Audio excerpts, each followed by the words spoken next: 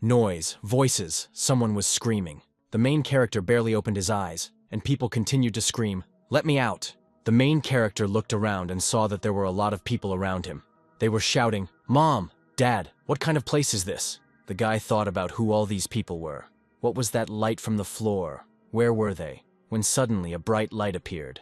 A girl appeared in front of the people, looking like an angel, and this bright light emanated from her. And also, behind the people there were huge monsters, some screaming, and others saying that they were not real. The girl asked if this was some kind of hidden camera prank. The man said otherwise. It all defied common sense. The guy thought, "It's not real, a hidden camera. Who? Why does he need it? What the hell? How did it happen?" After all, just recently he was definitely at home. He was calmly eating noodles, when suddenly the phone rang. The guy received a notification. He was invited to the game. The guy thought for a bit, and accepted the offer. This is the last memory. He didn't remember anything else. Some guy yelled to open the doors. The guy said why they were shouting so much. It was getting crowded in here. Another asked. They were all in the same boat. No one remembered anything. Then the guy touched our hero and asked him if he knew anything. The hero replied, "No idea. He thought he could touch other people. It wasn't a dream or a hallucination." Suddenly, the angel created fire and killed the monsters. Then she welcomed people into this world. First, she would like to express her gratitude for responding to their invitation. They were chosen as warriors to save this dying continent. She asks you to pay attention to what she says next. It is directly related to their chances of survival. All of them cannot go to the continent. Only a few survivors will have the right to the continent. They will start from the place they are currently in. This is the starting point. They can consider it a kind of waiting room. And here they have everything they need to survive. Drinking water, food, even weapons of different types. Further, here they can get specialization. Some people will also get a characteristic ability. There are 4 levels: normal, rare, heroic, legendary. The weapons available here are used for their defense. The hero finally realized that he had entered the world he had seen in the games and took the spear. Suddenly, the wall began to crack. People began to scream in panic. But the angel continued as if nothing had happened. Everyone has different homelands, different personalities. This place was prepared to maximize their individuality and help them grow. If they say status window, they will be able to understand what they are talking about. People shouted out loud, "Status window." The hero had a status window and it said, K, 25 years old, meticulous strategist, slacker. Strength, 10, agility, 11, luck, 21, intelligence, 19, endurance, 11, mana, 0. Some people will also get a characteristic ability. K got the ability. Soul Eyes. He can open other people's state windows. And also a hidden level ability. K saw other people's windows and thought that it was written about him there. K's overall grade was not the best, so he fell into despair even though he has intelligence and luck. After despair, K felt furious. He asked them what they thought. He would just die like that. The angel wished the people good luck, and the wall completely broke. The monsters ran inside and began to grab people. The guy shouted, "Didn't they see the status window right in front of their eyes? Let them raise their weapons." Then K looked at his status window and saw that his durability was at maximum and decided that he had found a meat shield. K ran to the guy and shouted, "He will cover him." The guy asked, "Is he going to fight?" And K replied that he couldn't continue to sit idly by. He had to at least try to do something. Then the guy lit up and said that his words made him feel better, despite the fact that he looked puny. Just as K said that he had to run quickly first, the monster suddenly attacked the guy. Luckily, K managed to save the guy. Then K yelled at him for what he was doing. "You yourself said to fight. You need to have time to fight them off, or you want to die." K told him to run, and they ran away together. K was pleased with his plan, he thought. For starters, he sheltered one pig. Our main character is clearly not one of the good guys. The monster jumped on K, but the guy protected him. K thought, "This is really useful," he told the guy. "First, you need to stock up on water." They continued running forward and finally saw a huge door. K thought, it worked. Then they heard someone asking for help. The guy was surrounded by monsters and they were biting him. K ran up to him, but instead of helping, he simply grabbed the bags and ran away like the last creature. The guy with him also ran forward, leaving the guy behind. The monsters continued to eat the guy. And K thought he should say thank you, because thanks to the guy he can live. Later, the guy asked what to do next. K said that if he knew, he would be sitting now. First, we need to find out where exactly they are. K asked if he had ever played games. Paul asked if there are people who have never played. K asked if there is a status window, characteristics, rank, specialization, any ideas where he could see this. If we imagine that they are now in the game, what should they do? Paul answered. He doesn't know, K answered. Raise the level. Perhaps this is the system where stats go up when you kill monsters. and you can also get a specialization during battle. It will be difficult, but first they need to become stronger. Fortunately, they have weapons, a shield, drinking water, and food. So their situation is a little better than others. Kay shouldn't have said that. A monster appeared right in front of them. It was a low-level monster with very poor eyesight and low intelligence. Kay made signs to Paul that the monster couldn't see. Then he took his spear and jumped on the monster. He attacked the monster like a madman. Kay screamed, "Damn it, die already, stupid monster." Kay's strength increased by 1 point. From the kill and experience accumulated, Kay said. As expected, his suggestions were correct. Kay noticed Paul's admiring look and said, "Let him remember. If he can, so can Paul." "No, Paul can do even better." Paul asked his name. Kay said the name, and he thought he would be his master. That in the future will suck everything out of him, including his soul. Then Paul introduced himself. Suddenly, Kay took a piece of cloth and cut it. Paul asked what Kay was doing. Kay made a throat guard for himself and Paul, which added 1 point to their durability. Paul was thrilled, thinking that Kay was a generous soul and that Kay just wanted to make his shield strong. Then Paul said, "Thank you very much. From now on, he can completely rely on him in everything," Kay said. "First, we need to get out of here." And then they try to stop being slackers. Suddenly they heard a scream. The girl ran from the huge monster. Kay shouted to Paul, "Faster, it's time to run." Kay thought, "It's crazy, how can they fight off so many? What kind of girl is this?"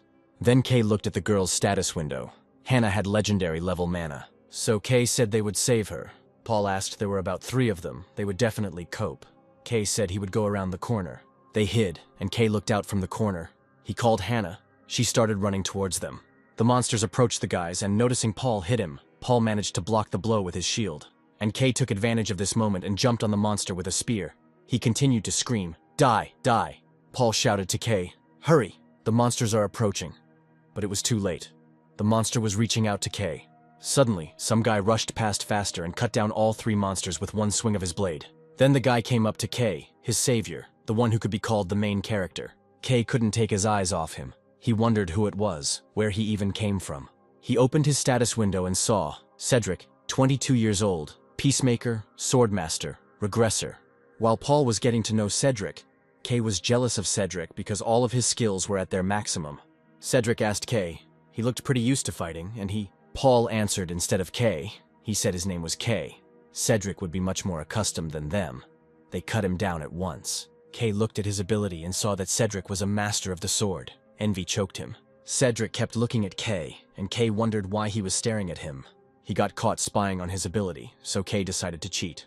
Deciding to play the good guy, he smiled and said, "My name is Kay. He is very grateful for your help. One walks, it must be hard. Cedric is a naive soul. He got caught," he said. "That's how it is. But now he is gathering survivors, and he has also prepared a base for survivors in a suitable camp." Kay asked how many people there were in total. Cedric replied, "About 33 who were capable of fighting. Frankly, if he had his way, he would very much like them to join him." Kay thought, he is dangerous, good-natured in words, a peacemaker. He does not know that such a gathering will only become a hindrance. He definitely knows how to get through this location, most likely even its secrets. "The best thing to do is to maintain good relations with him," Kay said. "Then that's what they'll do." Paul asked if Cedric had received a specialization. Cedric replied, "Yes, a swordmaster." While they were talking, Kay walked up to Hannah and extended his hand, asking her to stand up. For some reason, Cedric, upon seeing Hannah, lit up with happiness and ran up to her, then introduced himself. Kay wondered what this joy was about. Cedric asked if she was okay. Hannah replied yes, everything was fine. And she latched on to Kay, bad choice. Cedric said if she suddenly felt uncomfortable, she could call him at any time. Hannah must have known something, because she said in a frightened voice that everything was really okay and pressed herself closer to Kay. And Kay thought, the regressor, the swordmaster who started the second round, the one who couldn't win, the one who realized, the one who carries the victims on his back, he was looking for, the strongest man, who had already seen the end of this world once. If he wants to change the future by reversing time and taking it by surprise, he will probably first try to get everything that might be useful. And this girl is definitely part of it, Hannah said a little awkwardly, a little late. But thanks for the rescue. Kay smiled falsely and said, "You're welcome." The girl became embarrassed and pressed herself against Kay. Two-Face Kay thought, Hannah, a person with wild magical potential, and Cedric, the warrior who started the second round. Kay realized that these two were a treasure. So he decided to use them to get to the very end. Altogether they followed Cedric. They reached the shelter and Paul asked what a wonderful place it was and how Cedric found it. Cedric said he stumbled upon it, but Kay thought he must have already known about it. Suddenly, a girl ran up to them and called Cedric. Seeing the guys, she asked if there were newcomers. Kay thought how affectionately she addressed Cedric. Who was she? The girl said. Cedric was late, so she was worried. And these people, Cedric said, they will now live with them in the camp. And Kay looked at the girl's status window. Her name is Gina. She's older than Cedric, but calls him Appa, a selfish cynic, unemployed. She's literally Kay, only a girl. The overall rating is as low as Kay's. The system also decided to play a joke, and told Kay that he found his soulmate. Kay didn't like it. She was like a mirror for him. Gina spoke to Paul very politely. But as soon as Hannah introduced herself, her smile immediately disappeared and she looked at her coldly. Kay thought, just look, she's evaluating people now. Two of a kind.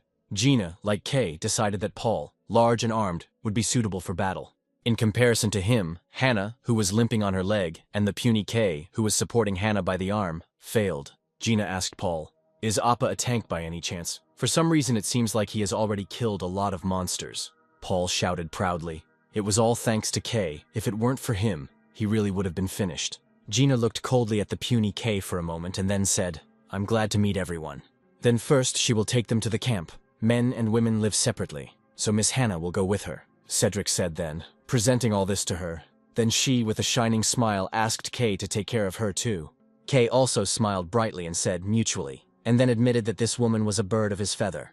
People were happy about them. Kay thought it was really a safe zone, but not for him. He was unhappy that he became a meat shield. The next day, early in the morning, Cedric asked if he had slept well. Kay stood up discontentedly, and Paul answered cheerfully, of course, Cedric said, glad to hear it. Then Kay called Cedric, and he said that, if what he saw yesterday was to be believed, there weren't many people here fit for battle. How exactly does Cedric keep this place safe? Cedric replied. To be honest, the situation is not that good. There is a shortage of drinking water and food everywhere, and there are not enough people capable of fighting, so we need to take special care of people. Things could get worse, Kay said. The food they brought would run out in no time, and considering that they were facing battles with monsters all around them, people who are incapable of fighting will only become a greater burden. Cedric perked up and said, they are not a burden. But Kay replied, no, it's a burden, he doesn't do charity work. Cedric's face darkened.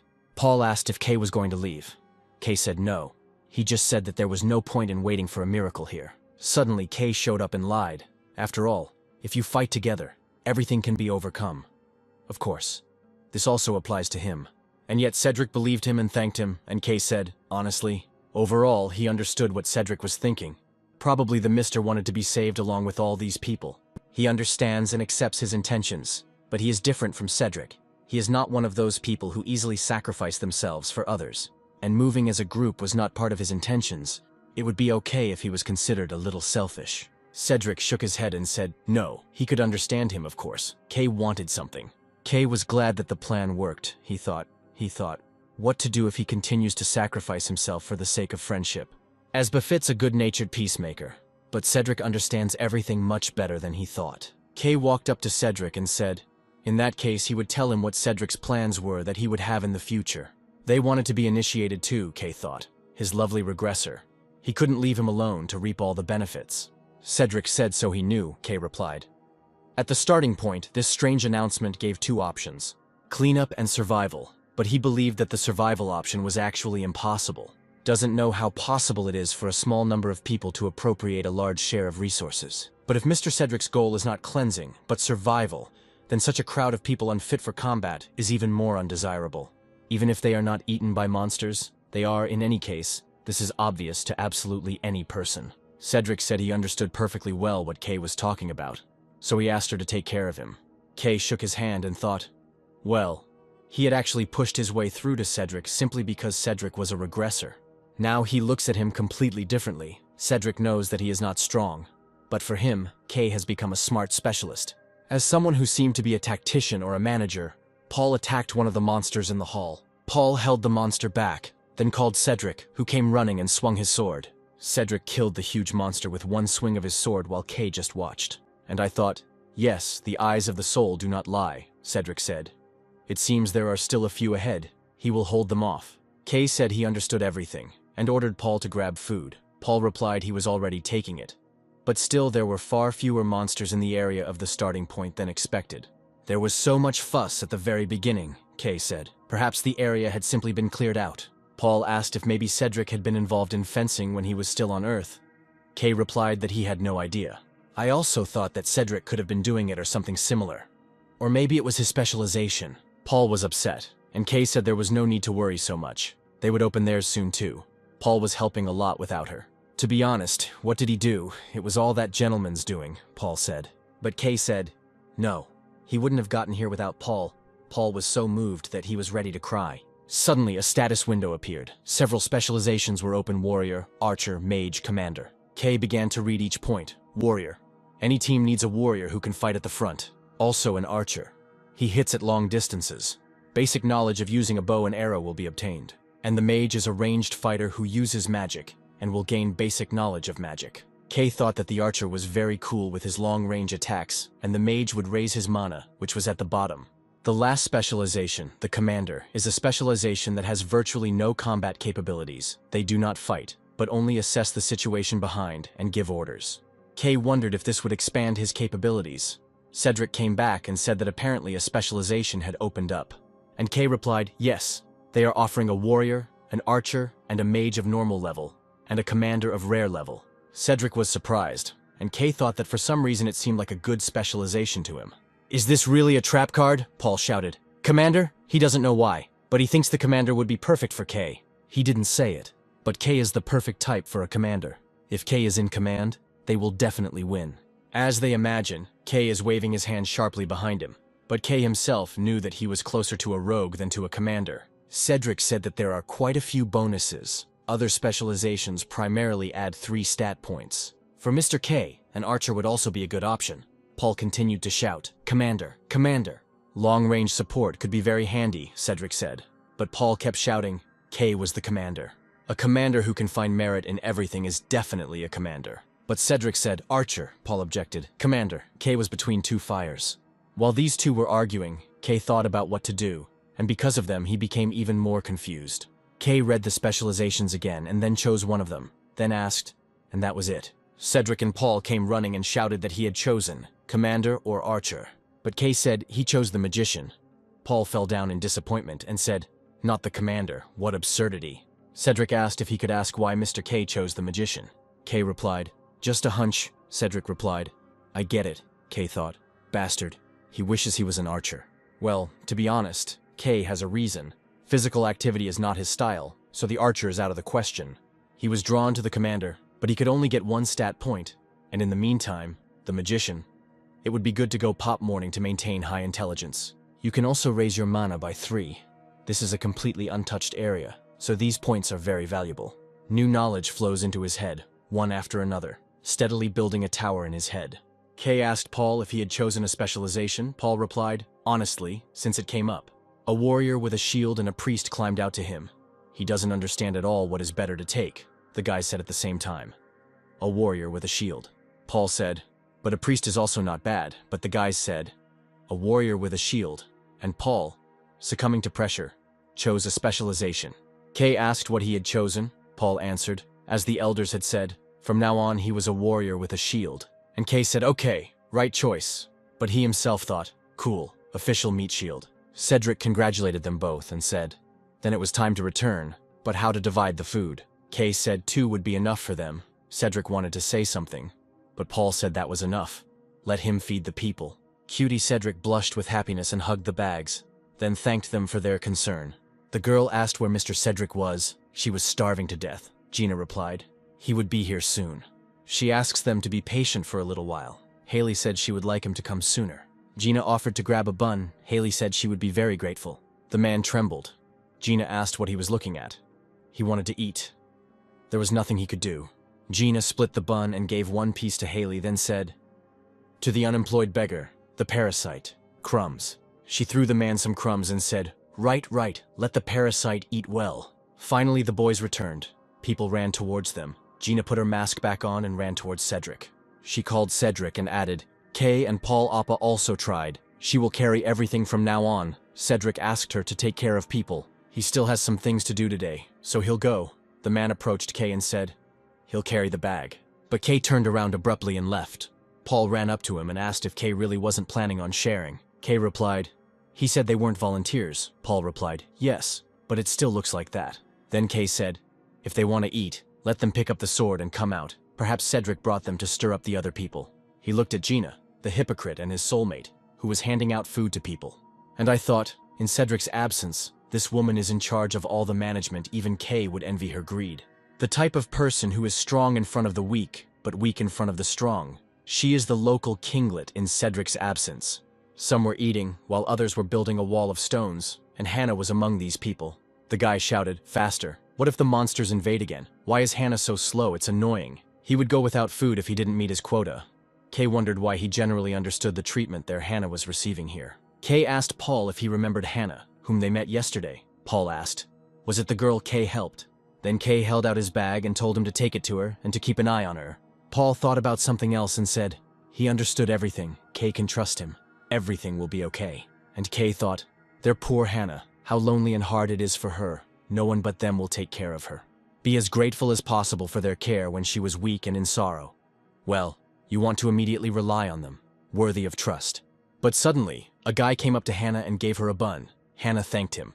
Kay, the pathetic soul, got angry and thought, "So stop, what kind of son of a bitch is this? What kind of freak dares to approach his dear treasure?" Well, that's obvious anyway. Why is this good attitude necessary when you yourself don't have enough food? It's clear as day there can be no other goal. Paul looked at Kay and Kay told him to keep going, so Paul went to Hannah. The guy told Hannah he is on good terms with Miss Hannah, so he secretly brought it. Hannah awkwardly replied that everything was fine, but the guy said that she shouldn't refuse. It hadn't been easy for her all this time. Then Hannah said, "Anyway, thanks for your concern." The guy replied, "There's nothing wrong with that." Hannah started eating and thought she would be so grateful, in fact, if it weren't for Mr. Paul and Kay. She thought about Kay and blushed. She wondered what he was doing now. She had bad taste in guys. The guy sat down next to her and said that if Miss Hannah didn't mind, he would like to get closer to her. Naive Hannah decided that the guy wanted to be friends with her and said that she wanted the same. Then the guy roughly grabbed Hannah by the hand. Hannah got scared and asked what suddenly came over him. And the man showed his true face and asked how she could be so stupid. What does she think? He is doing some kind of charity work here. If you receive something, you need to give something in return.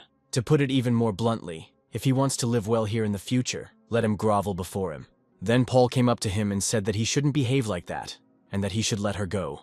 If the guy doesn't want his arm broken, he tells Paul to go. Then Paul hits the son of a bitch. Paul said he didn't think such trash existed in the world, but it's not broken. Stop simulating.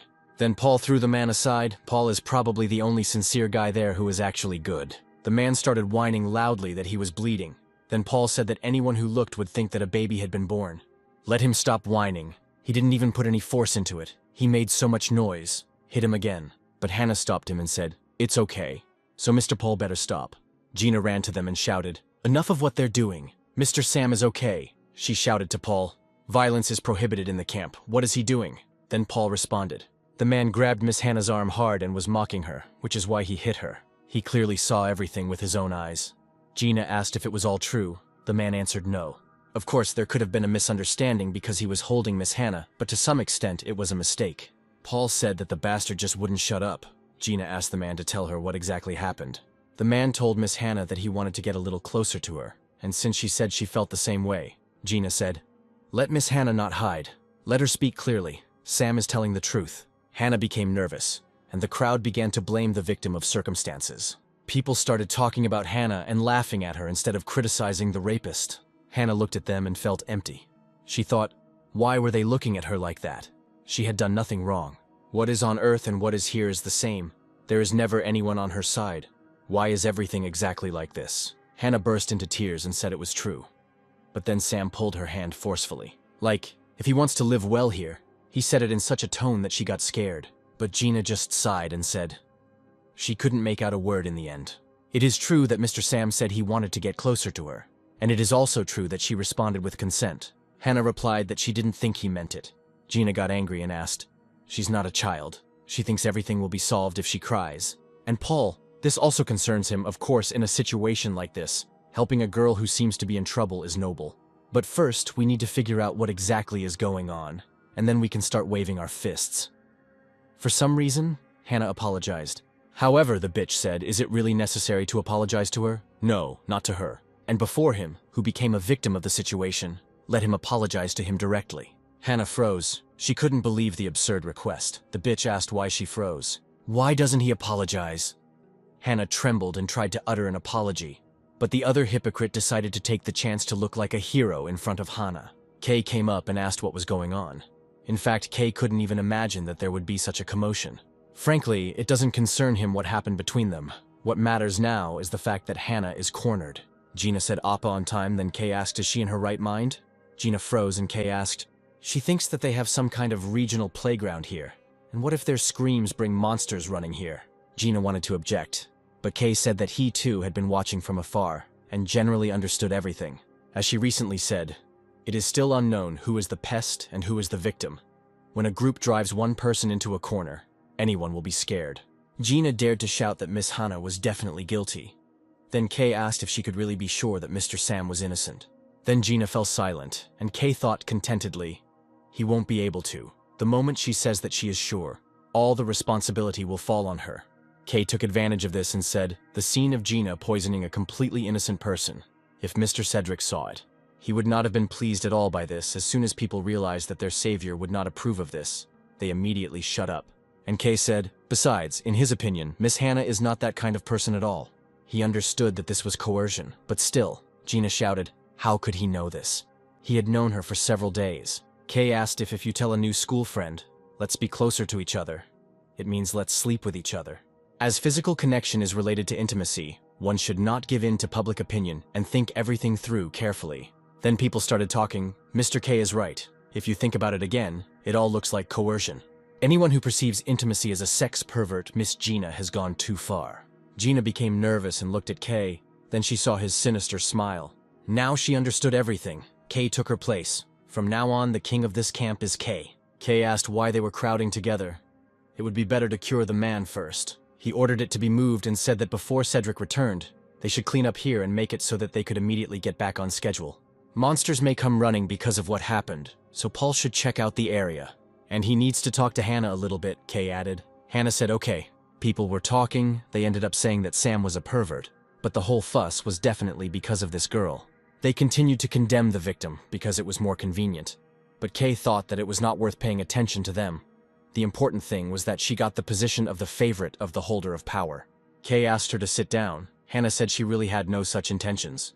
Kay replied that he knew it was not her fault. She could just tell him how she felt comfortable. Then Hannah calmed down and said, Hannah sat down and spoke sweetly. The man grabbed her hand and yelled at her just like that. Kay said, oh my god, this happens.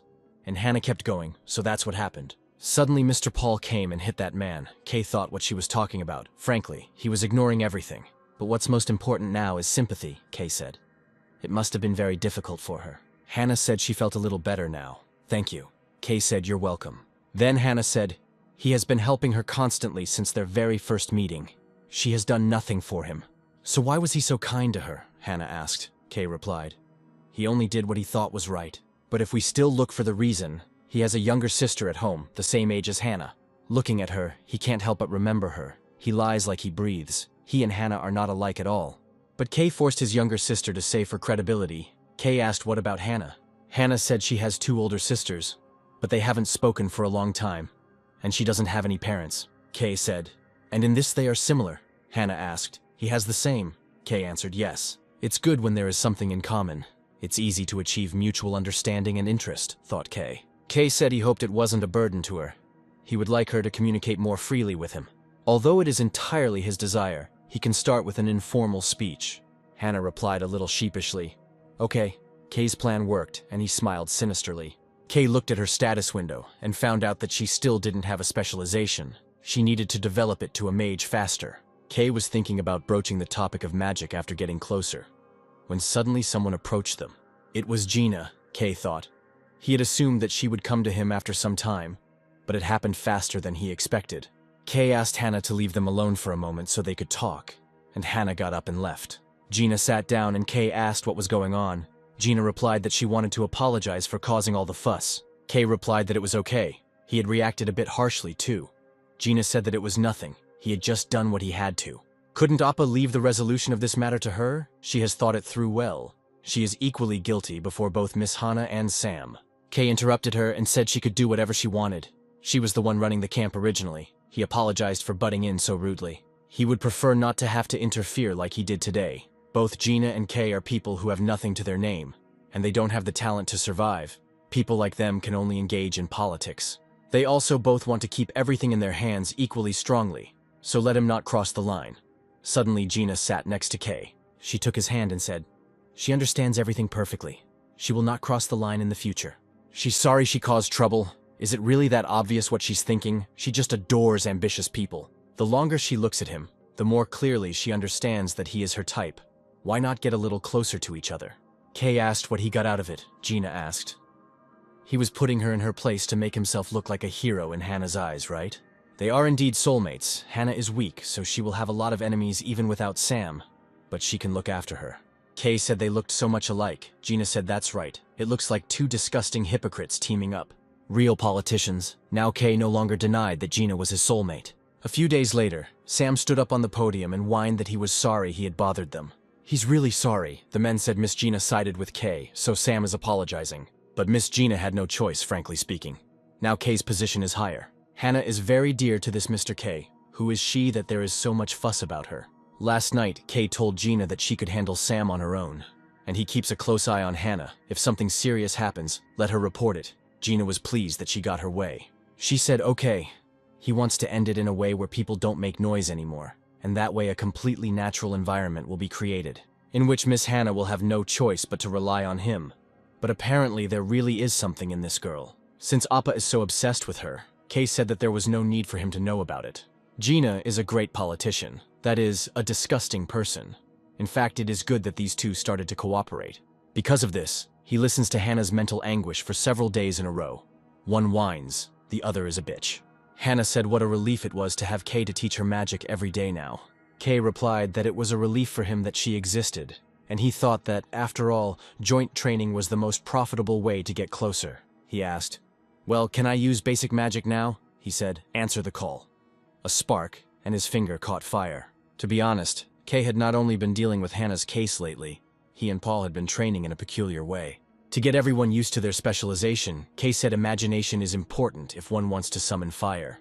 Let him cast a spell, imagining real flames. The problem is that all the spells Kay knows are second-rate. Kay said that they haven't moved forward with her for several days. Perhaps she won't be able to cast spells properly until she gets a specialization. In some time, they will all go hunting together. They need to practice. Hannah said she will try. Kay said they'll finish for today. Hannah said, frankly, she doesn't understand something. Her mana had recently grown again, Kay thought. God, his treasure was growing so well. After some time, he will also receive a specialization. Great. It's time to see how much has increased. He opened her status window and saw that she was already a mage, and had a constant mana growth of +2. Hannah called Kay and said that she still doesn't understand how to properly control mana. Kay thought, lie? Since when? He looked at her as if he was the only one who could lie to her face. Hannah called Kay and he said, he thought about something for a moment. So what did she want? How to control mana? Asked Kay. Hannah answered. Yes, it is a bit difficult for her even after his explanations. Kay thought, no, that can't be. With such monstrous abilities, mana control shouldn't be difficult. What is she thinking about? Kay said. You need to imagine a picture. First you need to imagine how a flame lights up in your hand. Hannah lit her finger with ease, but the fire quickly went out. Apparently she did it on purpose. She said that she still couldn't do anything. And Kay was studying so hard, Kay thought. My God, she did it on purpose. Kay said that was enough for today. He still had things to do, Hannah asked. Then see you tomorrow. How Haley came in and asked if Kay could give her a minute. She was Gina's lackey if Gina was sending her to him. They had been crossing paths a lot lately because of the incident with Sam. But what else did they need today? Kay wondered. Kay told Hannah they would see each other tomorrow. Hannah got up and left. Then Kay asked Haley what happened. Haley said nothing special. They were supposed to announce the lineup for the next hunt today. Anyway, could she join in too, if it wasn't too late? Haley asked.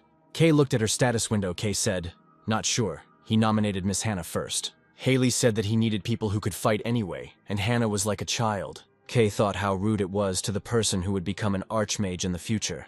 However, the potential for support was quite good. Then Kay said he would discuss everything with Mr. Cedric. Later, Gina asked everyone to gather for a while. There is an important announcement regarding the upcoming hunt. Cedric stepped forward and said, While they are all in the midst of work, it is difficult to continue to survive in this place. They gradually, with those people who intend to fight. Hannah did not listen to Cedric. She thought about this strange guy. She thought, to be honest, recently it seemed to her that her heart would burst out of her chest. It's a shame to deceive him, but at least this way she can keep his interest. Haley suddenly appeared and said, scared. Was she really waiting here for Kay, the stalker? So that's why she had such a strange look recently.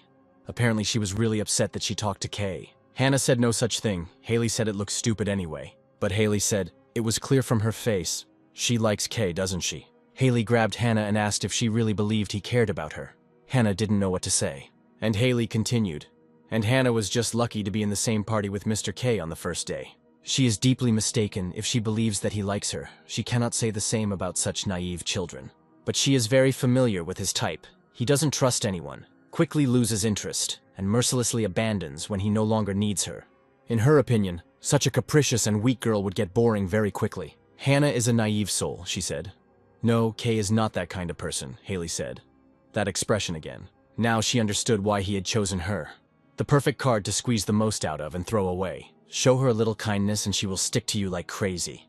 And everyone who treated her well will probably abandon her. Let her try to dig up more of what she needs before Kay leaves her. Otherwise, she and other people will take everything away from Hannah, and more importantly, she is much more like Kay. Cedric announced who he was taking on the next hunt. Haley was among them. Then she said as expected from Kay. Added her to the main squad as she asked, well, they'll see each other again. Hannah, like a stupid child, kept thinking, no, Kay can't do that. They agreed to go hunting together and practice together every day. He said that she was like family to him, that there was nothing wrong with mistakes, that they would try together. Yes, she looks like a fool. She is not the smartest, but even she understands that Kay sincerely values her. And Haley only slanders vilely, so he won't listen to her. Kay won't leave her. Hannah started hearing voices. Honestly, Hannah is so stupid, it's so annoying. He only treated her kindly, but she made things up and stuck to him like a limpet. Who needs to take care of someone like that? He will take everything away from her. Hannah was in a panic, as if someone did not choose her, then the end of the world would come. It seemed like Hannah was starting to go crazy. The voices kept ringing in her head, and it seemed like she had become a yandere. A few minutes ago, Cedric said that regarding the number of people, food and drinking water, they have a serious shortage. So they decided that they should gradually conduct adaptation training outside with those people who intended to fight. Cedric called Kay forward and he summoned flames, then said that as they knew, they were not on Earth now. Status window, features, specialization. This place is more like a game world. And his specialization here is a magician. Besides the fact that he is still a newbie, he is an ordinary person, no different from them. At first it was normal for him to run and hide from monsters in fear. But if he was not afraid, he would fight. It is possible to gain the power with which victory is possible. They all need to become more active. Only by joint efforts can they survive and escape. People started shouting how cool it was. Cedric said good reaction. Kay said so much so that everyone's point of view changes. Soon there will be people who will be against it or, on the contrary, will be reborn. Paul said, but it's still better than starving to death. Kay called Haley on stage. She shook his hand, and Kay pulled her close and said that Haley had recently pushed Hannah. He warns that it is better to get along with each other and stick to the rules. If he touches Hannah again, it will be difficult for her to live here. Understood? Asked Kay. Haley answered, yes. Then Kay smiled and said, then he asks to take care of him, Kay thought. At least this way he should control her. Now is the perfect time to get closer to Hannah if you continue to provoke this fickle girl. Then Kay remembered Hannah and thought, right, why isn't Hannah getting up? Then he looked at her and seeing her eerie look, he got scared and thought that this was happening to her. Kay was confused. Paul asked if he was in pain or if he was shivering. Kay replied that he was feeling a little unwell. Then Paul said, tomorrow is already a sortie. Kay should have a good rest today. Kay hasn't been eating well lately, not that he's worried, but he can share some bread with him. As Paul spoke, Kay looked back at Hannah and saw that she was smiling again. He laughed nervously and wondered what had gone wrong. And Haley was just as worried as Kay. She thought things weren't going the way she wanted. She was here trying her best to please that fucking Gina. She put in so much effort to get to this place. Gina asked, Haley will do well tomorrow. It is important to carefully monitor the comfort of people like Mr. K. Haley thought. Now she's asking to wag her tail in front of Kay. She's asking, demanding to serve him. Gina replied, if necessary, yes. Isn't that what she loved to do? What's wrong with having common ground with capable people? She's not one to take risks, so she wants to have as many guarantees as possible. Haley thought she had failed, but this bastard who came from nowhere instantly overthrew Gina and gained power. Now she is being pushed out from Kay's side. Then she will really be inferior in every sense to the useless and stupid Hannah. All her efforts will go down the drain. No, she can't sit idly by any longer. She must get Kay's attention if she is to survive the next day. Cedric said that he and Paul would lead the squad, with Kay and Hannah and Haley in support behind. Since this is Miss Hannah and Miss Haley's first outing, special attention must be paid to safety. I kindly ask everyone to help them adapt to hunting. Kay looked at Hannah and thought about the crazy expression on her face that he saw yesterday. Maybe he imagined it? Yes, he's been too fixated on Hannah lately, so he made things up. Hannah noticed Kay's gaze and smiled at him. Kay thought he'd watch a little longer first. Cedric said that since the boys understood everything, it was time to move out. But they didn't yet know how full of shocks this expedition would become. The boys encountered huge monsters. Cedric chopped down the monsters together with Kay and Paul. Paul asked why there was so much small stuff today. Cedric said it was a bad sign. He had to be careful. Cedric shouted. From behind, a huge monster attacked Paul, but he used his strength and attacked the monster. Paul held him back and shouted, "Faster, it's hard to hold." Kay told Haley to chop the monster. "Maybe just chop with a spear." Haley trembled. Kay shouted while she was standing. Haley thought, this is more disgusting than she imagined. She needs to pull herself together. She needs to look good. But the monster looked at her and she froze. Kay thought irritably. She was just recently pretending to be tough. Then Kay came up to her and said that if she acts this stupid next time, everyone will die. Letting him put strength into his hands, Kay took her hands and together they attacked the monster.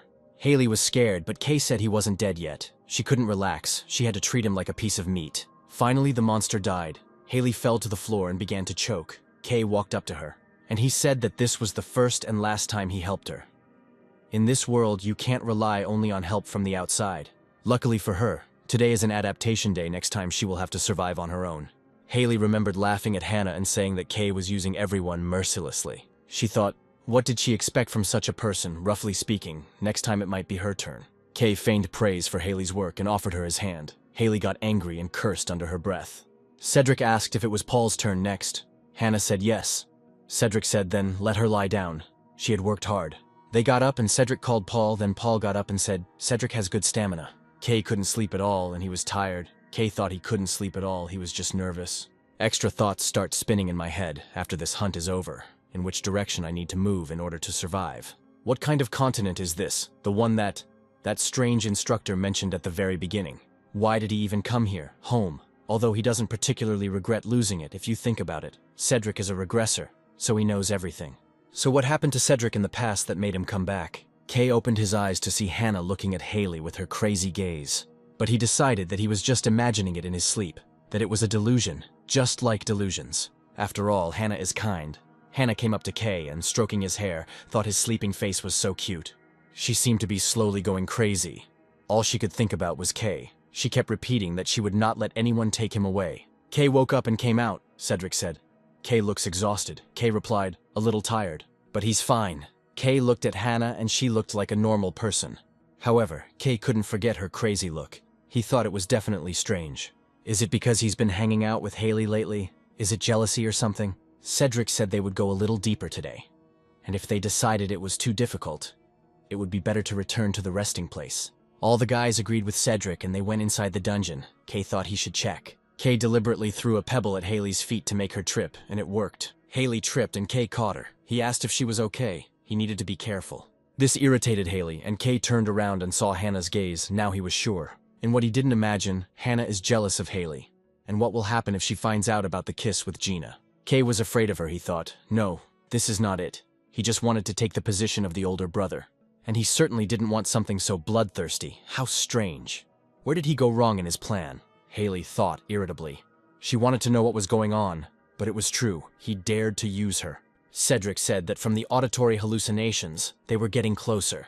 Now they must speak more quietly. Their hearing is sensitive to the human voice. Kay said he seemed to sense something. Paul asked if Kay saw some hidden monsters. Cedric said that he too has been feeling mana for some time now, albeit weakly. But it is connected to the cleansing that was nearby. Especially there ahead, Kay thought. But he knows everything perfectly well. He's so diligently leading to the hint. Paul said how strange it was. What was that up ahead? Paul ran forward and Kay followed him. The guys were surprised to see the stairs, and Cedric said, that means there is a system here. There must be something valuable hidden in the dungeon. He's a bad actor, he can't lie. Kay also thought what a relief it was that Cedric was a swordmaster and not an actor. He only has the appearance of a star. Kay decided to play along. He said it was a pretty obvious pattern, but this staircase could lead to the tutorial dungeon. Paul asked if they could focus their search on this particular spot. Cedric replied that it would be better this way. In any case, it is difficult to clear everything right now. You need to remember this place and come here next time. Today they will start from afar, where there is just the right training material. Haley was delighted, and Cedric said that Paul and Kay should destroy 2, he would deal with 1, and leave the last one for practice. Paul rushed at the monsters with his shield, but it only made them angry. Then he shouted, "It's a pity that his shield isn't made of vibranium." And Kay said, asking to grant the power that is capable of destroying enemies. Kay called upon the flame, and he burned one of the monsters. Then Cedric appeared from behind and attacked the monsters. He easily cut the monster down, then shouted at Hannah and Haley, the latter at them. Kay turned around and noticed that Haley was not there. He asked where Haley was. Hannah replied that she was just there. Cedric said they should look for her, but Kay said it was unnecessary, no matter what happened. If you stand here, it's the end. She was with them just recently, so she would catch up on her own. At that moment, the monster was attacked. But the monster did not die. They did not manage to eliminate it with 1 blow. So the monster only became enraged. The monster almost killed Kay and Hannah, but Cedric killed the monster in time and saved them. Suddenly, Haley screamed at the top of her voice. She said that she caught up with them late because she fell. She was so scared, she tried to help, but she threw the spear incorrectly, that's it. Kay got furious and thought, crazy creature. Monsters will come running because of her scream. He shouted, "It's too dangerous, it's better to run away." For some reason, Hannah froze. Haley thought, what kind of nonsense is this about helping? Kay is a shameless freak. He acted as if he became the king of this world. The camp was doing just fine without him, and he decided to be the instigator, the king of the camp. Let him watch carefully, he will stay here, and it will be the end for him, Haley laughed. And Kay shouted to Hannah, rather.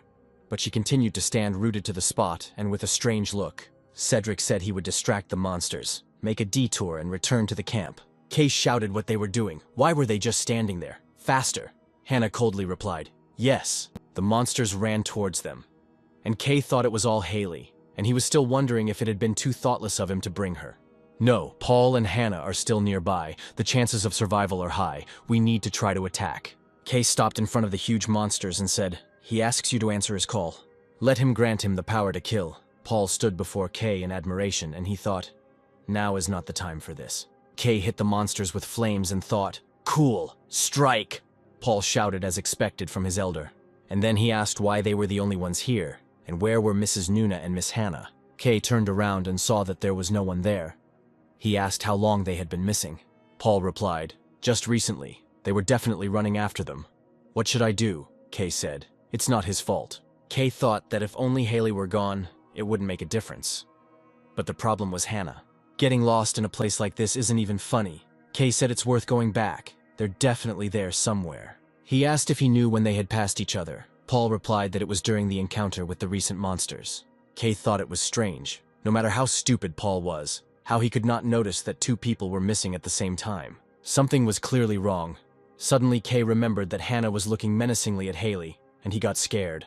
Suddenly he felt a creepy aura. He told Paul to go left, and he would go forward. Kay ran along the trail and thought, no, let it not be what he thinks, please. Haley said, okay, now they have moved away enough. She really was a good girl that she studied the corridors earlier. Hannah asked, as expected. Her leg was fine. Haley had pretended to fall on purpose, right? To kill Kay, Haley turned around and asked why Hannah was here. How come Hannah trapped Haley? Haley screamed what she was talking about and what kind of magic this was. And Hannah calmly said that no matter how much she thought about it, it wasn't any good. Then Hannah summoned a wind blade. Hannah hit Haley in the stomach and she fell down. Her legs were torn off by the impact. Haley started screaming, someone save her. But Hannah said calmly, it's useless. She blocked the sounds with mana, and the monsters won't come here, so she doesn't have to worry. Haley said she was wrong about everything. She was guilty. She begged to be forgiven. But Hannah said mercilessly, loudly, it is better to make her shut up. She covered her mouth. Then she asked how she was. It was very painful. But Haley had to go through the same pain. She went through a short one. When Haley tried to take Kay away from her, it felt like Haley was ripping her heart out of her chest. Haley's existence makes her very unhappy, so it's worth fixing all of that. Haley cried and thought, no, she can't die here. But Hannah, with a smile on her face, called the spell. At that moment, Kay came running, and just as he was glad that Hannah was alive, he saw parts of Haley's body scattered everywhere. Luckily, Haley was still alive. I think Kay noticed her and thought, damn. He knew it. He wanted to stop her before it happened. But she already did. It's scary, to be honest. It's his turn to run away, to pretend to be a fool. Kay decided to play good cop. He put down his gun and walked up to Hannah. He asked Hannah if she was okay. What happened to Miss Haley, her arms and legs? What happened to her? And I thought to myself, please, Hannah, this is a very simple choice. Let her give the correct answer. Like it wasn't her, Hannah said. She doesn't know either. At some point, she suddenly found herself far away from everyone. When she managed to pull herself together, Miss Haley was already like this. Kay asked if Hannah was hurt. Hannah replied no, she was fine. Kay was glad that Hannah lied and thought, wow, clever girl. The sinister couple hugged. Haley thought, these are freaks, and fell, Kay said.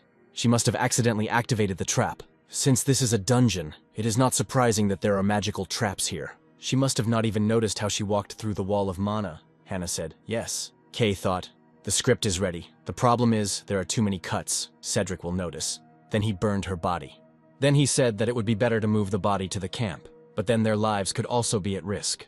However, he can't just abandon Miss Haley like this. This is all he can do for her. That's the best choice, Hannah replied. Yes, and started laughing. And Kay thought, it wasn't just her who had become a monster, but he too. Then the hellish couple returned. Paul asked if Hannah was okay, and where was Miss Haley? Kay shook his head, and Paul felt sad. He was the only normal person among them. And Kay asked, what about the other monsters? Paul replied that it looked like Cedric had taken them far away.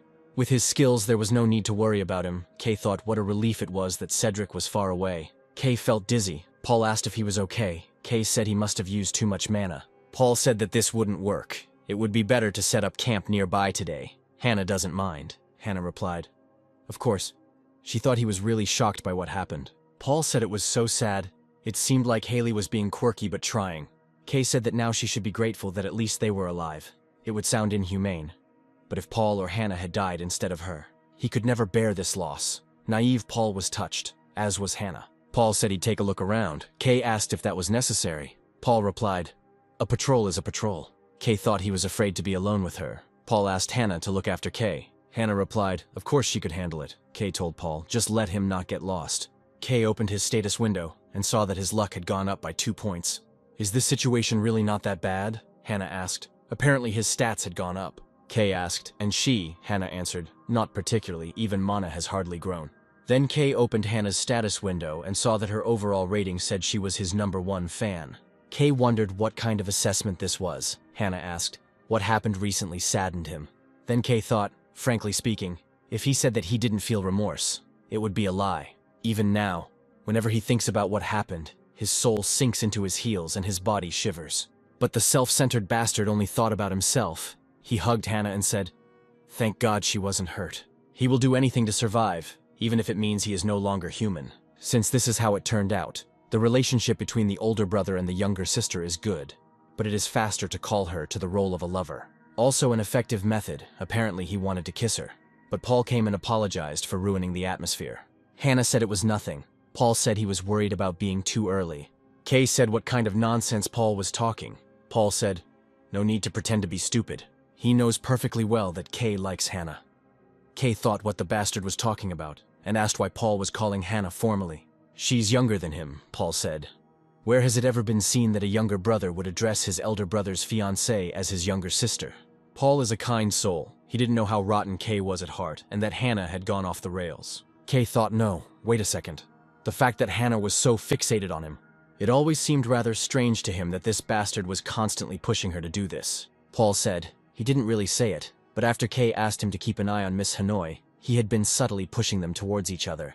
The baby didn't know she was crazy, Paul said. To be honest, he is a famous professor of love affairs from Gangwon-do.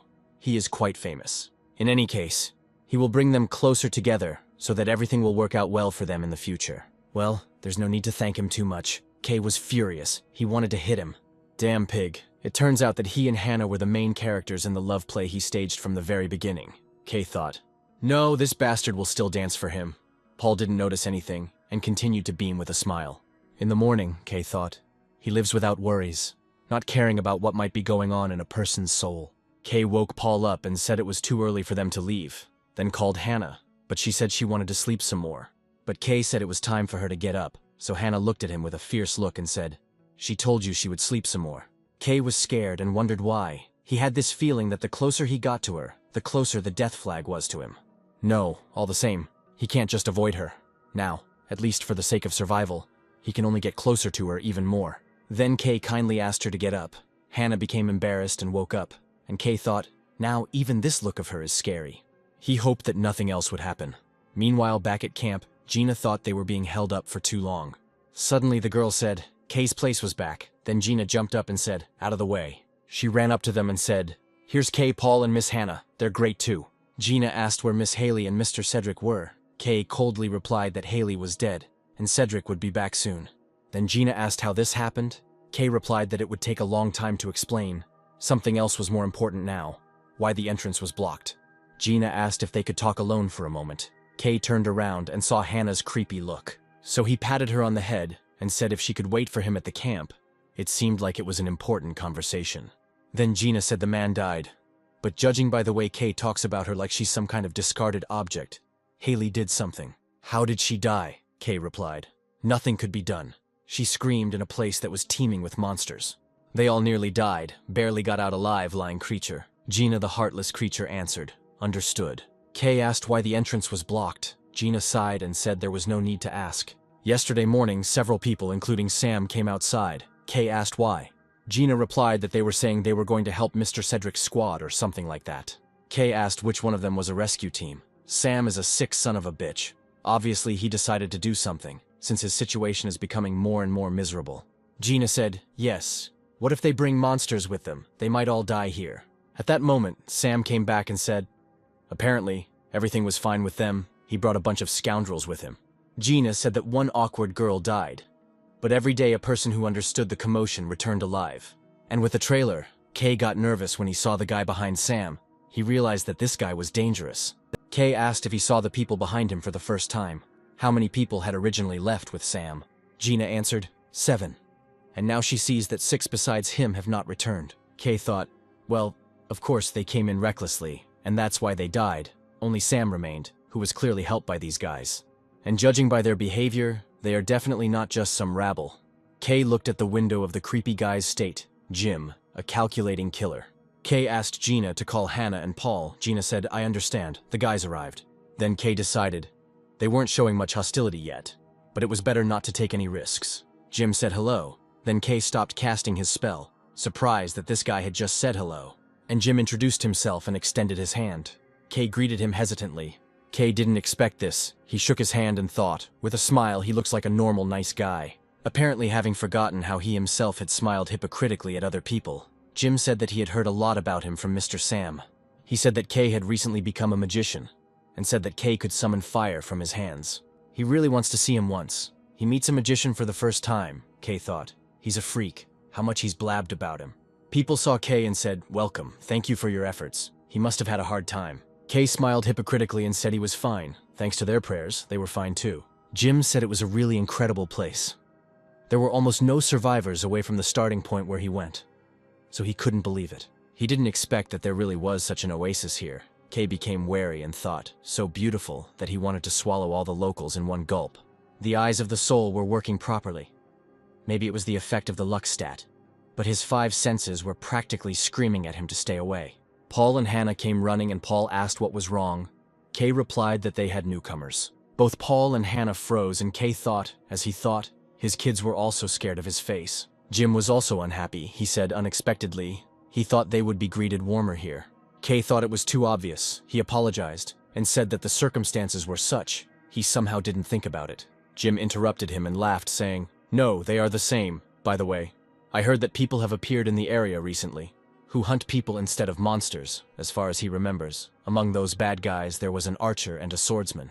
Maybe they saw them." What a rhetorical question, Kay thought. Crazy psychopath. He's challenging them now with such a clear hint. Kay replied, "No, we haven't seen it." The guys perked up and Kay thought, maybe he'll try.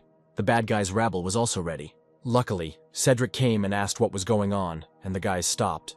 Jim clicked his tongue in irritation, then smiled hypocritically and greeted Cedric.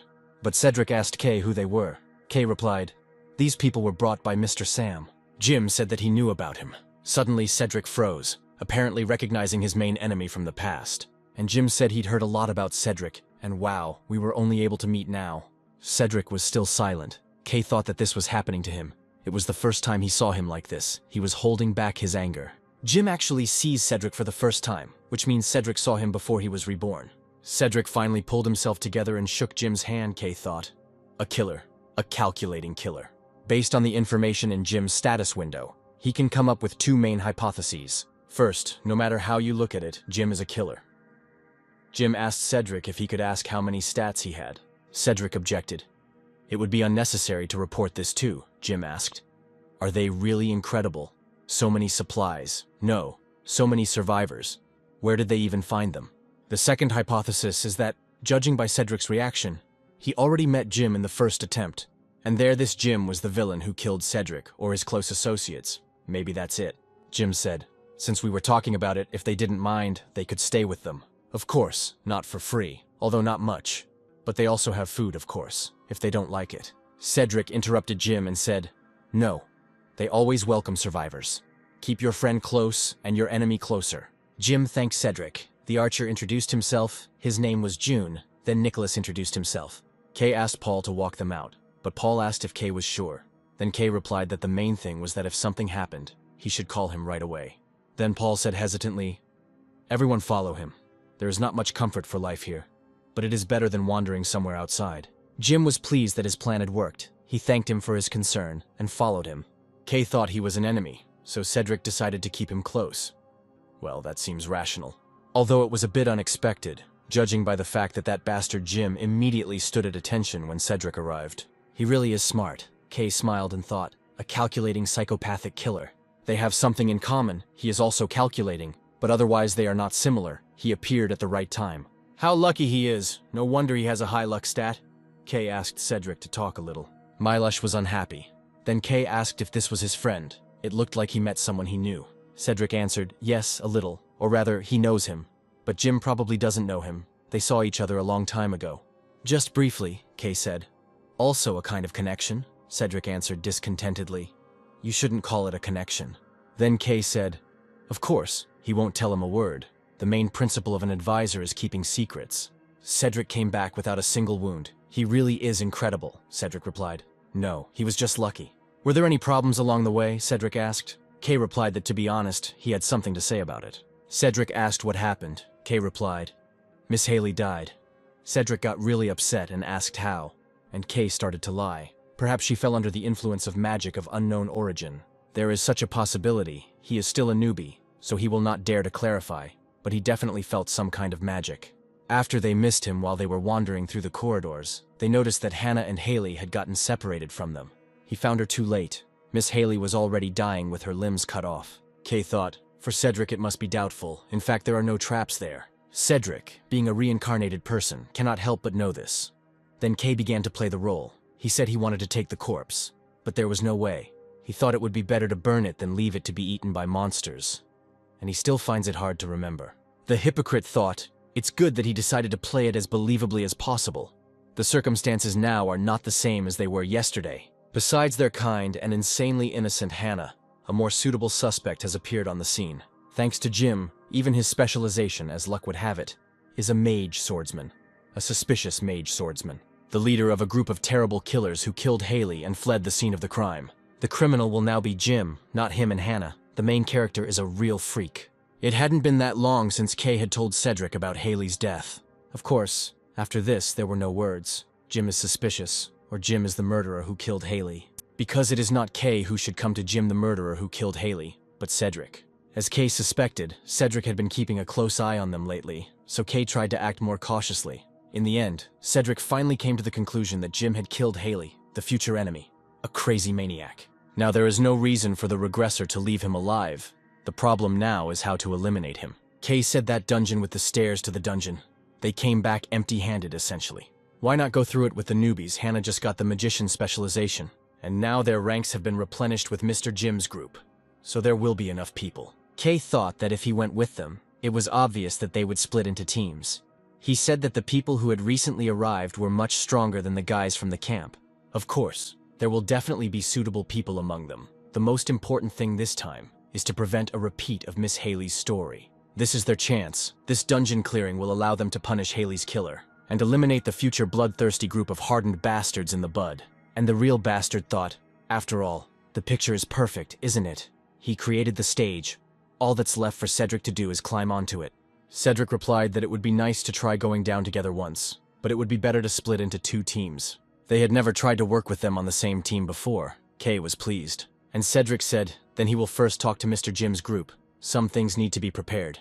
Then he asked to call Hannah and Paul. Kay said, yes. He understood, Kay thought, good. Cedric has also made up his mind. He will provide diligent support to ensure that the plan succeeds. Then he heard the girls saying that Jim was incredibly cool. Jim was helping the guys with the wall. They thanked him for his help. Jim replied that it was nothing. They should all help each other. If they still need some help, let them save food. That's the least they can do. He was asked to take a rest, but Jim replied, no. He doesn't spend that much energy. It's better to work together and rest together. Jim and the guys started laughing loudly. The guys had no idea that he was a sick psychopath. Kay watched this performance and thought, crazy. He's cosplaying as an ordinary guy here. Jim may have gotten too carried away with physical labor, but his goal is still the necks of these people. The people behind were talking only in words. The recent expedition had been a complete failure. Kay thought he would immediately and selflessly rush to justice to save their necks from a crazy killer. Hannah ran to Kay and he said she trained today too, she's incredible. And Hannah said she discovered a new spell today. It uses air as a conductor. Kay thought that lately she was becoming bolder. Because of this, those around her also perceived their relationship as something already predetermined. What is this pig laughing about again? Since it turned out this way, it's better to choose Hannah's beloved and just accept it. Paul asked if they had a good conversation with Cedric. Kay said that during the conversation, Cedric had a business with them. Hannah asked if she could ask what this was all about. Kay replied that in a while they would go down into the dungeon with Jim's squad. Paul said he had a really bad feeling about these guys. Kay lied that he had one too, but they needed a cleanup right now. For starters, it would be better to keep a distance from them, the guys naively said. They agree. Hannah said she wouldn't even pay attention to such a person. Paul, Hannah, and Kay walked past Jim and his boys towards Cedric.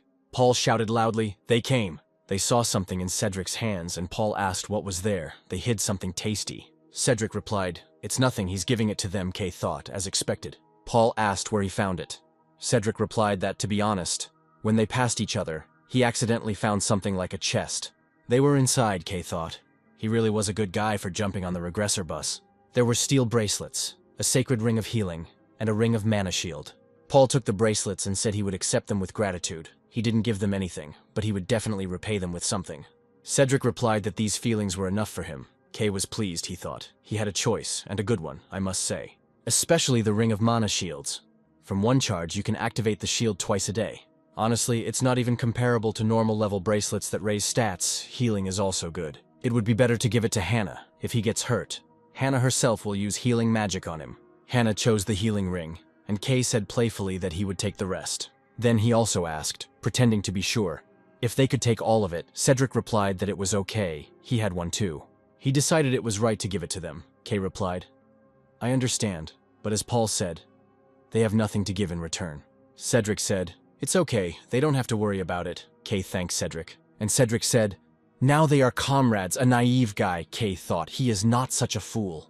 In order to easily fall for such goodwill, perhaps Cedric wants to force them into debt in this way. But Kay doesn't care. What matters is that this regressor is going to go with them, frankly, compared to an archmage or a reliable tank. With a future predetermined, Kay's qualifications are ambiguous, and he has no value other than not making mistakes while hunting. And he's smarter than he looks, and of course there will be a lot of people like him on this continent. But Cedric can't go without him. If he's going to get Paul and Hannah to follow him, Cedric ends up having to take him along to lure them away. He can use him as a member of the kingdom's management, although Kay will have to constantly prove his usefulness to sit in that place. Following him would be hard, but that was his way, Paul asked when they were planning to leave. Cedric replied, the sooner the better. He had a bad feeling about Jim's group. Kay asked if they weren't particularly warm towards them either.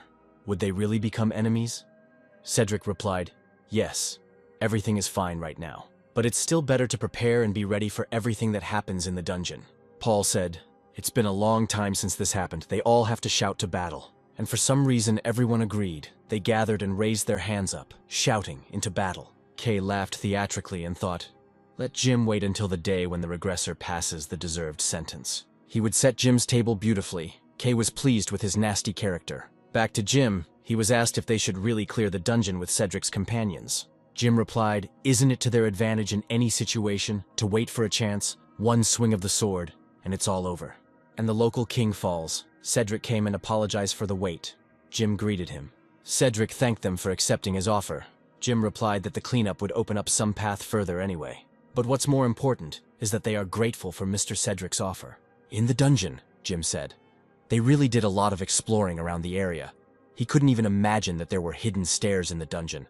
Kay replied that they had stumbled upon it by accident, but they had heard the rules at the starting point. If his guess was correct, someone would have to clean it out to survive here, Jim replied. He hadn't thought about it that far.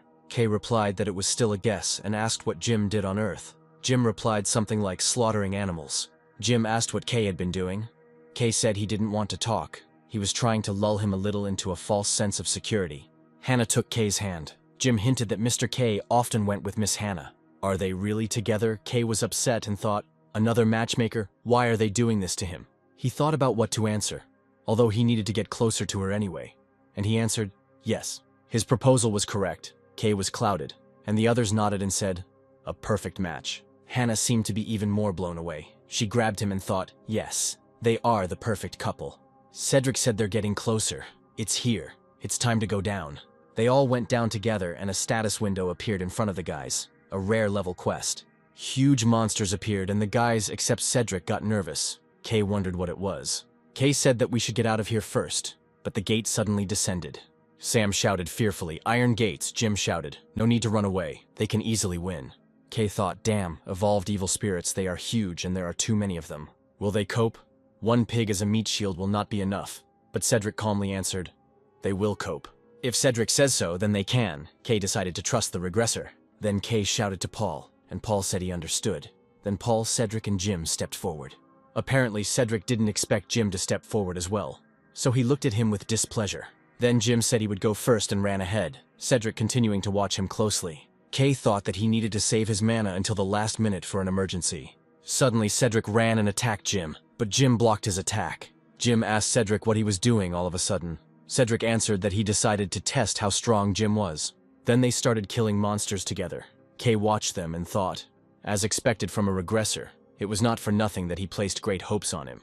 They are definitely people. Suddenly, Paul ran at the monsters with his shield, Kay thought. His boar is no longer just a meat shield. Now he is a knight with a shield, a model knight, and he also has an archmage by his side. Hannah began to read the spell, asking to grant her the power that would be able to defeat her enemies, and the power that would give her time alone with Kay.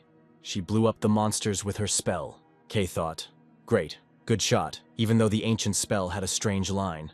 Hannah also found a weak spot at a glance. She intends to get rid of the monsters only on their side, and made Jim's group suffer. A real masterpiece. Perhaps everything will go smoothly from now on.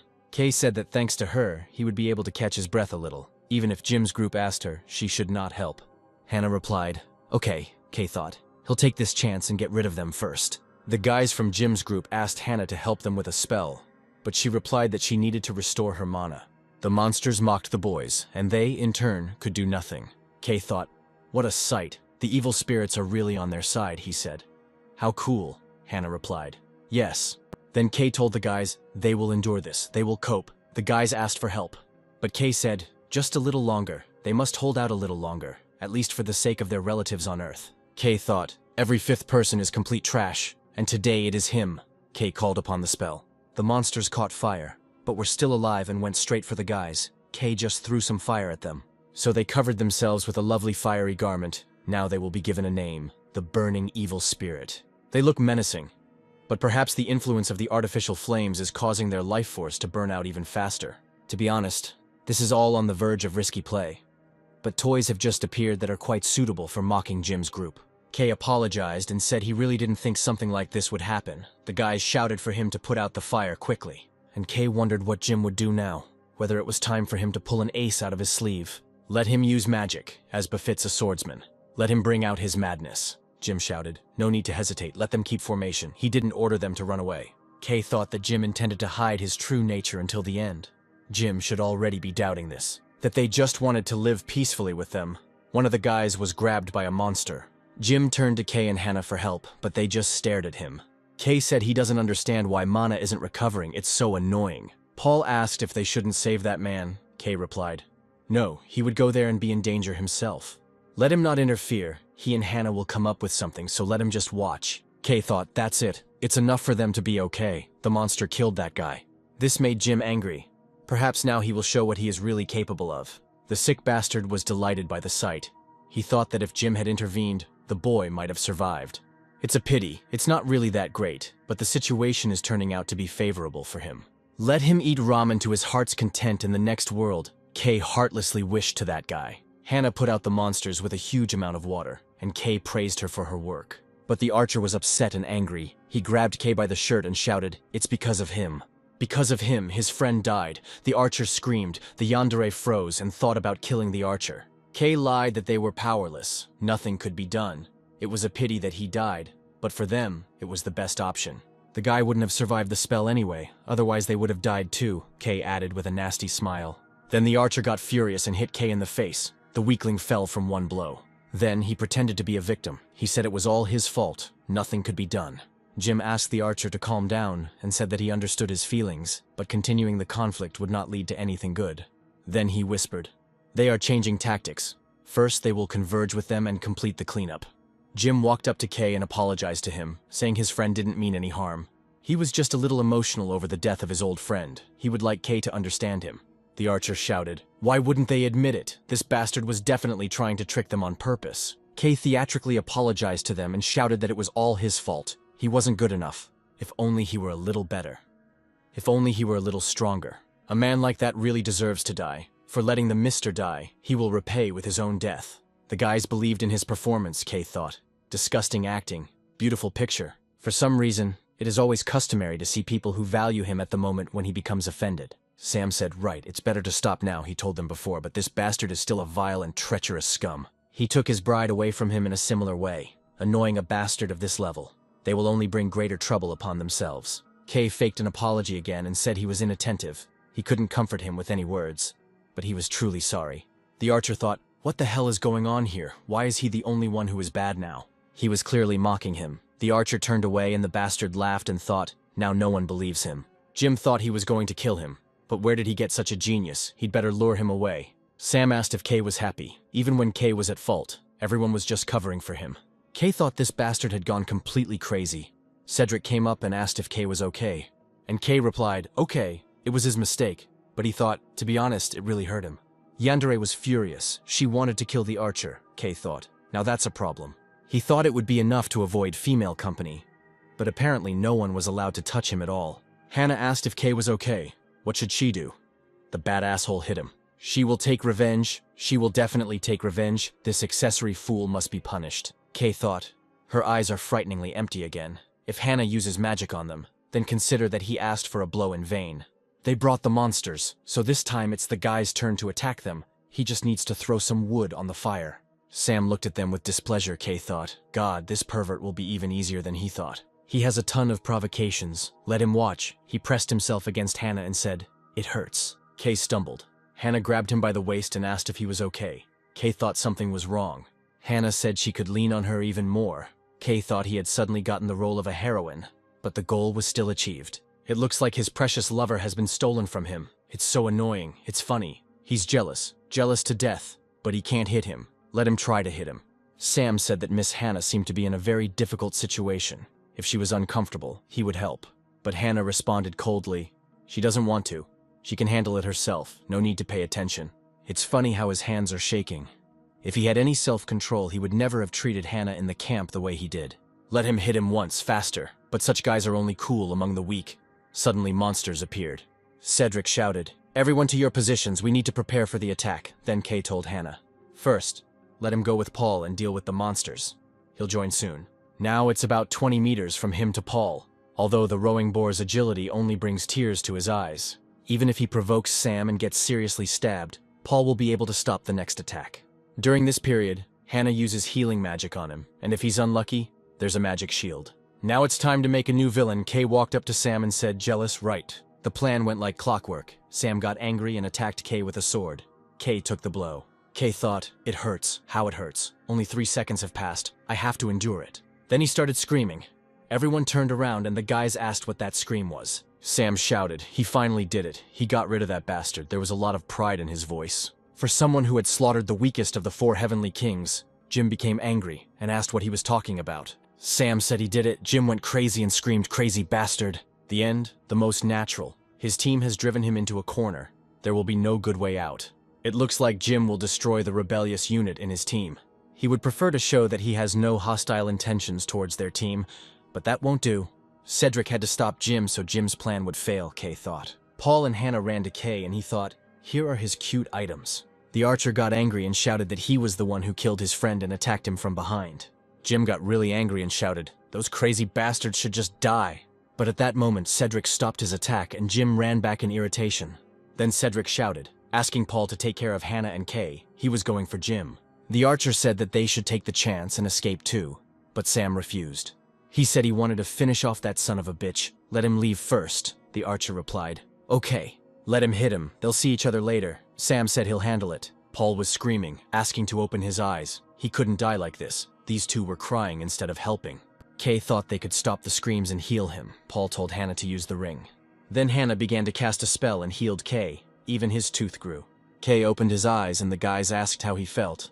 Kay replied that he was fine. Sam at that moment shouted, die, and ran to Kay, but Paul stopped him and asked where he was going. Kay used Mana Shield when he realized his yandere was about to go crazy. As expected from Cedric's backup, what a great guy he was to have prepared this in advance. Paul said Hannah was missing. Kay thought she must have gone after the archer, timing her escape well. Then Paul said it was all his fault. If only he had come a little faster. He's too slow, Kay told him not to worry, then petted Paul. And Kay said that it was all his carelessness that was to blame. He also saw it briefly, so there was no need to worry.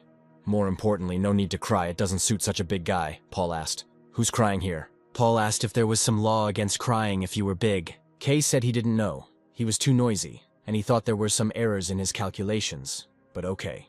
The archer ran, thinking, of course, that he felt better because of the revenge for his friend, but that was all. Refuses to get involved with a good-for-nothing idiot who only knows how to talk. But the guy couldn't run far. Hannah reached him and trapped him. Hannah said there was no time, so we had to finish him off quickly. What a shame.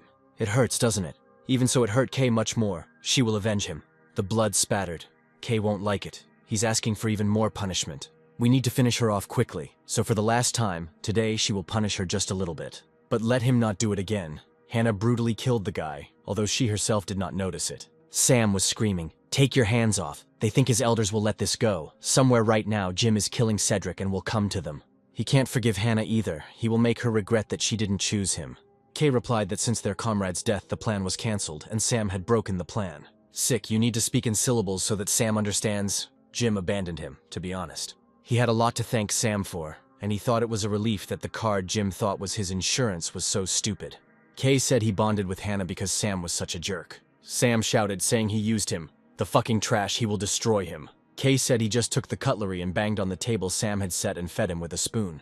Only death can help, which means the right to decide whether Sam lives or dies belongs to him. Paul asked if Kay had told him to turn away if he didn't want to look. Sam shouted what he was going to do. Kay replied that he thought he'd better do it with his own hands at least once. Because now this is the most rational and necessary means. Kay showed his face. He raised his spear and pierced Sam with it. This is not the first time Kay has killed. In reality, Kay has already killed more than once, not helped, pushed into a trap. As in those times, it was inevitable. It was all necessary. It was enough to simply rationalize everything once again. Kay once again showed his rotten nature to Paul, but apparently he was really stupid to understand who Kay was. And Kay said, Paul would be better off with this arrangement, no big deal. Suddenly, a new specialization was revealed to Kay. Kay happily said, it seems that experience increases even from killing people. Apparently, Kay was pleased with his heartless behavior. He ordered Paul not to die. Paul asked if Kay was still thinking about her major. Let her choose the coolest one. Kay replied that they were all cool. He was thinking about which one to choose so that everyone would start gossiping about how good a choice he made. Better to consult with the reborn. Hannah ran to Kay and threw herself into his arms. Hannah asked if he was hurt, if he didn't feel any pain, and what happened to Sam. Kay replied that he was dead. Then Hannah was happy and said, it's good that he died, but then quickly added, that is, it's clear. Paul asked where she had gone since she had only just returned, and Hannah became nervous. Then Kay decided to support the yandere and said that she had gone to help Cedric. But Hannah screamed. No, she was not the least bit interested in Mr. Cedric. That archer did that to Kay, she just got really angry, that's all. She didn't even notice how she did it, Paul, apparently a real fool, said he was sorry. He understood what she was trying to say. Hannah said she couldn't stop thinking about it. What should she do? Kay said, what is she apologizing for? Their kind and charming Hannah. He walked up to her and hugged her and thought, their warm, tender selves are a time bomb. Kay looked at Paul's satisfied face and realized that this was part of his plan. Then Cedric came back. He looked pleased. Apparently Jim was already dead. Cedric asked, and the others, Kay answered, he killed. And asked more importantly, what happened to Jim? It was lucky. He was an enemy anyway. It was a necessary measure, Cedric said. Kay thought, to be honest, he already thinks so. He smiled contentedly. Then Cedric said, no one will criticize them for such a decision. He wishes them to overcome everything. Kay thought Cedric had taken on a lot of responsibility. Kay responded mockingly. Thank you. Cedric asked if Kay was okay. How was his wound? Kay replied. He was okay. Everything was fine. If it weren't for the ring that Cedric gave him, he would have died. How many times his life was saved thanks to Cedric. He will never forget this favor. The naive fool believed in Kay's acting. Cedric said that everyone was tired and that they better get to the nearest resting place. Together we tried, together we overcame the crisis, and together we triumphed. Apparently Cedric, like him, thinks that they have all become even closer. He can be sure that the four of them will continue to have good relations, at least outwardly. Kay feels sleepy. He even stopped being nervous. His subjects did a good job. Later, Kay told Cedric that he had new specializations. Cedric asked if he could find out what the specializations were. Kay replied that there was still plenty of choice this time. So he wanted to consult with Cedric, given 5 options: Summoner, Spearman, Dark Mage, Alchemist, and Pyromancer. This time, everything was also of a rare level. He was worried that he might get something like a scammer. Like the commander, it wouldn't be very good if the commander's replay started. The description of specializations will also be read. The summoner does not fight personally, but fights with the help of summoned familiars. Kay thought he liked this the most. Someone would fight for him, quite solid and comfortable. Also a dark mage, a long-range specialization that uses dark magic. He is also drawn to this. The spearman, the alchemist, and the palmist are left. The alchemist suits him the most. Then the pyromancer. In exchange for high firepower, the mana consumption is also high. Kay asked what he would say. Cedric replied, his mom's level isn't that high, Kay thought. It's that bad. And he's bad with a spear, Cedric thought. Kay is just terrible with a spear. The dark mage is also confusing. Based on the description, this specialization can put him in a dangerous position. He had a better choice between a summoner and an alchemist, Kay said. And to be honest, he thought so too.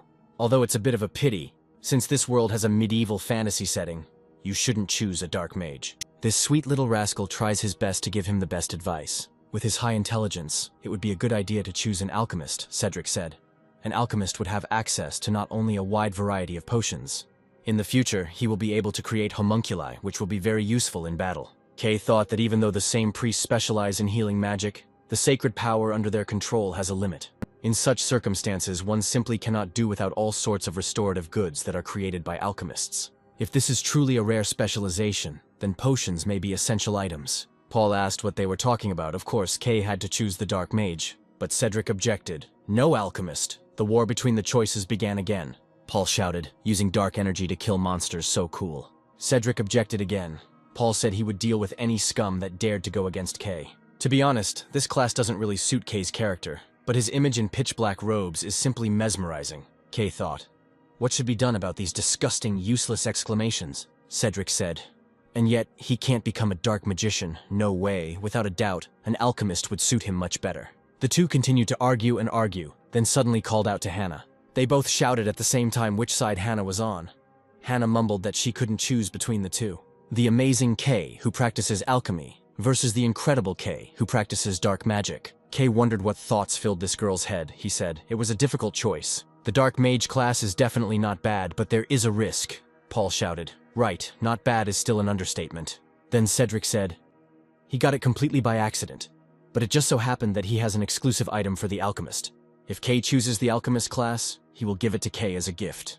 Cedric asked what he thought. Didn't want to get it, Kay thought.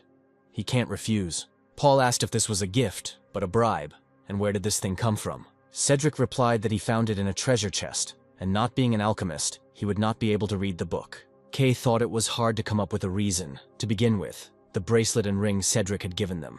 There may be items that cannot be found here, even if Cedric is a regressor. It is hard to believe that a treasure chest would appear in front of him so conveniently. Although he is not sure if baby Cedric regressed with his inventory intact, or if he is using a special store that is not yet available to them. Cedric shouted. He asks Kay to become an alchemist. Paul shouted. Kay must become a dark alchemist. Kay said he thinks he should have been an alchemist, swears it wasn't because of the book. He chose the alchemist and thought he had an idea where he came from. Cedric was beaming with happiness, Kay thought. This brat is happy. Now he seems a little more useful to him. Now he is a valuable project that Cedric has invested in, no longer a barely useful administrator. Cedric congratulated Kay on his choice. Paul said it was a shame, but since Kay chose it. Kay said, although he was rather ashamed to constantly receive such valuable things as gifts, he would do everything to live up to his expectations. And he himself thought that he would help raise the prices of the shares he bought to the skies. So let him continue to invest in him. While everyone was sleeping, Kay was reading a book. He still doesn't have any equipment. It will be problematic to get any benefit from it. He still needs valuable items, such as the explosive alchemical catalyst. Considering it needs catalysts and equipment, it looks like it's a pretty expensive class. It'll cost a lot of money. Cedric asked if Kay hadn't gone to bed yet. Kay replied that the alchemist class still held a lot of information that he had yet to learn. Kay thought, let her see how hard he works. But for some reason he felt a little uneasy from his satisfied look. He asked if the survival quest was over yet, because it looked like there was no boss fight ahead. Cedric said he thought they'd find some kind of clue tomorrow. Kay thought it was obvious the boss wasn't expecting them. It turns out that this means that their long-awaited exit is just around the corner. The continent. The hint from the beginning of the tutorial said that the continent is a place where the few survivors get to. The strange girl said, it seems they finally found them, the sword and shield that will replace that man. Although they haven't yet reached the true stage of this place, he thinks they've made a confident step forward. They walked through the dungeon and Paul asked children's riddles. Cedric answered and said, now it's his turn. Cedric asked, it's not ice, but it's melting. It's not a boat, but it's floating away. What is it? Paul asked what it could be. Salary? Cedric answered too seriously. Paul began to laugh out loud. Kay asked if she found it funny. Hannah replied, no, it was more embarrassing. Then Kay thought, even Hannah's jokes are funnier, and yet he's glad that everyone seems much more relaxed now. Initially, they were all terribly worried about how to get out of this place. That's why it's nice to be in the same group with a regressor. Suddenly, Cedric noticed something. A huge door appeared in front of them, the exit that Cedric had spoken of, like that grin. Paul threw open the doors and shouted why they were in some strange place again. Kay thought, they still haven't gotten out, and that drawing in the center is a magic circle. Suddenly a status window appeared in front of the guys. This is a rare quest. Paul said there was another door on the other side, but it wouldn't open. Kay said there was no point in touching everything so recklessly. Kay wondered how they could clear it out. Cedric said the boss wouldn't be here. Maybe this magic circle is the key. Suddenly Cedric stepped forward and activated the circle. Kay asked if all he had to do was pour his mana into it. Cedric replied, yes, that was exactly the idea that came to him. The quest was completed. The guys started shouting happily, and Cedric's face said, I did it.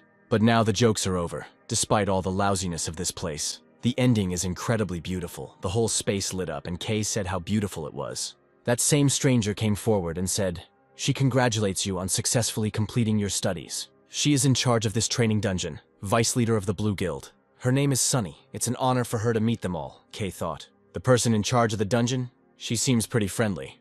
What's going on? Paul asked what she meant by the one in charge of the dungeon. Was it they who locked them here? Sunny replied, no. She is the vice leader of the Free Imperial Guild created under the patronage of the goddess Benegor. The name of the guild is Blue, and this season she is also responsible for conducting training. They too were once called into this world and forced to undergo a test. The only difference is that they ended up here a little earlier than them. And that's it. They still haven't managed to figure out the reason for their summoning to this world. Since the training dungeon was cleared, they are managers. They are required to guide them on their way out, as well as free the survivors still inside. And on top of that, they will help them adapt to the new environment in which they will now live. They are guaranteed a starting place to live. Kay asked if that means the training dungeon door isn't always open. Sunny replied that it was true. The door would only be open for 3 days. In any case, she would accompany them outside. But before that, they must hand over the weapons. She asks to start searching for other survivors. She will take this group to their camp. Kay opened the status window of Sunny, 33 years old, the perfect mediator, the holy knight. Then Kay thought, there's not the slightest reason for arrogance here. If she wanted, she would have finished them off long ago. So why is he acting so friendly? Cedric doesn't seem to show any negative reaction either. The title of the perfect mediator does not bode well. They have nothing to worry about. But she does not care at all how many people died. At the same time, it seems that she is very attentive to them. This is because they are a team that has passed the test. It looks like things are moving much faster than expected, and the people trapped inside will soon be rescued. If you think about it, he leaves without really saying goodbye to Gina. But that's not so important. The boys entered a completely new world, Sunny said. It seems like luck is on their side.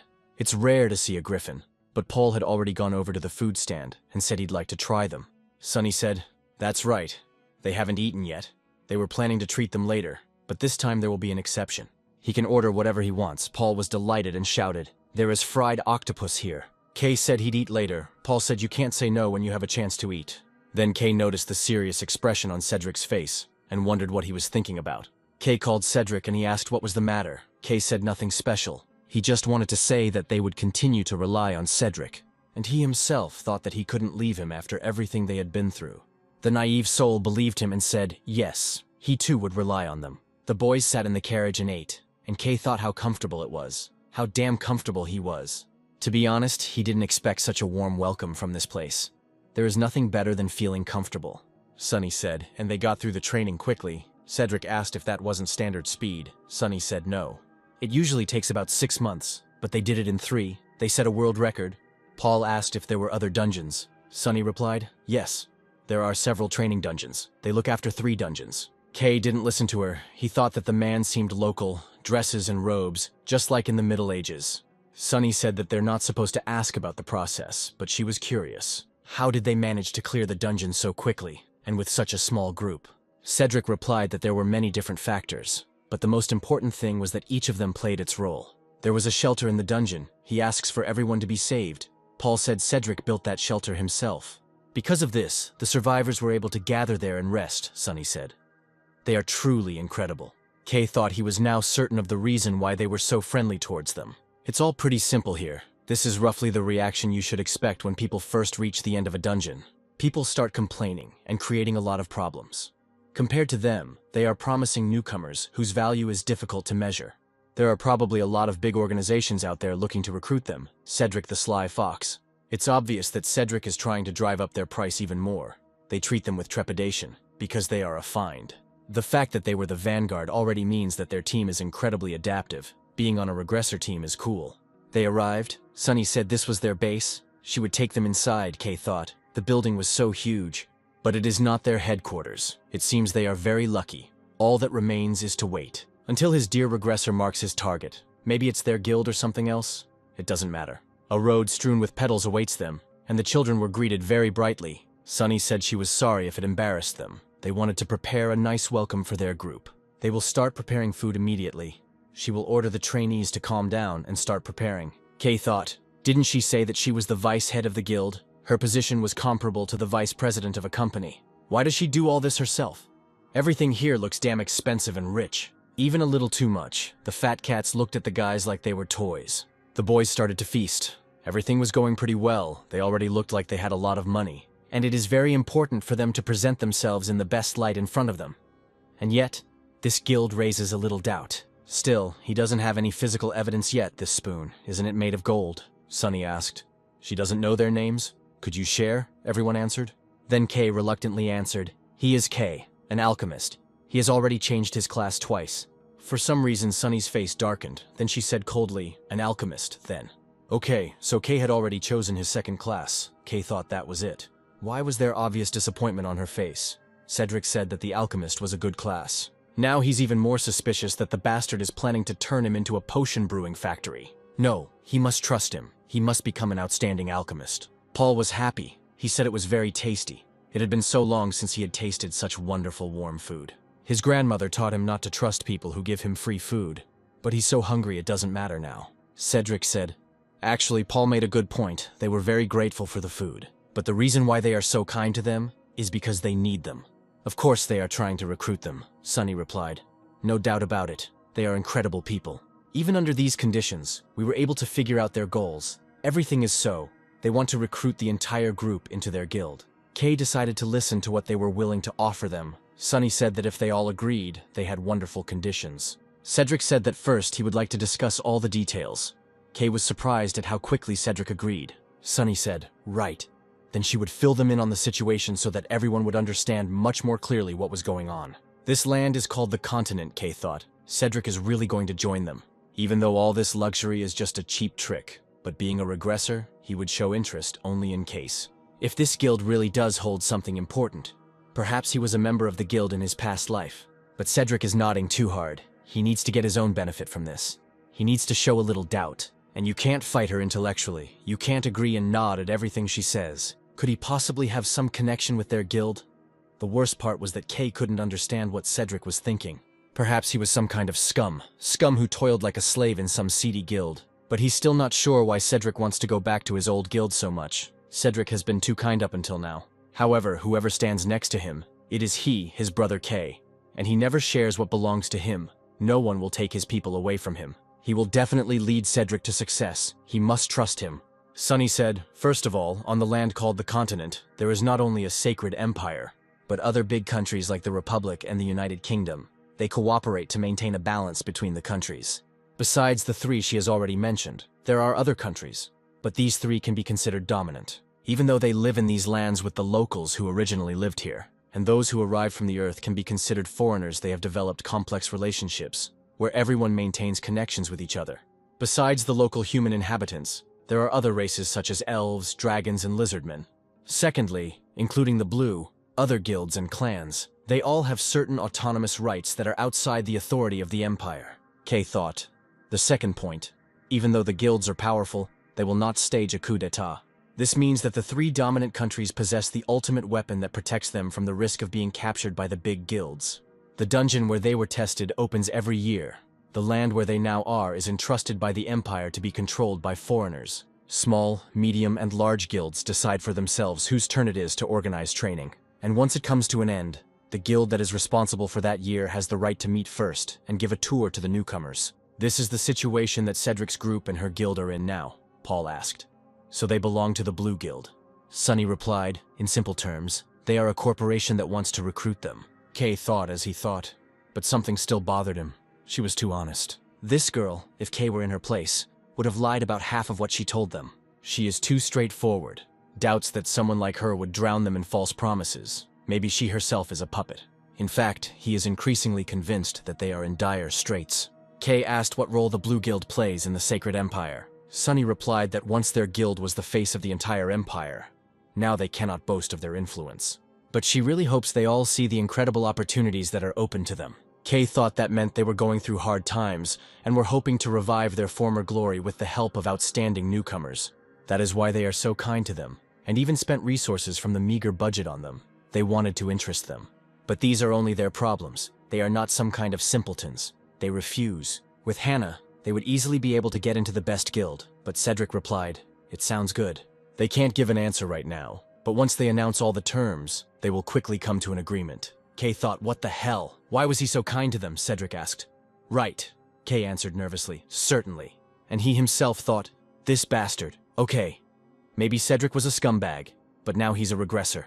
Probably there's a reasonable explanation for his decision. Kay is already sure that in his past life, he was a kind simpleton, and yet, he decided to join this guild again. The only question is why he does this, and whether he really intends to benefit from them. Right, there can be no mistake, and damn, why is Cedric so handsome? Weird. But okay. This means that in his first life, he was not an outcast in Sinova, he became something like the head of the guild. Kay thought again, Cedric could be a legendary player in the game rating, which was even hard to believe. It would be for the country if he didn't become someone great. It's unlikely that he's trying to take over the world, but having a higher position is definitely beneficial. Kay doesn't see any other reason why he would want to join such a pathetic guild. And besides, Cedric acts like he's known her for a long time. Sunny said that since they were full, she would show them to their rooms. Kay talked to Hannah for a while and thought, he is sure that Cedric has decided to return to the Blue Guild and put them all in important positions. After all, none of them are deprived of talent. Just think that their dear regressor thought everything through so far. Cedric, his favorite bastard, planned it all from the start, didn't he? Sunny said, here are their keys. If they need anything, let them call. Kay said, judging by the number, it was his room. They should all rest in their rooms. For some reason, the guys stared at him. and Kay wondered why they were staring like that. And what's with Cedric's puppy dog eyes? No need to make that look. You can just ask him out loud. At this rate, his next skill would be mind reading, Kay asked then. He thought they should come in and discuss it. Cedric replied, yes, if Kay didn't mind. They walked in and Paul shouted, this is a real room. There's even a bed and a towel. Kay thought it looked like he could spend his time here comfortably while playing mind games. And Kay sat down on the chair, and Cedric sat on the floor. Kay said he didn't think he would see such apartments again. Paul said the same thing. Contracts, empires, my head is already hurting. Cedric said that they will try their best to hold them back now. I am sure that the same can be expected from the other guilds. Once the initial negotiations are over, they will receive many more offers. It would be wise to choose a guild willing to provide them with the best conditions. But he can't help but think that blue would be the better choice. Paul asked, so they will accept their offer? Hannah said, she will go where Kay goes. Kay said it wasn't that bad here. Cedric's puppy eyes lit up. But Kay added that it would probably only be possible to find out tomorrow. It was lucky that they were now being given the right to choose. Cedric replied sullenly, yes, that's right. There were still a few points that needed to be cleared up for their future. Kay thought how cute he was. He must have been scared. There was no need to worry. If the dear regressor wanted to enter the blue, then so be it. Even though he was a scumbag, considering he managed to become a regressor, Cedric was clearly no fool. More importantly, returning to the Blue Guild may be the key to his success in his second life. Wanting to get something better is a natural human desire, but the deal is much more important now. The guys decided to rest in their rooms. Cedric became a little gloomy after the conversation. Cedric walked into his room and went to the window. He remembered the battlefield. They asked him to run. The girl said they would come soon. Cedric screamed, no, he can't leave them here. But the girl stood up and said she was sorry. She asked to forgive her for this. The unknown girl said that whether it is today, tomorrow, or the day after tomorrow, they are forced to defend an empire that is killing its citizens. The situation is critical. The masked men are here again. All humans will gradually be destroyed. And so Cedric stood among the corpses of his comrades who had killed themselves. It's all because of the masked men. Cedric said he was sorry. This time he definitely was. Remembering that masked man, Cedric broke out in a cold sweat. But then he said, now everything is different. He will succeed. This time he will definitely be able to protect everyone. In the morning, Kay got dressed and opened the door, and Hannah was already standing there. She asked how he slept. Kay replied, great, and asked if she was waiting for him here. Hannah replied, she wanted to go to the interview together. She hugged him and said he smelled good today. Kay got a little nervous and thought she was okay. Cedric was called in for an interview first. Paul wished him luck. Kay thought he would have preferred to go in there with the whole group. As soon as Cedric walked in, people started clapping for him, and Kay thought, this isn't just an interview. And the real test. Then came Hannah. More claps, and Kay thought, it seems he is right. Then Paul went. Kay was more nervous and thought it felt like he was being stripped naked. They may reveal that he is the only burden in the group. In fact, his stats have become much better during his time in the dungeon. His stats are already much higher than those of average people. He has a high IQ. Even if he has magical powers that Paul doesn't have, he'll probably get about the same rating. The man asked if Kay's class was alchemist, right? Kay replied yes, he was originally a mage. Since he had access to alchemical spells, he saw no reason to become a pure mage. The man said that Kay was still very young and inexperienced, so it was only to be expected that he was not informed. But the alchemist class is not the best choice. But again, it all depends on his magical energy reserve. Kay said the magic power was 8. The man laughed, but quickly held back and said considering that Kay had received the class twice. This is not a particularly high indicator, Kay said. Unlike the indicator of intelligence, magical power is very low. Kay thought. The old farts don't even want to test, Sunny said. First they will announce the terms of the contract. 1,500 gold at once. Like the others, the contract period is 7 years. The annual treasure is 700 gold. The man interrupted Sunny and said only if Kay joined with the others. Sunny said what was the point of this rudeness? But the man objected. What rudeness? She should understand everything herself. Vice President Sunny and the commander started arguing, and Kay thought they were trying to make him look like a complete idiot. None of these jerks have a skill like Solai. They can't even check how good his hidden stats are. The only reasons for their biased assessment were his chosen alchemist class and low mana. But they were missing something much more important. Kay asked if that was all the terms and conditions. Sunny said no. Various benefits would be provided as well as basic insurance. The girl wanted to say something, but the president said that he was a member of the group and she believed in his potential. Kay thought that at least Sunny's attitude was respectful. He likes the fact that she hasn't changed her mind and keeps her promises. The only problem is the old people. They are like stale, no, like moldy bread, and yet there is meaning in their words. As they noticed now from the outside, people who previously depended on each other are no longer connected in any way. I'm sure this happens quite often. Team members go their separate ways, some for money, some for personal reasons. But it doesn't concern them, even though something similar may happen to other groups. But Cedric, Hannah, and Paul are different from everyone else.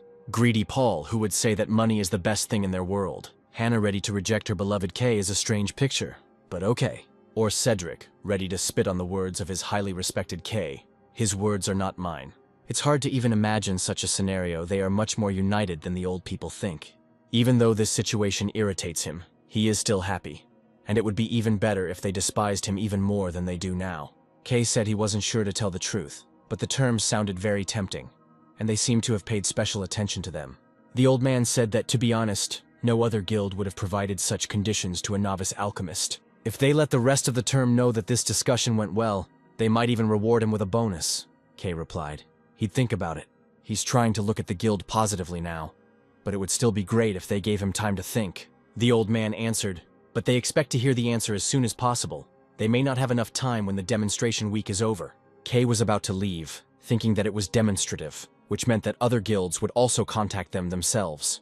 But Sunny asked him to wait, and said that this was Suniva's brochure with the original contract. The commander said, "What impudence for a young brat. Their guild is in for hard times." Kay thought there was no point in reading this brochure, since in a week the whole course of events would be turned upside down. Admittedly, this is a very tempting offer for newbies, but it also means that they have reasons to invest so much in them. But he hates being just an extra. Paul asked if their relationship was fine with them, wasn't it? Hannah agreed. Cedric said, yes, from their perspective there is a lot of risk too, considering that people are an important resource for them. It may be too early to make a decision, but it would be better to guarantee good treatment in this guild than to take a risk in any other. The guys agreed, Kay thought, as expected. There were no problems with Paul and Hannah. The only problem is Cedric. That brat really has no idea about the concept of push and pull. He agrees too easily and is also impatient, on the other hand. Kay still agrees that choosing Suniva is the best decision. Instead of going on their own or being absorbed by another guild, absorbing an influential guild with an already established internal structure would be a great way out. If you were to choose a starting point, it would be better to start at the head of the snake than at the tail of the dragon, Kay said. Better to wait a little longer. Cedric asked if he didn't like the guild. Kay replied that they could up their game a little more, as much as possible, and besides, they already have a way. Cedric said. He seemed to understand what he was hinting at. Kay thought, that's it, a demonstration. Blue had already exercised their right of first meeting. Now they were obliged to allow them to demonstrate their skills to other guilds. Cedric agreed that he was impatient. Their team set a world record for the fastest clearing. To blow the crowd away with their appearance and let everyone know that they are the fucking jackpot. Paul asked Kay if she wanted to go to some other guild. Hannah was upset. Then Kay said dramatically that he would never leave them, and that included Cedric too, right? Cedric naively answered yes. Even though fate had brought them together in such a strange place, he wanted to walk this path with them. Kay thought, well, that's better. Now he'll make a ton of money. Paul said it would be nice to have a cold beer and a toast now. Kay said that would come later. Now they need to be on guard and prepare well for the demonstration, right? Hannah suggested going for a walk together, in exchange for which she promises to study hard. Kay said after the demonstration, they all need to focus on preparation now. Then Hannah said that if that was the case, she wouldn't study, Kay thought. She's been acting up a lot lately. Although usually very obedient, Kay gave in and said okay. Only Hannah was exposed. As Kay added, but instead they would all go together. Kay quickly turned the date into a casual walk. Cedric was too naive. He replied that he didn't mind. There was still plenty of time. But Paul asked him to slow down. Then Cedric said, sure, he needs to practice with the sword. And Paul added, he needs to bulk up a little too. Kay said she heard that everyone was working really hard right now, even knowing it. She wants to have a carefree time playing with him. Hannah answered honestly. Yes, school can wait until tomorrow. Being with Kay is more important to her than anything else, Kay replied. Okay, and thought, she's very honest. It's really something important to her. And yet right now, they have to study. Hannah said irritably. She just wanted to be alone with Kay. In truth, he hadn't really been paying her enough attention in the last few days. But they were in danger of completely ruining the demonstration. If Hannah continues to fail to focus on her studies, this cannot be allowed to happen. He will make these 3 new stars on the Walk of Fame at any cost. Then the actor returned to the stage, he said. Little Hannah wanted to play with him so much, how could he refuse? There will be a lot of work. But the guys also have to try hard. Well, his main actors. Kay said they'll do it this way. Today they're going wherever Hannah wants. She asked if it was true. And Kay said yes, Hannah said. Then they can get away from Cedric and Paul. In order to be together, just the two of them. Kay thought that maybe they would immediately make a documentary about the killer. Kay asked Paul if he could see the brochure. Paul said yes. Their restaurant must have amazing food. This Raymond of theirs, or whatever his name is a fairly well-known chef. The rooms described in the brochure are even better than the ones here. I would never have thought in my life that he would become a big shot in a place like this. If only his grandparents could see him now. Kay thought it was a good thing they couldn't see him. Paul said that receiving this kind of treatment makes him feel like he's someone special. He likes the feeling, Kay said. And later the attitude towards him will become even better. Paul asked if it was true. Kay said of course, and they both started laughing. But then Paul suddenly stopped laughing and became gloomy. Kay asked what was wrong. Paul asked if Hannah would be okay. Kay asked what was wrong with her. Paul answered after Kay said he wouldn't be seeing her for a while. She locked herself in a room and cried non-stop. He thinks he should be a little more attentive to her. Kay replied, but it was necessary, nothing could be done. Paul asked if it was too cruel. Then Kay shouted to be quiet. He had already told me not to worry about this. If he has time to chat, then let him eat and build up his stamina. Kay thought, as he had said. No one knew Hannah better than him, and he understood better than anyone how important her skills would be. In addition to the regressor in the person of Cedric, the price of their squad can also be raised to the skies by the future Archmage. Having the potential to reach legendary rank, the growth potential is essentially equivalent to a hidden skill. Players with high potential improve their stats accordingly, which can be seen in his luck and intelligence stats. Right now, her mana is growing at an incredible rate, plus a few days ago she even managed to obtain her second class, Elemental Mage. The point is that Hannah can grow at a much faster rate than she is now, because her thresholds allow her to do this, so Kay made a little cheat sheet for himself. When they were still in the dungeon, the code name was Project Push and Pull Hanu, which was like giving a sticker to a junior high school student. On the other hand, when there is no progress, he shows a cold reaction. And as a result, Hannah was saying yesterday that spending time alone is so wonderful. She would like to stop time, Kay said. They need to stop seeing each other at least until the demonstrations start. If she reaches a result of 100 points, then they will meet again. If she does well, then a surprise awaits her. As expected, she immediately began to act more like a very diligent student in order to receive her reward. He was just helping her grow in the most efficient way possible, Kay thought. Kay said he needed to create distance between them because she had a hard time concentrating around him. Paul objected. But she had been crying bitterly for several days now. It was quite normal to start worrying. Kay said it had only been 3 days, and soon the Seneva board of directors and many scouts from other guilds would gather here. It wouldn't be good if Hannah's progress was stalled just because of him. But they would reunite anyway if all went well. Besides, she needs to gain independence, because he won't be able to always be with her. Paul said the more he thinks about it, the more he realizes how much Hannah loves Kay. Kay thought the problem was that her feelings were far beyond the usual, if it weren't for that stupid pig's trick. He imagined Hannah saying that Kay had always listened to her requests before, but he didn't want to play with her anymore. In any case, if their key players, Hannah and Cedric, demonstrate their skills well, then their price can skyrocket 2, 3, or even 5 times. After all, it's all about providing a better life. Demonstration day, the guy said. Soon they will begin demonstrating the skills of the team that first came out of the training dungeon. Everyone please take your seats. The guy told the guys that there were 15 minutes left before the start. Kay thought how nice it was that, compared to training, this was like they were in a different game. It's luxurious and safe here. Even though those old farts really pissed him off, there's a sense of calm now. They noticed people from the shelter, and Kay remembered his soulmate. But she wasn't there, Kay thought. He didn't want to admit it, but he was a little disappointed. Sometimes Kay really misses Gina. If they were together, it wouldn't be hard to bring those pompous old men to their knees. People started to greet the guys, and Kay thought, right, this is their level. They deserve at least this kind of treatment. Sunny stepped forward and said her name was Sunny, and she was the vice leader of the Blue Guild. Much time has passed since they, the foreigners, arrived on the continent. It felt like just yesterday they were wandering around the first dungeon in confusion, and now they had the honor of organizing such a grand event. The gates of the training dungeon were opened again this year, which means new heroes have entered these lands. She would like to thank with all her heart the distinguished guests from various countries. The members of the raid team, as well as everyone else present, are the hopes of the Blue Guild. That the light of the goddess Benegor will always favor them, the presenter added. This year the newcomers managed to break the speed record. They were already getting a lot of attention. People were clapping for the guys, Kay was clearly delighted with this attention. It was then that he noticed a distraught Hannah and realized that she was trying to find him. He hopes she studied hard all these days. Finally, Hannah saw her Kay. Hannah's nose started bleeding and Kay thought she really must have been trying. Did she really overdo it?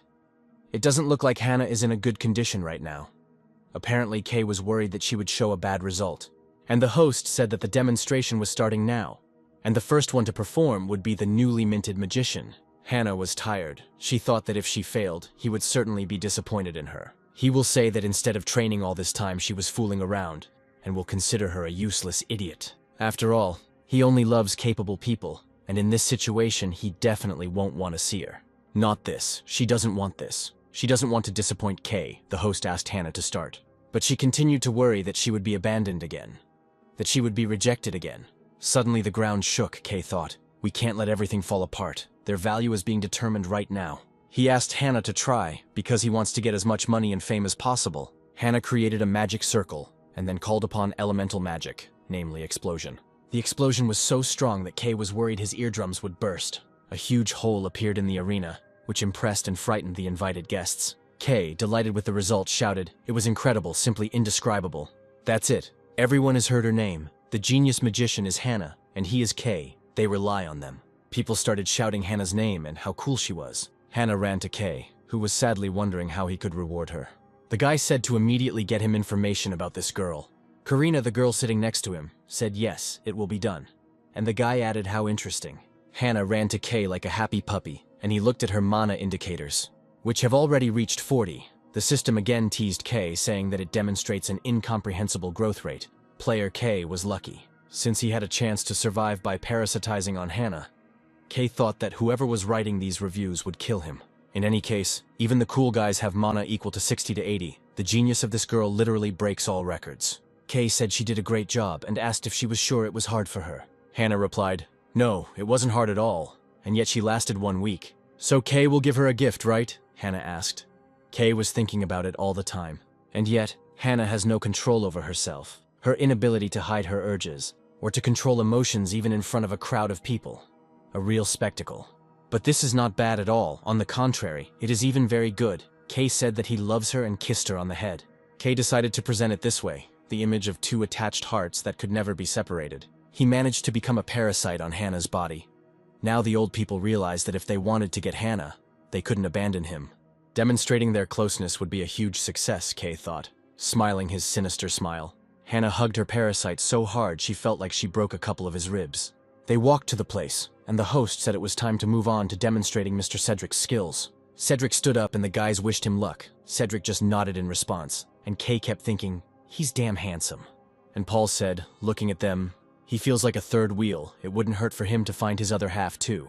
Kay told him to forget about it and watch the duel. He was sure it would be an unforgettable show. On average, the opponent's stats were higher than Cedric's, even though they called it a duel. But judging by the difference in strength, this was just a newbie's assessment. Their favorite regressor had a slightly different opinion, thought Kay. The host announced the start of the demonstration, and Cedric immediately attacked his opponent. Cedric was strong. His opponent quickly realized this, and Cedric seemed to enjoy it. The man thought how this boy could be so strong and also so damn handsome. Cedric was doing wonderfully, in fact. This was the first time Cedric had ever fought seriously. Although Kay knew nothing about fencing, even he felt that Cedric did not have a decisive advantage. But this is his second attempt. If he had done it his way, his opponent would have been lying on the ground, defeated, long ago. However, showing all his skills would simply bring unnecessary suspicion upon himself, so Cedric tries only to give a worthy rebuff, nothing more. But for people who are well versed in swordsmanship, it is easy to understand that what is in front of him now is a true talent. They must all be surprised as hell. It was stupid to think that Hannah was the only pride of their team. Their real trump card was something completely different, thought Kay. And Cedric, in order not to arouse suspicion, threw down his sword. Then he ran towards his opponent and hit him with his fist, but the man blocked the blow. From such force, Cedric flew back and crashed into the wall. The man ran up and asked if Cedric was okay. Cedric replied, yes, it was his fault, Kay thought. What a sly fox, this was just brilliant. As expected from a regressor, he showed his strengths, such as agility and endurance. But he definitely didn't reveal all his trump cards. In terms of overall value, Hannah, being a mage, stands head and shoulders above. However, in the eyes of the big guilds, Cedric is also a tasty morsel, and it's Paul's turn. Kay said not to worry. His stamina had increased a lot, so everything would be fine. The guys wished Paul good luck, and Paul thanked his friends and went down. The presenters said that the essence of the next demonstration is a test of endurance. The test will be considered passed if the participant is able to withstand all the damage inflicted by the monster for 3 minutes. Kay thought he was used to calling this pig a meat shield, but wasn't that too much? Paul held on well. He and the monster rushed at each other and fell to the ground at the same time. Then Paul smiled and said, "It was a great fight." He said this to the monster. Surprisingly, the monster supported Paul. People started clapping for them, but Kay was in his thoughts. He thought, here are two idiots. They decided to play at beautiful friendship. What is this anyway? The host announced that it had been a fantastic show, and Mr. K would be the final show of skills. The guys wished him luck. Paul said he was sure Kay could handle it. The soulless freak thought, how sweet these guys, one way or another, will be useful to him. This is his first experience of actually using his skills as an alchemist, but there is no point in trying to show off. Besides, the administrators of Cineva are already aware of his abilities, plus everything else. They didn't even lend him any catalysts, citing the fact that they were too expensive. The damn old men decided to squeeze him on all fronts. At least Paul got a stick for him in advance. It doesn't look too effective. They say that alchemy is an equivalent exchange, but in his personal experience, it takes away more stamina than mana. It is worth recognizing this skill. Blue magic was chosen precisely because of the Cineva Guild. Using alchemy will certainly increase the effect of the mana spent. This time the flames came out much stronger than usual, but damn, it's hard. For now, he is unlikely to be able to use such a skill in real combat. The host asked all the guests to remain in their seats, but of course, the guests did not listen to him. Each of the guests shouted out their proposals. People invited Hannah to their guild. Kay thought the scene had shifted from people trying to put him down to people now flattering him. This worm was incredibly pleased with such enormous attention from people. And the guys from the Cineva Guild got very nervous when they saw such a stir around Hannah. Kay himself was of no value to them. It was just Hannah clinging to him. Now that he's the hidden ace of this team, they've embarrassed themselves to hell when they thought they could cut him. Suddenly, a woman came down to the guys and ran up to them. Kay almost shit his pants from fear. And the woman asked how about a little dialogue. Just her and the cutie. Even Cedric became worried, and Kay wondered what kind of power it was. He thought he would die. She was some big guild boss. He opened the status window. Hunter, 28 years old, queen of mercenaries, legendary. Kay thought what kind of monstrous stats. Strength rating 97. She is the strongest person he has ever seen. Title, bloodthirsty lady. Kay didn't like things outside his control, and Hunter introduced herself. She is the leader of the Red Mercenaries, one of the 3 dominant guilds in the Holy Empire. Suddenly she started acting like an angel, just like she thought. Getting closer to Hannah was the right decision. Kay also introduced himself and wanted to shake Hunter's hand, but of course Hannah didn't like it. He thought it was just a handshake. Nothing would happen. She was a VIP.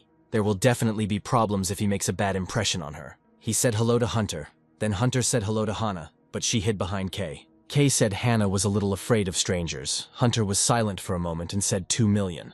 $2 million per person. Annual salary. 500,000. Cineva offered 1,500. Kay wondered if they could accept this offer. But looking at Cedric, he realized that no. And yet, at 2 million each, for him personally this offer is 15 times better than in Cineva. Hunter said they were newbies. They should already know that priests and talents capable of using advanced magic are highly valued in these parts. So the advisors of his guild forced her to start looking at the mages, Kay said. So she decided to make changes in her guild. Hunter said, to be honest, she didn't initially expect much from today's event. Even though he is an alchemist, he is still a magic class, and can also provide them with healing potions, replacing priests. Kay thought that they should join her before it was too late, but Hunter said that her continuation only concerned magic classes. Then Kay thought, in exchange for increasing his bet 15 times and getting closer to Hannah, he should give up Cedric and Paul. Hunter said that it would be very problematic for them to accept their entire group into the guild. Therefore, they offered to join only him and Miss Hannah. What does he think? Kay replied that it was quite an interesting proposal, and the guys got nervous. Hunter said, he doesn't hear sincerity in his words, Kay replied. He is more than sincere. Her continuation is very tempting. In truth, Kay could understand Hunter's intentions. She herself is the perfect sword and shield. If he were in her place, he would pay more attention to training talented mages like Hannah rather than close combat specialists. Kay said they were very attached to each other. If they couldn't accept all 4 of them, he would have to refuse. It might be mean, but he was unlikely to be able to buy another regressor for 2 million, thought Kay. Hunter said he sounded interested at first, but then he just changed his mind. I didn't think he was the kind of person who was capable of something like that. She never tries to convince people once they've made their choice. But this time, it's such a shame, by the way, with his face. He fits perfectly into her favorite type. By the way, it wouldn't hurt to teach their little genius girl to control her emotions, okay? Hannah didn't like it at all, and Hunter said to let her see what could happen. With what she holds dear, if she defies her, it is her punishment. Kay understood what she was hinting at. And I thought, what the hell? Is he some neighbor's mongrel? But Hunter kissed him. It seemed like Kay was on the bottom. Hunter wasn't going to stop, and Kay couldn't move his little finger. Apparently, everyone had already managed to kiss Kay except Hannah. Hunter let him go and said she would have played with him a little longer. Kay thought he was some kind of toy for her or something. How can she do something like that? And in front of Hannah, who knows what this girl can do? Why did she suddenly become quiet? He needed to collect his thoughts. Then he noticed the necklace. Hunter said it was a gift. It was a mana pendant. It increases magical power while enhancing magical effects. Not bad, although he is a little flustered. But considering that she gave him a gift despite his refusal, he almost wants to call her Nuna. It looks like I've avoided the worst first impression I've ever had, which is a relief, but it's worth hiding so Hannah can't see. Then, to fix everything else, people continued to run to the guys. Each of the guests offered good conditions, and Kay communicated with them as if he were the leader of the group. But Paul couldn't calm down. He was more worried about Kay and Hunter's kiss than about Kay himself. He screamed, seriously, like some kind of animal. She dared to cross the path of a couple. Cedric replied that he thought everything had worked out pretty well. That was his intuition. In truth, from his point of view, despite Kay's refusal to join the Red Mercenaries, the fact is very good. What joy they have to establish a connection with Hunter. There was a small problem. But Hunter is one of the strongest people in the whole country. If he thought about it that way, he should be grateful, since it was the price for insulting the boss of such a large guild. There was only one kiss. They were still lucky. The vice president of the Seneva Guild approached the guys. They were clearly nervous after the demonstration and the huge amount of attention the boys had attracted. Our hero was pleased by the sad faces of the guild leaders, because now they will have no choice but to agree to Kay's conditions. The leaders suggested discussing everything in private. Kay told the guys that he would be leaving for a short while. Kay asked Hannah to follow Cedric. Hannah replied, okay. The crazy look still scared Kay, but now Kay couldn't think of a way to solve this problem. There was a heavy atmosphere in the room. Everyone was worried except Kay, who was eagerly awaiting his salary increase. Sunny reminded Kay of the original amount they had offered him, and Kay waited obediently. In fact, he was holding back from laughing. He really wanted to mock his opponents. Just like the protagonist from Death Note, the guild leaders only slightly improved the terms of the contract. What didn't suit Kay at all was that they bragged about how strong their guild was, but the truth quickly came to light. Sunny herself understood perfectly well that Kay was not happy with the renewed contract. So she proposed something that surprised both Kay and the commander. She allowed Kay to create his own independent unit. In simple terms, she was offering Kay the position of administrative commander. Kay was excited by the way they writhed in front of him. He got a real thrill from it. Of course, Kay always wanted to be in charge, and Sunny agreed to fulfill this desire. Sunny humiliated herself in front of Kay as much as she could, and she agreed to appoint Kay as the leader of the non-combat administrative staff. Kay had reached the peak of his satisfaction. He was overjoyed and still wanted more. Suddenly, the commander, who had been holding back until now, became furious and shouted, "Enough!" The thirst for blood was so strong that Kay could not breathe. Kay's insolence angered the commander. The commander shouted, "This brat can only boast of his long tongue." Who was he to lead Sinova by the nose while they were arguing? Kay was out of breath. Sunny tried to calm the commander, but he continued to choke and yell at Kay. This man is apparently the administrative commander, and he is irritated by Kay's impudence. It seems he doesn't want to share an equal position with Kay, so Kay came up with a way to get him out of the way. Sunny ordered the commander to stop torturing Kay immediately, but the commander did not listen. He intends to kill Kay and hide it from the other guilds, which angers Kay. Then Kay confidently said, "Let him try. Let him kill him if he can." This didn't frighten the commander at all. It even amused him. He asked if he thought he couldn't do it. Then Kay said something amazing. He shouted, "Thinks his Nuna, Hunter, will leave the commander alone if he kills him." If Hunter had been here, his words would likely have made her laugh hysterically. But they didn't know that, so Kay stated as confidently as possible that he and Hunter were friends. And it worked. The commander immediately stopped and broke out in a cold sweat, considering that the commander immediately came to his senses as soon as he said Hunter's name. It seems her influence on this continent is even greater than Kay imagined. Hunter is so strong that she can crush each of them into atoms, Kay told about the kiss. As proof of his special relationship with Hunter, it doesn't matter that Kay knows nothing about her. What's more important now is that they had contact and Kay will be able to benefit from it. Kay decided to blackmail the commander, asking what would happen if he, Hunter, found out about what happened here. The old man's teeth even gritted with anger. He understood that he could do nothing against Hunter. Kay's bluff worked again, and Kay asked if there was someone very important missing in Seneva right now. The guild has old senile men and a vice leader who takes on all the dirty work. The heads of other influential guilds personally showed up for the demonstration, but what about Blue? Kay asked a question that made everyone present nervous. He asked where their guild leader was. Sunny's expression darkened, and she asked where he got that information.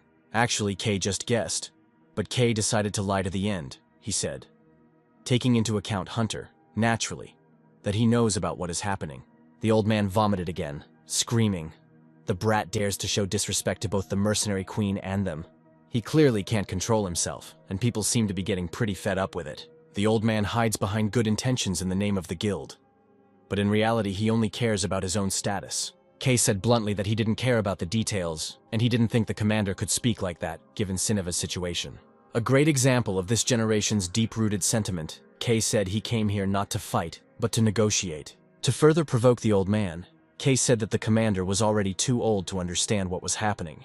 If he wanted to show that the guild was already rotten, then he succeeded. The old man was ready to beat up Kay. Kay's provocations worked. The commander spat saliva and waved his arms. And to finish him off, Kay said, "People like the commander brought everything to ruin." It worked. The commander pushed Sunny away and grabbed the main freak by the collar. The commander, as Kay had planned, made himself look like an incompetent and crazy old man. The old man shouted, "The brat doesn't dare open his mouth when he doesn't know anything about his Blue. He seems to think that the guild belongs to him." Sunny screamed for the commander to let Kay go. But the old man stopped showing respect even to his vice chief. He completely lost the sense of what was happening. And Kay decided to take advantage of this to whitewash himself in front of the other guild members. He said he didn't care what the commander thought of him. He should have behaved a little more restrained. Even if this continent exists according to the laws of the jungle, the commander has gone too far. The commander lost his temper again, but Sunny's patience also ran out. She ordered him to stop again and made it clear that this was his last warning. Sunny can give in to her own emotions, and she has too many unsuitable qualities for a leader. But it seems that she is the only one in the entire guild who still has a conscience and thinks sensibly. Her righteous presence prevents the old idiot from ascending to the throne. The commander was taken away, and Sunny apologized to Kay. She explained that the commander always had a hot temper, but lately he has been much more hot-tempered. Kay asked if there was a reason for this. Of course, the reason was the guild leader.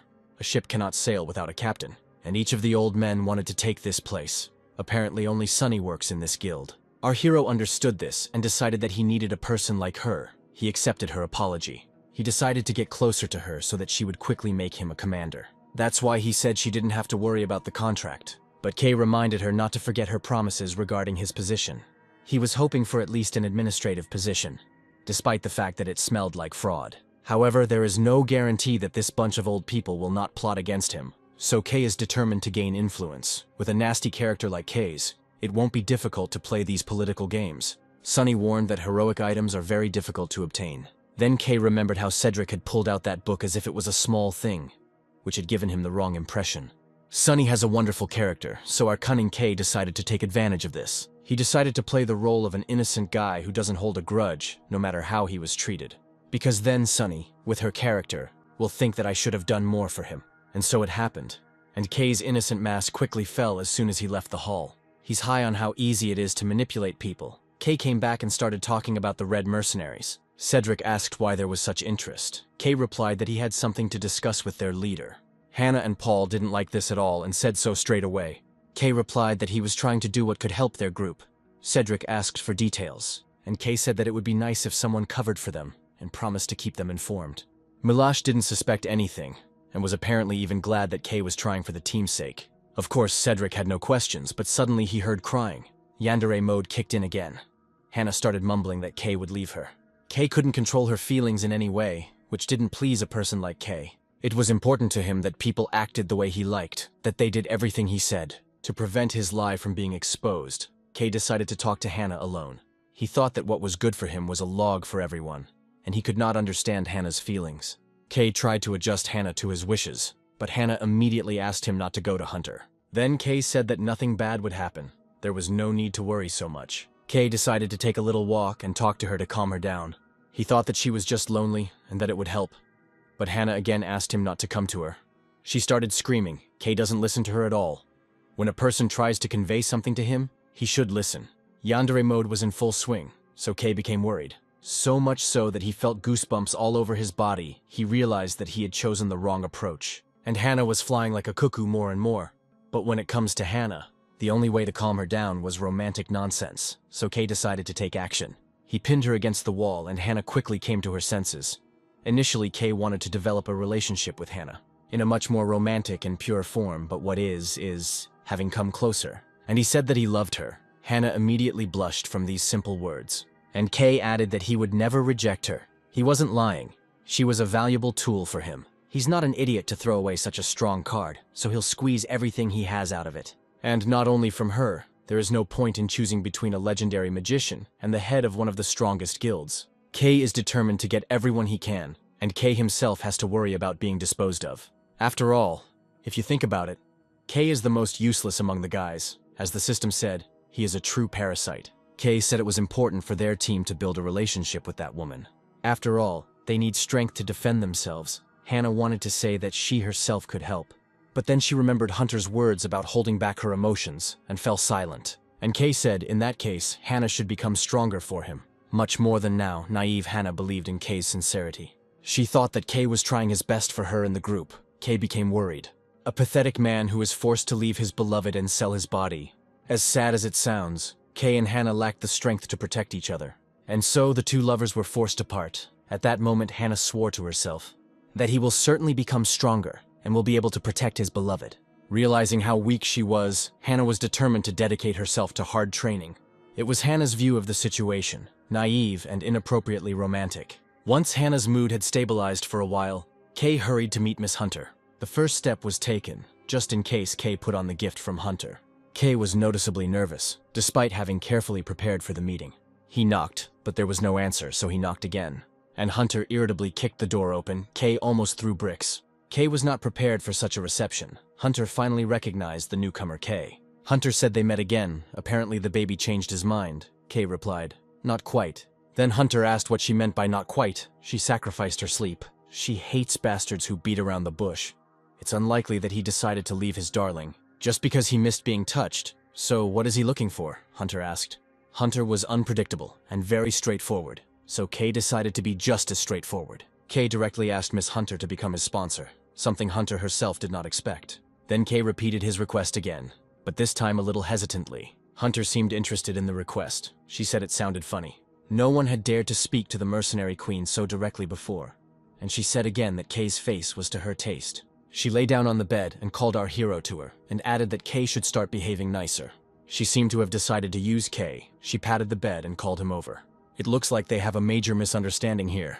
Kay needs to explain it quickly. Until Hunter acted, he said. That's not what he had in mind. Hunter said that the proposal she made earlier was only valid if a female mage joined her guild. Why would he look after the kids from another guild? It would be much easier if she had fun with him and then gave him some money. Kay couldn't argue with such facts, but he still said that he wasn't asking to become a sponsor just like that. Hunter was amused by Kay's confidence. She seemed to treat Kay like a toy. But this is not even bad, because Kay can get protection from her if he becomes her puppy. However, Kay did not want to become a toy. His ambitions are much higher. She told him to lay out his plans, then Kay said he would do so that Hunter could enlist the support of two geniuses, the swordsman Cedric and the genius magician Hannah. Even their appearance is stunning. Hunter can be sure that they will live up to all her expectations. But Hunter didn't seem impressed at all, she asked. So what? What difference does it make to her whether they grow up or not? She is already one of the strongest on the continent. They can always turn to the Spellcasters Guild and the Magic Tower to make up for the shortage of personnel. Hunter was confident in herself and her guild, and frankly she had every right to be. Although Kay didn't expect this, he himself understood that she was right. So he played his trump cards. But if she doesn't like them either, then Kay will have to become her dog, Hunter said. If he intends to continue to dig in his heels and talk nonsense about investments, then let him obediently stomp to her and start behaving cutely. Kay should quickly come up with something. Otherwise, Hunter will really use him and then make him his dog. So Kay decided he had to go to plan B. There was no other way. He threw his precious thing back to Hunter, acting like a pouting puppy. And he said, it seems he allowed a lot in relation to his pride. She began to see him as just a rag. Since Hunter was straightforward, Kay decided to use his boldness to the fullest.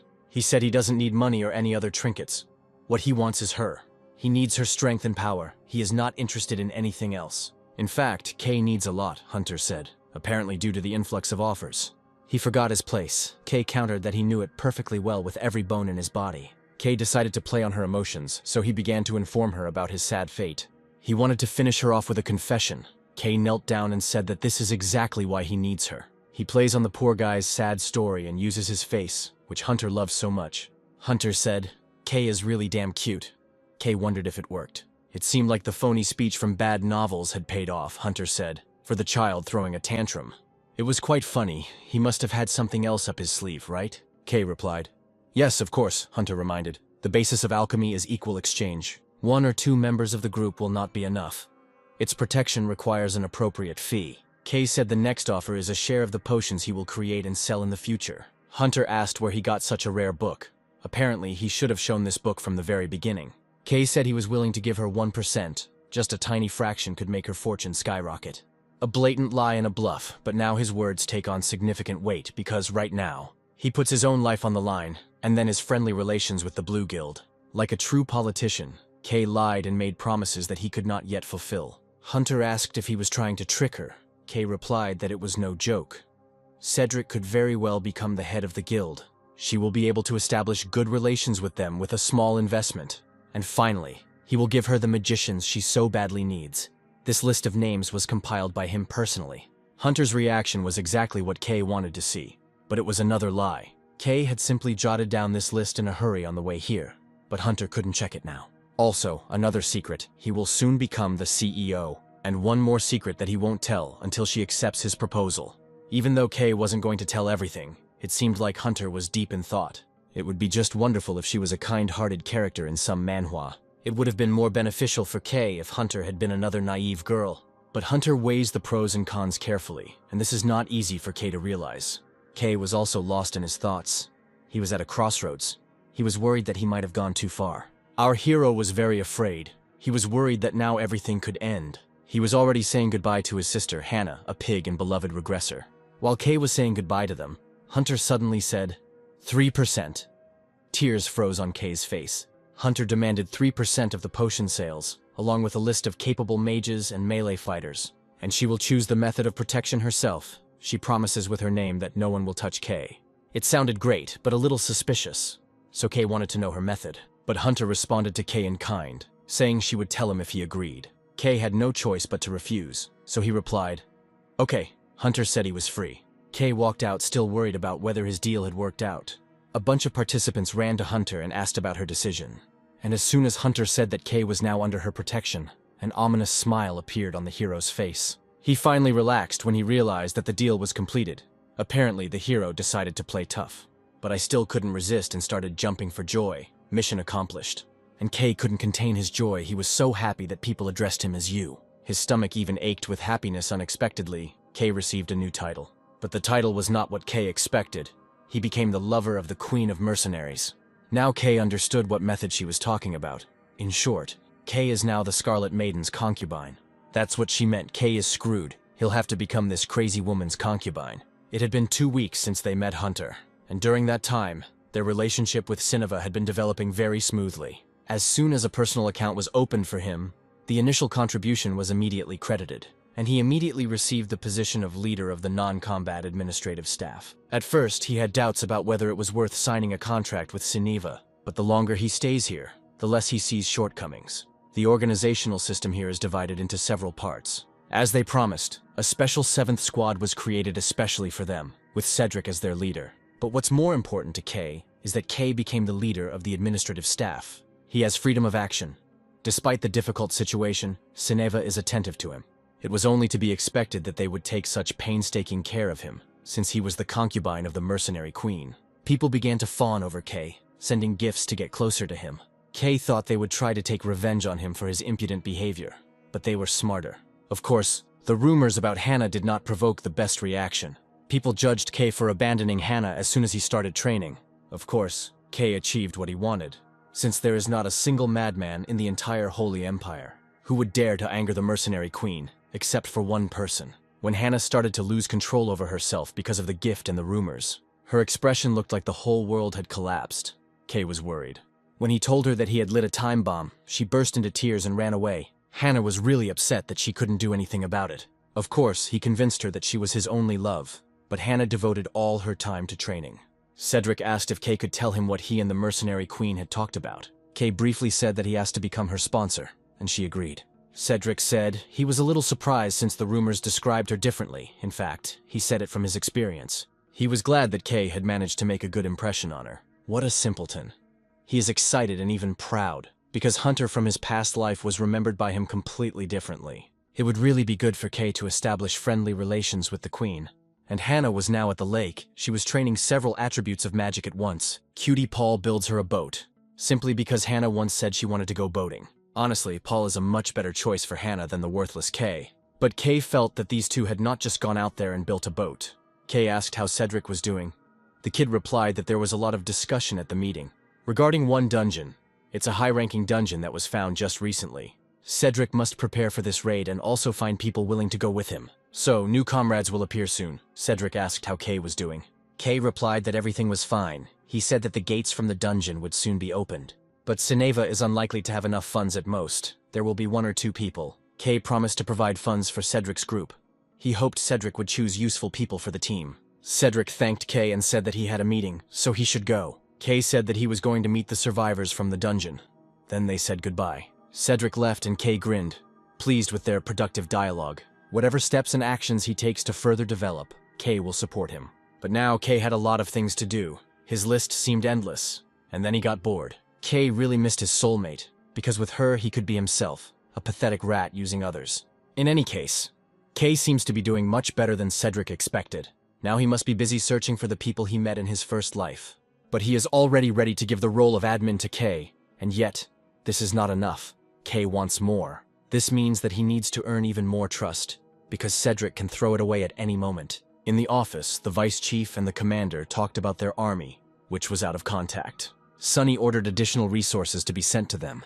They must be running low on rations. The commander responded to her orders in a somewhat aloof manner, and of course Sunny didn't like it. Then Sunny called him Uncle Harvey, which visibly surprised the old man. The old man said that he hadn't heard this from her for a long time. Sunny said that she would take the newcomers to Lindell, and she asked the commander to take care of everything here, but not to let him go wild. Harvey mumbled that he was doing everything for the good of Sineva and Sunny, even though they weren't related by blood. But they became a family that went through this whole journey together, starting with their studies. Now it's clear why Sunny didn't get rid of that old man. He was crushing her by taking care of her when she was still a baby. Sunny herself was uncomfortable with the old man's machinations, but it seemed she couldn't get rid of him. Although it was clear that all this old man cared about was taking her place, the old man immediately sat down at the table and began giving orders he liked feeling important. Sunny considered him a member of the family, albeit a stupid one, but Harvey considered her nothing more than a puppet. The man said he heard that one of the newcomers had given him trouble, but Harvey confidently said that he would not let the youngster get under his feet. He thought that there was no need to worry about someone like Kay, since he was puny and easy to kill. The man said he would bring a bunch of legendary items for Ito-san to evaluate. Then he disconnected the connection, and the old man was irritated by the mention of Kay. The difference between Kay and Harvey is simple. Kay is as slippery as Harvey, but Kay is smart. Kay came out to the people. The guy greeted him. Kay enjoyed this attitude. The guy turned to Kay as the leader. Kay said that he had not yet been appointed leader, but the guy said that soon Kay will become one of the key people in Sineva. This guy knows how to choose his words. The guy asked what brought him here. Kay replied, there was some free time before departure. He is going to try to live up to Sineva's expectations, since he was undeservedly appointed to a high position. Kay only got his position by sucking into other people's shoes. Then some strangers appeared, judging by their clothes. It was the Black Swan Guild. Kay confidently approached the people he was in the same camp with. Now he was a big shot. The guys clearly didn't expect this, and then they regretted not joining Cedric's group. Kay looked at the boys with disdain. He considered them useless trash. Some of the guys were killed, depending on the situation, while others were impressed that Kay had reached such heights. Kay was once again glad that he had power. Following the right people was the best tactic. They came here together and reached this place. But there is a difference between Kay and them. Like heaven and earth, though he did it thanks to others. Kay mocked the guys. I told the guys that if he was so jealous, then let him find himself the same regressor. Why is she staring like that? Some kind of problem. Suddenly Kay froze, realizing who was standing in front of him. It was his soulmate, Gina, and she was looking at Kay with confidence. Well, he missed her himself. She knew very well about his vile character. She had the same character. Gina immediately realized that Kay had decided to get rid of Jim during the raid. She didn't expect Kay to take risks, and Kay didn't want to take risks himself. Still, he is not stupid enough to refuse to participate in the lottery. Gina had no intention of jumping high because excessive greed would lead to the abyss. As she said, there is no point in Tits trying to walk as high as a stork. She is very smart. Kay will need her. He didn't want to give her to anyone else. Sunny and Cedric came too.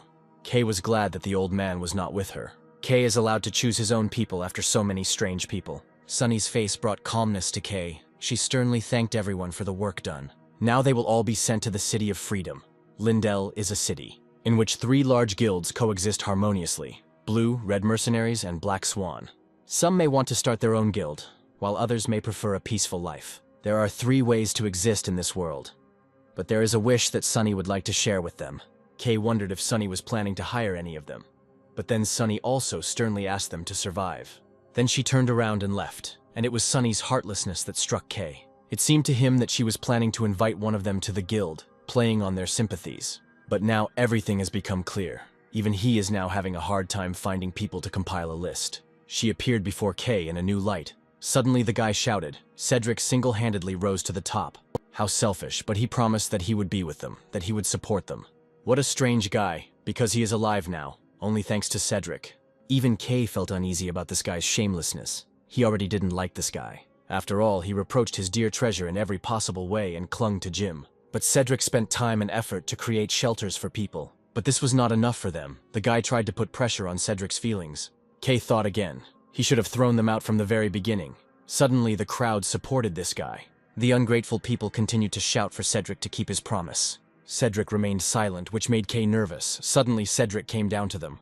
The guy apparently hoped for something, but Cedric coldly replied that he was sorry, but their short acquaintance would end here. I'm sure our slippery hero got an indescribable thrill from this answer. But the guy couldn't calm down. Cedric said he thought it would be better for them to start taking care of their own lives. He enjoyed their company. They would be safe inside the city. Why weren't people happy about the fact that they had to take care of themselves, even though they were all adults? Apparently, the guy wanted to be spoon-fed for the rest of his days. Then Kay came out and said that taking care of them was not their responsibility. Neither he nor Cedric are responsible for their lives. Technically, they can't even be called acquaintances. The boys shouted that they were the ones who built the stone wall in the camp. A lie, because Hannah did more than he did. Then Kay decided to make fun of me. He threw a bag of money and said, "Here are 5,000 in gold. It's a shame to say goodbye like this. There's not much here." But he's sure they'll be able to split the money between them. It's obvious what will happen. No need to even guess. The guy snatched the money. Now the guy spoke to Kay in a respectful tone, which angered the guys. And Kay theatrically wished them luck in survival, and asked them to take care of themselves. Soon, there will probably be a cockfight between the guys for money. Kay thought contentedly that soon they would start gnawing at each other's throats, dying one after the other. Of course, Kay lied about 5,000. There's not even 50 there. Jin's posture screamed that Kay had acted the way she thought he would. Kay wanted to approach her. He wanted to talk to her about his new project. But Gina acted too confidently, and Kay became nervous that she would no longer pay attention to him. Around Gina, Kay acted exactly the same as Hannah did with him. Sunny said that Kay has a good heart. That's Kay for you. The main thing is to seem like a good boy. Sunny said that they would go to the city on foot, which didn't make weak Kay happy at all. He didn't want to stomp on his own 2 feet. At that moment, Paul and Hannah came to the guys. Kay asked what they had there. Paul brought a boat with him. Surprisingly, the boat looks perfect. Paul also said that Kay and Hannah could get into the boat, which would help his training. Yandere said that she really wants to go on a boat ride with Kay. She held on tightly to Kay, and he was more afraid of Hannah than anyone else. Cedric saved Kay by asking the boys to pack the boat with the rest of the luggage. Then the naive cutie thanked Kay for helping him out earlier. Thanks to the greedy kids at the camp, Kay became closer to Cedric as he planned. The sun began to set, and the boys kept walking and walking. Kay's legs were already starting to shake from fatigue. It seemed that only Kay was not happy with the fact that they were walking. He promised himself that he would earn a lot of money, without having to walk anymore. At least Hannah feels better than before. Paul seems to be doing a pretty good job when it comes to Hannah's mental health. Their group hasn't spent time together for a long time, so it's not that bad. For some reason, Cedric suddenly became sad. It seems he was having flashbacks to his past life. Kay decided to leave him alone, while Hannah, on the contrary, enjoyed the walk. She looked so happy, as if she was enjoying her honeymoon. Sunny said they were finally there the closer they got to the city. The gloomier Cedric became, Kay thought. The clock tower was already visible from here. This is Lindell. a piece of the empire inhabited by people who came from the earth. And this is the yard of our beloved regressor, until the regressor gives Kay a house in his own yard. Kay's adventures continue as Kay giggled behind Cedric. Cedric looked at the chapel. There was pain in his eyes. He remembered how this same chapel burned and he felt sick. But he opened his eyes and saw his friends having fun, and he exhaled. Then he swore that he would succeed in this life and would not make the same mistakes as his past. This time he will get everything from her. The regressor is determined to save everyone, and Kay was determined to suck everything he could out of him for a life of luxury. The city was very lively. People were communicating with each other, selling things and food. Lindell is a place where a large number of Koreans live. In fact, everything was as on Earth. Someone was shouting that he was looking for a priest for the team. It seems that priests are in good demand. Apparently they are a rare class. A girl ran past the boys. It looks like she stole a loaf of bread. Kay worried about his wallet. He had his wallet, then he calmly said, "It seems that even here there are slums. Everything is like on Earth. They are trying to hide it. But it is obvious that there is a big gap between the rich and the poor here." Cedric continued to shake his head from side to side. It seemed like he was looking for something or someone. And because of this, Kay was very nervous. But he was more worried that Cedric would spend the money on charity. Sunny said they had finally arrived and she thanked them for the journey they had made. The guys came to the headquarters of the Blue Guild. Surprisingly, it looked good. But Cedric wasn't happy like the others. He was serious. But Kay was very happy. He hoped that the regressor would lead him to a luxurious life. The guys entered the base and saw a luxurious hall. Paul lit up with happiness. He pointed to the bar and Sunny said that this room also served as a dining area. Their headquarters looks much better. Looking at this, my tongue can't bring itself to say it. That the guild is on the verge of bankruptcy. And yet, it is too early to call this place home. This is what the boys' personal quarters looked like, which the guild had already prepared. Seeing the luxurious rooms, Kay decided, no, this is his home after all, Hannah called him. And she asked if it felt like they were newlyweds, didn't it? Paul was even more involved in this relationship than Kay. Kay was worried that Paul was going to do something that would make him suffer. And so it happened. Paul offered to put them in the same room, but Kay quickly shut him up. And he suggested that Hannah live in the neighboring rooms. He hoped that she would agree. He was afraid of being in even more danger, so he said their passion might dry up if they were together all the time. Hannah agreed. The guys don't know, but Kay just saved the whole world. Sunny also prepared a private space for Kay at the end of the hallway. It was a luxurious alchemical laboratory with a bunch of books and all sorts of test tubes. It seemed like a dream come true. The laboratory was beautiful. It had everything an alchemist needed. Kay was really impressed. The guys even sorted all the gifts from Hunter. Everything seems so new. Kay has never had his own place, even on the ground. Makes you wonder if anyone else on this continent was lucky enough to start from better conditions than him. The most valuable items here were the gifts from Hunter. But Kay was glad that he wasn't treated like dead weight. With such resources, Kay could achieve anything. He just had to give it his all. It will be embarrassing if he doesn't achieve any significant results with such support.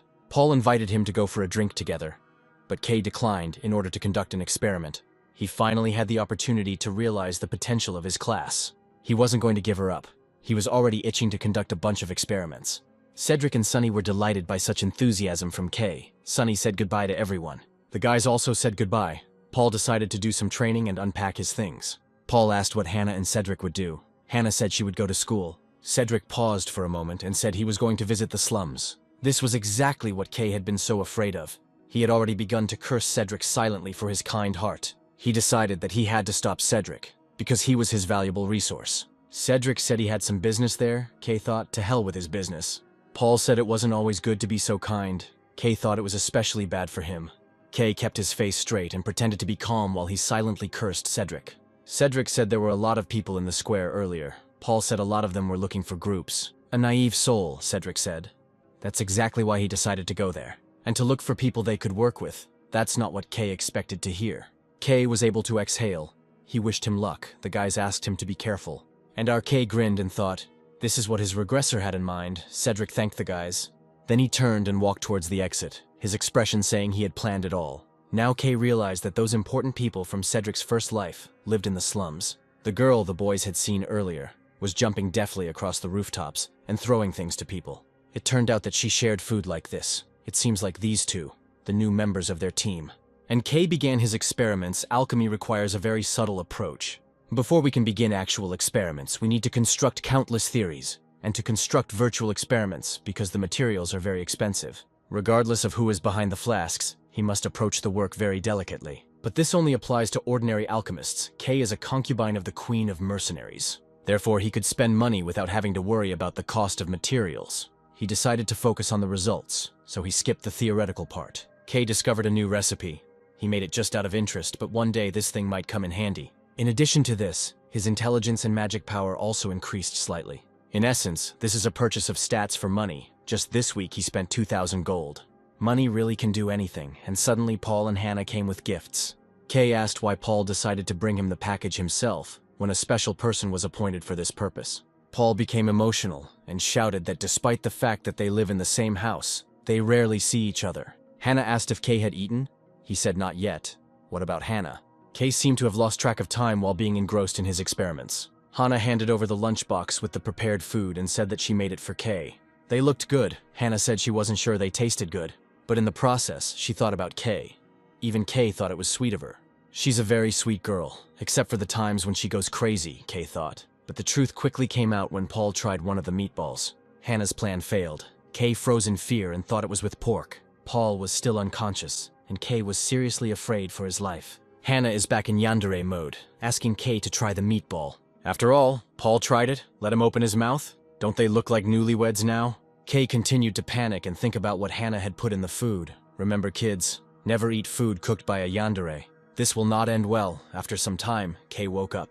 Hannah said she was so worried when Kay suddenly fell asleep. Is it possible to exhaust your body so much that the lunchbox with meatballs was empty? Kay is too afraid of Hannah to ask about the meatballs, so he should be grateful to be awake at all. Poor Paul wouldn't wake up, so Kay decided to try his potion on him. Paul woke up and said he was on the verge of death, but then added, that is, it was very tasty. As if energy was overflowing his body, Kay replied, the potion isn't that effective. Paul said it was only a matter of time before Kay became fabulously rich. Meanwhile, Cedric went back to the slums after his training. It seems that Cedric is very busy. He spends all day thinking hard about something. It seems finding people from the past isn't as easy as Cedric thought. Kay realized that the search was not going smoothly and decided to go to the slums. Even Kay was eager to find out who these people were. Kay said that he would also go to the slums. Hannah said she would go with him. No one here would provide better protection for Kay than Hannah. So Kay agreed. Paul wished them a safe journey, and they headed towards the exit. Kay decided to help Cedric, just in case he took one potion with him. The guys were riding karate and it felt like a city tour, and these two were a real couple. But Kay had already gotten used to this city, and the man asked why they needed to go to the slums. He usually avoids this road because the slums can be unsafe. Kay didn't know if they were afraid to beg or if they had simply lost all willpower. But all he sees are lifeless bodies lying on the ground, all of their stats pretty trashy. Suddenly, Kay noticed a legendary power in one of the kids from the slums. This woman's characteristics were amazing. Her name was Selena. She was a priestess of heroic rank. She was a saint. The system told Kay not to approach her with his nasty character. The boys jumped out of the carriage and ran after her. In short, Selena was as brilliant as Hannah. But she's a legendary priestess who looks eerily like Cedric. Kay would also recruit her into their group. Kay was again glad that there was a regressor in his team. The man approached Selena and said that his guild was capable of more than just the usual contributions. Selena was willing to accept their help, but she had no intention of leaving the area. Not a single Kay wanted to hire her. Cedric's friends are quite popular. And where is Cedric? The priest class itself is very rare, but she is a priestess with incredible stats. And she's also independent. Not only Cedric, but also a bunch of other guilds are going out of their way to recruit her. And each of them tries to squeeze out the image of a saint. Well, Kay knows how to lie. It's obvious even to the naked eye that they're pretending. Kay could have done a much better job. They were in too much of a hurry. Kay would have pulled off some clever tricks. But even Kay was chilled by the scene. Like freaks who have nothing in common with altruism, they painstakingly try to suck up to the saint. People ask for help even with small things that they could do themselves. It seems that they have become too immersed in the role of a victim. But despite this, the saint cared for every person. She helped them with tenderness and kindness. Kay didn't like this scene at all. He was disgusted by it. It was a vile sight. The priestess who takes care of the outcasts. She looks more like a loser who is pushed around by lazy outcasts. He intended to join in this clown show, but plans changed. He was disgusted, and it wouldn't help recruit her anyway. So Kay decided to take a different route. Kay said loudly, "So this is the slums?" Selena decided that they were new visitors. She wanted to greet them. But Kay spoke loudly, feeling like she was standing among a herd of pigs. In such a situation, the best solution would be aggression. Selena did not expect such insolence. Selena asked what he just said. Kay replied. They are all worthless pigs. In some ways, Kay was right. Selena constantly indulges them in little things. It's wrong, and doesn't look like help at all. In this way, she only confirms their worthlessness and teaches them to remain in the role of a victim. Kay said these scum are not worthy of being called human. Well, now it makes sense why Cedric hasn't managed to recruit her yet. People started shouting at Kay, calling the Ceneva Guild shameful, the herd instinct taking over their thinking. Selena said they should share bread with those who have nothing to eat, and share clothes with those who have nothing to wear. They were all rejected by society for different reasons, being the priestess who took responsibility for saving them. She can't allow anyone to speak so inhumanely about them. Selena asked Kay to apologize and leave. She seems to be obsessed with helping the poor and needy, and therefore cannot devote time to being a member of the guild. This means that the method that other guilds are trying to recruit her will never work. Now was the time to use human cunning. Selena asked him to apologize again. Then Kay asked if he refused. Help is great. But these people are only pretending to be kind. They only take advantage of it because life in the slums is much more comfortable for them than the outside world. But Selena was stubborn. She said this country only rewards strength and talent, and those who do not meet the requirements. They were thrown out. She continued to argue. But it was to Kay's advantage, she said. It was unlikely that the young master would be able to understand them. Based on the fact that he wanders around aimlessly because he has nothing to do, it seems that the only one who can be called the trash of society here is him. Hypocritical freaks and the dregs of society laughed at Kay. But she didn't know that Kay had bad cards in his hand from the start, and that death awaited him. Words like these could hurt even Kay. He thought she was wrong again. The priestess said. It seemed he had nothing more to say, but Kay repeated again, pig herder. He accused her of the obvious, her kindness. He decided to use as evidence that the help she provides. In fact, she needs it more than they do. The reason why they behave this way is her. Since they are dirty pigs, she is the pig farmer who has tamed them to helplessness. To some extent, she is not even different from them, pathetically trying to justify herself. She uses charity as a way to assert herself. Kay decided to show the true faces of people. The truth she is running from, he will help her realize it. Kay offered each of them a job.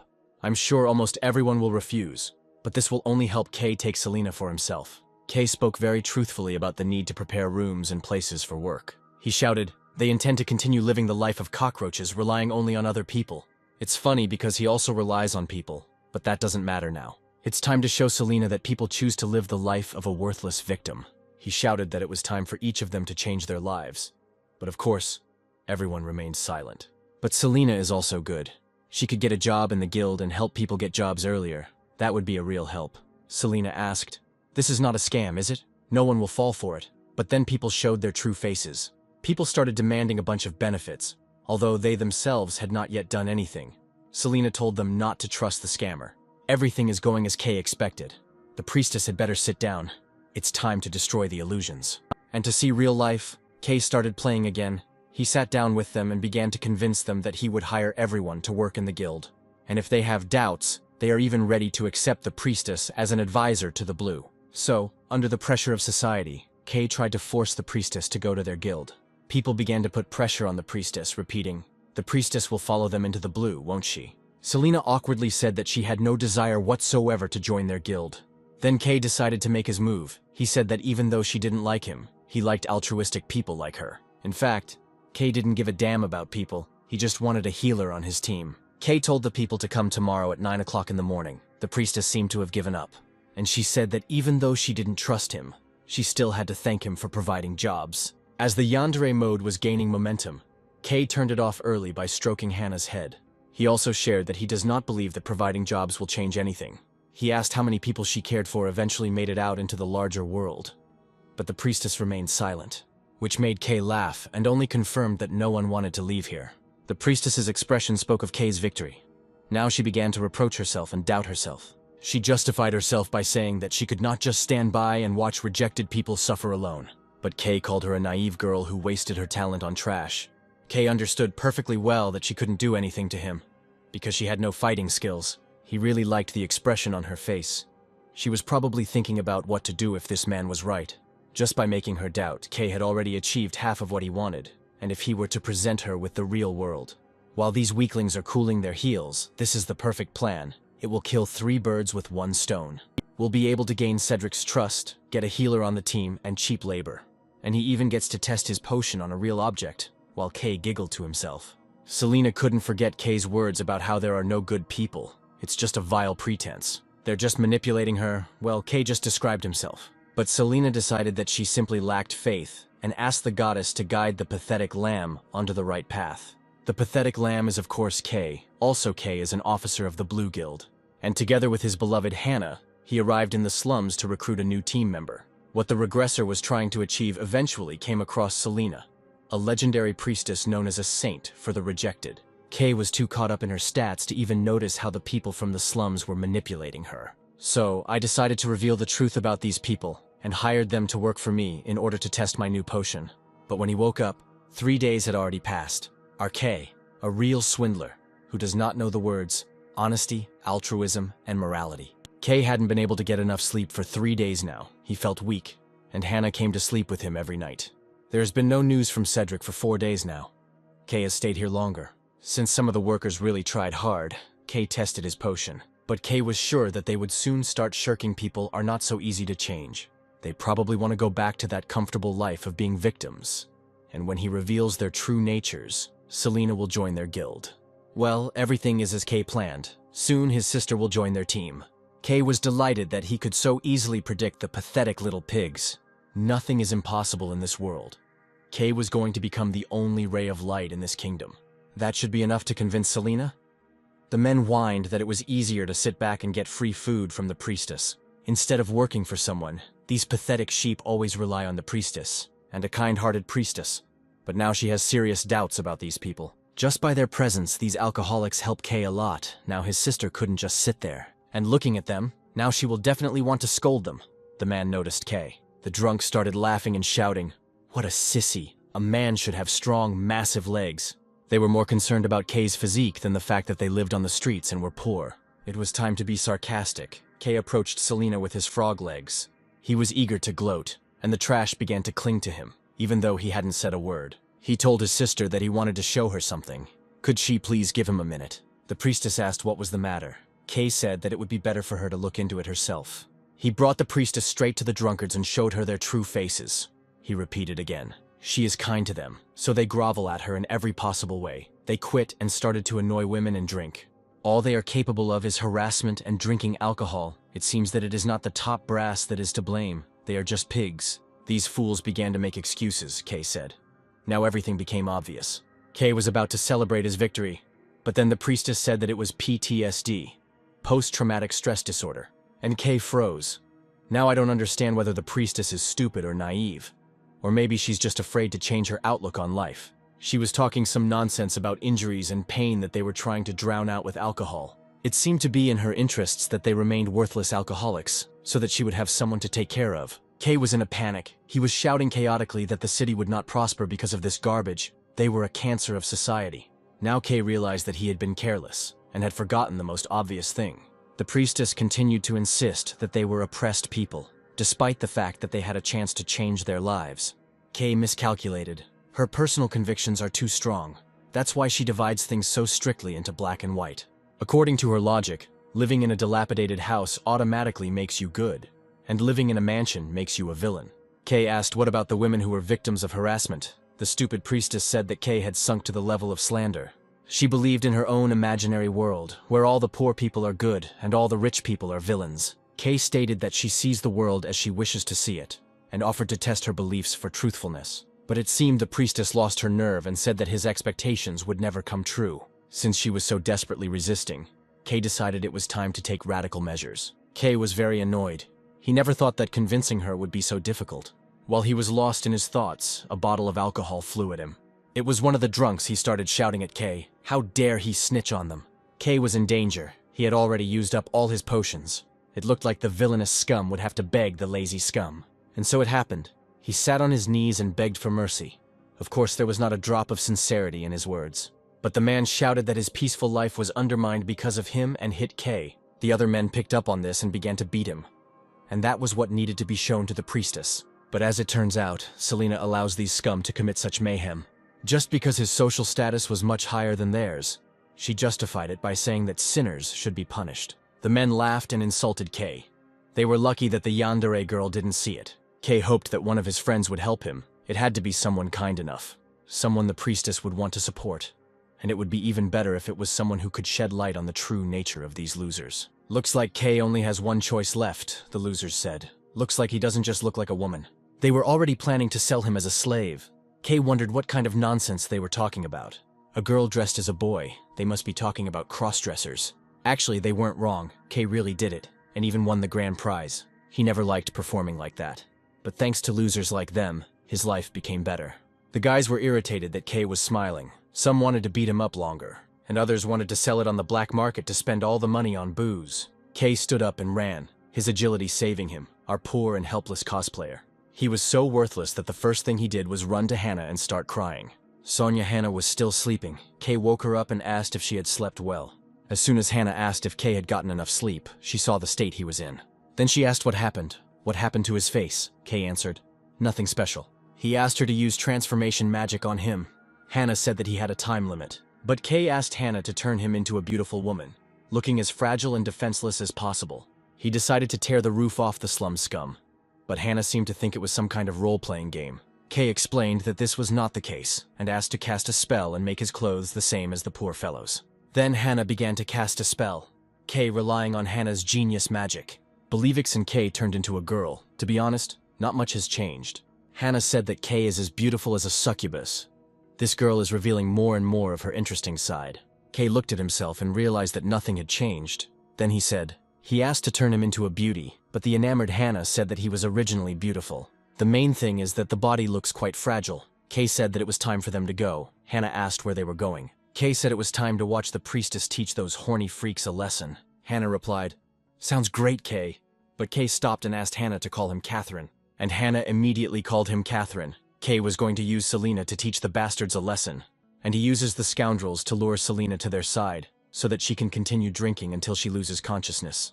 Now he, a teenager, is Catherine's breadwinner, and she cannot come to terms with the injustice. And the priestess thought about Kay's words, about harassment, but she decided that this could not be. They would never hurt each other. Sometimes she hears them arguing with each other. But that's normal. As soon as she separated them, they immediately returned to their good nature. She trusted them. But suddenly a scream was heard. 10 minutes ago, the men were discussing whether Kay would rat them out to his guild. I had to finish him off before he got away, but the most important thing was now, to make sure that the failed priestess did not suspect them of anything. That was what they really thought of her. And then came Catherine's exit. Kay came out to them and said, "How dare they speak like that about the priestess?" They dared to call the lady priestess a loser. Hannah stood aside just in case. And now, Hannah ran to the priestess and shouted, "Two local residents had a big fight and attacked the girl." She ran with Hannah, still thinking that it must be a misunderstanding. This is probably a small misunderstanding. All these people are members of one friendly family. She tried to convince herself of this until she saw it with her own eyes. The harsh truth of reality that Kay had been trying to show her for days. The priestess froze, seeing a scene of pure madness. She could not believe the cruelty of people. His sister had never seen anything like this before. She made him wait. The men shouted that they would show her her place. That's right, sack of shit. Let her spill all her hidden thoughts. And as loudly and confidently as possible. Let him behave so disgustingly as to shock even Selena. Catherine called for help. Finally, Selena ran up to them and asked them to stop immediately. But the men, blinded by anger, did not listen to her and even pushed the priestess away. Catherine called the theatrical priestess and cried, and Kay inside rejoiced and thought, no matter how shitty the situation is, it's reality. So she can't worry about the price of cleaning her clothes. He will give her a much more beautiful dress, only now the men saw who they pushed. The priestess was looking towards Catherine, so Kay decided to act as if he was in agony. Now the priestess thought she had been too stupid. Her own egoism had clouded her vision. While she was trying her best to escape from reality, how many other people suffered in a similar way? She dreamed of creating a beautiful Lindell, where everyone is equal, but this continent is already irreversibly rotten. The only valid argument is force, and everyone acts for their own benefit. There was no way to protect the thousands of people who were victims of this cruel reality. She really wanted to protect them. The time had come for the triumphant performance, and he turned on poor Catherine, wounded, like a trembling, defenseless rabbit. Catherine said she couldn't keep quiet when they started openly insulting the priestess. Kay had been playing on her pity as best he could, so it was time for her to give the desired reaction. Finally, the priestess said she was deeply disappointed in them. How could they do something like that? She ordered them to leave this place immediately. Kay had already begun to celebrate his victory. Now she would definitely enter the blue, thought Kay, and the men tried to smooth things over. But the priestess ordered them to get out of the slums. This place was not intended for their evil souls. Kay was beside himself with happiness. He silently asked the priestess to go over to the dark side, but the priestess started to heal him, which was not in the plan. Hannah tried to stop her. The priestess shuddered when she realized that her powers weren't working, and she began to blame herself. All because I was afraid of getting burned myself and was always running away from the truth. That man was right. Kay's plan worked. She believed him, and Kay decided to finish his performance. Kind-hearted people can hardly stand such spectacles. Kay decided to show the same performance to Cedric somehow. He was very lucky that his clever Hannah was nearby all this time. Without her, none of this would have happened. But the priestess still didn't touch these freaks apparently. They needed to play the victim a little longer. Kay decided to play the heroine and said that she had not been here long. But in that short period of time she had learned a lot. He needed to continue to act as if he was in agony, so he spoke heavily. Catherine asked the priestess not to blame herself for what happened, and said that she appreciated the priestess. She is truly worthy of the greatest respect, the priestess cried and said that she was stupid. The priestess began to call for help, but there was no one. The people from the guilds had long since left. She hated those who used their power to harm the weak and destroy the world. Now it was the turn of the scum. They showed their disgusting faces, calling her a loser. Unable to do anything, they also cursed the priestess without hesitation. They grabbed Catherine and shouted that the priestess was pretending to be a saint. But in fact, she was a hypocritical scum. The priestess was afraid of being hated by those who loved her, and the men continued to shout. Who is she anyway to feel sorry for them and care about them? Let her serve men in a brothel. Pathetic losers. You take care of them, and they are still unhappy about it. It seems the priestess has begun to awaken. But something seemed wrong. Her tears turned black and she began to think. If only these people didn't exist at all. Kay was enjoying the fact that she was going over to the dark side. The priestess ordered the men to release Catherine now, but the man sent her away. And he said, "This fool still hasn't realized the whole situation. No one will see if you just finish them off here." Kay got scared and decided to press harder on pity. Kay the actor played a defenseless girl. He asked the priestess to accept the darkness faster. He himself leaned against the knife. The main thing was that Hannah would not do something. Suddenly, she sat down on the ground and began to pray. Kay did not understand why. The man screamed, "The stupid bitches will die today, and he will start with her," Catherine screamed. But at that moment, his head fell to the ground. The priestess delivered her blow. It looks like Kay managed to ruin another girl's life by pushing the priestess to the dark side. The priestess said that it seemed she couldn't love everyone and everything. No one would see if she just finished them off here. She used their own phrase against them, and Selena became a dark priestess. And this scared Kay, because he was deceiving her all the time, and the priestess continued the bloody show. It seems that Kay went too far. The lives of these scum are a separate issue, but what to do with their corpses later? We can't let the Blue know about this. Maybe ask Hannah to use cleansing magic. But why does my sister look so happy? As if this was all she had ever dreamed of. And Hannah is so happy as if she had found a kindred manic soul. Hannah began to stutter, and Kay realized that the disguise was beginning to develop. This was bad. The lie would be revealed. After all, Kay made a fool out of the priestess. Moreover, the priestess became a maniac, and could easily kill him. If she realizes that this whole show was staged by him, he will definitely not live. His body comes back and Hannah is too busy fantasizing to help.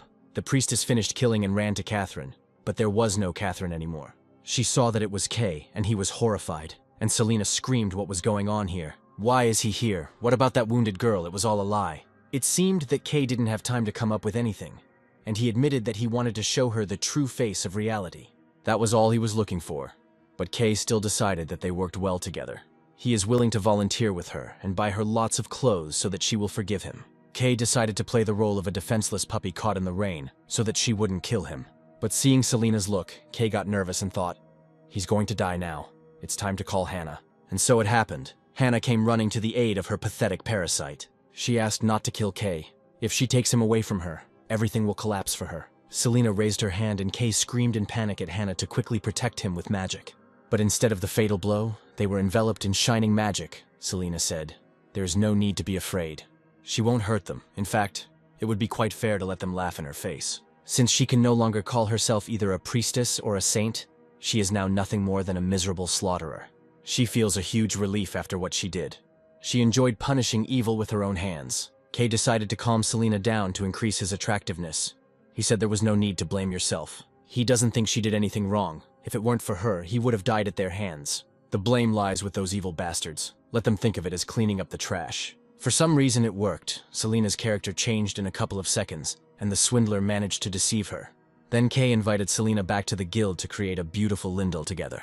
Selena suddenly became a very naive girl and decided to accept his proposal. She said that she wanted to cleanse this world of evil to protect the weak. Kay opened the soul's eye and read her characteristics. The system asked what he did with the holy priestess. Piece of shit. He managed to get the priestess and the legendary magician, he gloated from the side. He was enjoying himself, repeating what a genius he was, and felt like the main villain of the universe. He got rid of the extra trash and also lured the legendary priestess into their group. He's sure Cedric will be very happy to see Selena. Isn't he damn useful? It is important that Hannah does not feel threatened by the priestess. She thanked Selena for saving Kay. It seemed like they got along well. One maniac supported the other. Kay watched from the side. Selena was also happy that Hannah was the same maniac as she was. It seemed like they had united. Now Kay is surrounded by not one, but two maniacs, ready to kill for little things, for his sake. This scared Kay. Their friendship could hinder him more than once. Suddenly someone called Kay. Cedric came. Kay was incredibly happy to see Cedric. He missed him. Apparently, Kay wanted to complain to Cedric about everyone. Cutie Cedric was also glad to see Kay. He thought Kay was working in the lab. Kay was eager to show off to Cedric. Cedric noticed Selena and Kay thought he would get embarrassed if Cedric was too grateful to him. But then Cedric asked who the girl was, and Kay's smile froze on his face. Selena and Cedric get to know each other, and Kay tries to figure out what's going on. Here, by Cedric's reaction, the priestess was not part of his team. Kay's expectations were dashed. Then he noticed that little girl, and realized that Cedric was looking for her. He looked at her status window, which didn't shine. Rin was 14 years old. Class, archer, nature, a broken thief. But in the future, she can become an outstanding killer. Her agility and mana indicators are of legendary rank. Kay has never seen this before. Cedric has the same characteristics. Now it is clear that Cedric came for her. The battle between Rin and Selena has begun. Choose your winner. The legendary priestess or the clever thief. Selena, who kills everyone with her power, and at the same time, she is a priestess, which means she can heal. Kay was considered the perfect candidate. She would make their team legendary. Her healing abilities do not prevent her from being a bloodthirsty killer with dark powers. The dream team is formed, now that I think about it. Selena is Kay's perfect type. Cool, babe. Just like Cedric. Interesting how Cedric always comes out when Kay talks about his preferences. And now it's time to announce the name of the new team member, who will be recognized as the first rank and enter the blue. The legendary priestess Selena, or the new rising star Rin. Kay was nervous. So, the winner and new member of the Blue Guild was the little star Rin. What Kay didn't expect at all, Selena and Kay broke out in a cold sweat. Kay didn't know what to do. Could it be that Cedric really never met Selena in his past life? Kay even had to pretend to be a girl to lure Selena into their team. There is no way that Cedric has not met someone so significant in his first life. Kay suffered so much for which, although it is possible that she was killed by the people from the slums, that is why Cedric did not meet her. The reason is not so important. Right now they received 2 winning tickets at once, which means Kay needs to make friends with this girl. Cedric introduced Rin to Kay, and Kay tried to look friendly, but the girl took his friendliness with hostility. It looks like he needs to try harder because the girl quickly hid behind Cedric. Of course, this made the adults laugh. They had to go through a lot, but in the end, everything worked out. It's time to return to the guild. Now all that remains is to enjoy the benefits of the Regressor's company. Since his position in the Regressor team is the most reliable, a few days later, in the guild, it seemed like Rin and Paul were competing to see who could eat the most or the fastest. And Rin won. It looks like they're already getting along pretty well. It's good that they have Paul on their team. Unexpectedly, Cedric said that they should go on a dungeon raid together. He already mentioned it. The dungeon is called the Garden of Terror, but it looks like other guilds will be joining them in this raid. Unwelcome guests. Kay hoped that they would be able to clear the dungeon themselves. Join the guys. The Guild of Red Mercenaries. The Guild of Wizards. Well, that's good news, since Kay is the concubine of the head of the Red Mercenaries. There will also be a Black Swan Guild. It's time to see what this guild represents. Even though the reward will have to be divided between everyone, they will still come out on top. This is a good opportunity to increase the influence of the blue. Cedric reminded that the goal in this raid is not money, and experience. Cedric probably wants the guys to raise their levels. Kay was counting on Cedric to carry their team to the top this time too. The old man listened to the guys talking on the second floor and mocked them. There was a girl nearby. He thanked Cherry for fulfilling his request, although it was quite annoying that other guilds got involved. Cherry replied that the dungeon was opened by a joint effort. The Black Swan showed a strong desire to participate in the raid. She didn't think he would be so into Cedric's team. What an ulterior motive. The old man lied that he wanted to make sure the guild was successful. He knew that she had feelings for that guy. Their popularity is on another level. Now they are even more popular than earthly idols. The old man thought about Kay, about the fact that Kay was not capable of anything on his own. And he was right about that. He wanted to use Kay to obtain money and resources, and the day of the expedition came. A Black Swan member told reporters to write as much about their guild as possible, but the newspapermen extended it completely when they saw that the Blue Guild had arrived. These were reporters from Lindell, hired by the Black Swan Guild, and they were supposed to be biased against everyone except Black Swans. They have to draw because there are no cameras. The guy said hello to the guys. This is Yun from the Red Mercenaries, and he called Kay his son-in-law, which made Kay a little uneasy. But this made Hannah very, very angry, and Kay felt in the back of his head that he shouldn't turn around. Kay looked at the status windows. All their characteristics were quite impressive. Their equipment was also not bad. The perfect meat shield for the guild, the girl asked. Was he seriously going to enter the dungeon? It's clear as day that he's a regular leech who decided to suck out some experience. What a smart girl. She saw through Kay with one glance, and Kay wondered how she knew who the woman was. The girl's name is Petra. She is a calculating strategist and a lover of command. She deliberately provokes him. And it worked. She was great at annoying Kay. People like her irritated him the most. A rare rank dungeon. The guys went in there. There were 24 participants. But now there is another problem. The official of the Black Swan Guild. She has a bandit class, and the title of one who loves to command. Since they have the least experience, she is most likely trying to break them down and increase her contribution. In that case, the best option would be to play a political game with her. Something Kay was not afraid of. After all, he is the biggest crook here. Paul had problems, but Yoon helped him. It seemed like Yoon was really willing to help the Blue. It was a shame that Paul let his guard down. Kay could breathe a little easier. Yoon hadn't lied to him. He could be relied on. Petra asked playfully if these weren't assassins who had been hired by someone to kill the heads of all the guilds here. If that's not the case, then there's simply no way they could have gotten the situation to such a dangerous state. Now Kay was irritated by her attempts at English. He thought that she was just putting simple words into her speech, and she herself was at a beginner level. She suggested sending people from the Blue Guild to the rear since they were too inexperienced. Kay was holding back with all his might, but it seemed that Cedric was also irritated by this. A little later, Kay shared the potions with the guys from the Red Mercenaries. The basics of political play are to make allies before making enemies. Even if she speaks the language of facts, it is meaningless if no one will listen.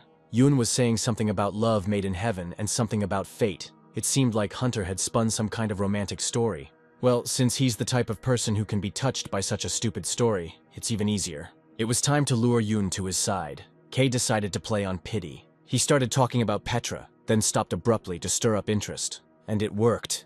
Yoon screamed that his master had ordered him to protect Kay. Then Kay said that when Petra laughed at them, she called Hunter a loser. To add credibility, Kay shed a tear and added that Petra had called his guild a bunch of assassins hired by Hunter. But it was also worth appearing nice, so Kay said that Petra probably didn't mean anything bad. It just slipped out. The plan worked. Yoon was already angry at Petra for allegedly insulting Hunter. Yoon was really very loyal to Hunter. It's good. Now he's gradually becoming filled with hatred towards Petra.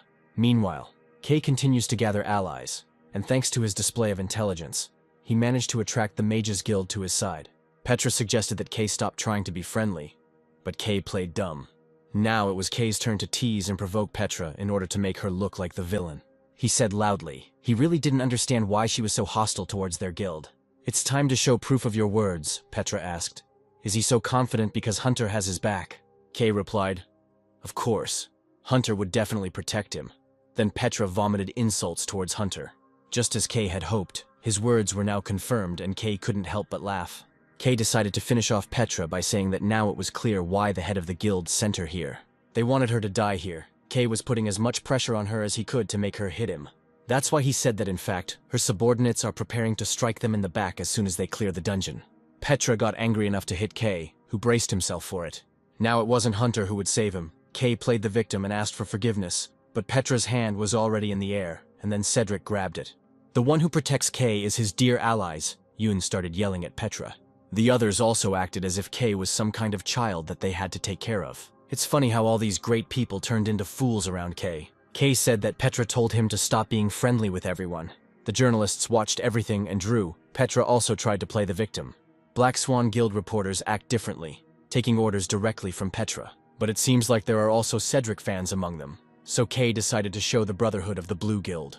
Naive Cedric said that Kay had done nothing wrong, and she had no right to interfere. If there is a problem with a member of his guild, then the responsibility lies with him. The other guilds supported this idea. They began to scold Petra and defend Kay. Petra sighed and said that she wouldn't have done that if the Blue Guild was normal. She tried to justify herself by saying that her actions were for the good of the squad. Blue may have been weak before, but now they have Cedric, Hannah, and Selena. Yun shouted, "This is the first expedition of the Blue Guild." Kay was pleased with Yun. Cedric asked not to allow such behavior. Petra rudely apologized and left. But as we know, the grave will correct the hunchback. Petra has no place in politics. The more she talks, the more they hate her. It looks like the monsters in the dungeon decided to stand aside while the guys argued. Unexpectedly, Cedric asked for forgiveness, but the guys said that he had nothing to apologize for. However, this did not calm Cedric down. He was shaking from the fact that his friends were treated like yard dogs. He said it was his fault and he was asking for forgiveness, but from now on, everything would be different. It seems that Cedric is ready to fight seriously. Now the hero will begin to show his true strength. I don't understand at all what's going on in our hero's head, and why he always imagines himself as the heroine of some novel. Kay has decided to show the true beauty of manipulation. He will not sit idly by. Only the boys wanted to fight the monsters, but Cedric killed them with one swing of his sword. Petra decided to take advantage of this. She shouted, "Cedric is acting on his own." But they didn't listen to her anymore. Rin attacked the monsters together with Cedric. She was truly magnificent. Cedric asked Hannah to use spells when he gave the signal. Kay and Hannah joined forces. The regressor said that if you do as he says, there will be light. Even during the battle, Hannah thought about Kay. She seemed happy that they combined their spells. The monsters were getting closer, so Cedric asked Paul to come with him. He asked him to distract the small fry near the boss. Yoon and Paul agreed. This is the Cedric that Kay knows, a real leader, makes Kay feel proud. He knew the regressor would lead them along. Everything was so comfortable that Kay could just stand and watch. Petra began to realize that Cedric was no ordinary newcomer. Kay gloated on the sidelines. One of the reporters noticed this, and it seems he is the only one with brains. He wrote about Kay's duplicity. When Petra fails, Kay smiles. And the monsters continued to attack. Cedric and Paul fought, Cedric simultaneously giving advice to Paul. One of the monsters was collecting a bunch of mucus in its mouth, which scared the kids. But Cedric calmed them down, saying that he would deal with them before he spat out the poison. Then Cedric gave a sign to Kay and Hannah, and they combined their spells again and struck. Kay began to admire Cedric again as he continued to fight. He thought about how cool it was to be behind Cedric and Hannah's backs, a true leech. Meanwhile, Cedric delivered the final blow and killed the monster. Kay was irritated that the blood on Cedric's face spoiled the picture. Selena quickly healed Cedric, allowing Kay to observe Cedric's handsome face. The guys showed what the Blue Guild is like now. The guys became their fans. They started shouting about how cool Cedric was, how talented Rin was, and how amazing Selena was. Cedric, the scrounger, said that he did not deserve such praise, that everything was settled. The reporter dropped his book, and Kay picked it up and read it, and Petra spoke again. The fact that the Blue Guild destroyed the formation is something that a strategist cannot read at all. After all, now the Blue Ones seemed to be saviors, and no one wanted to listen to their threats. Cedric said he didn't think there was much work to be done in the rear. Petra said that it was still a mistake, and she could file a complaint with the guild. Kay asked if Petra would mind if he spoke out. Petra asked what else the Queen's slave needed.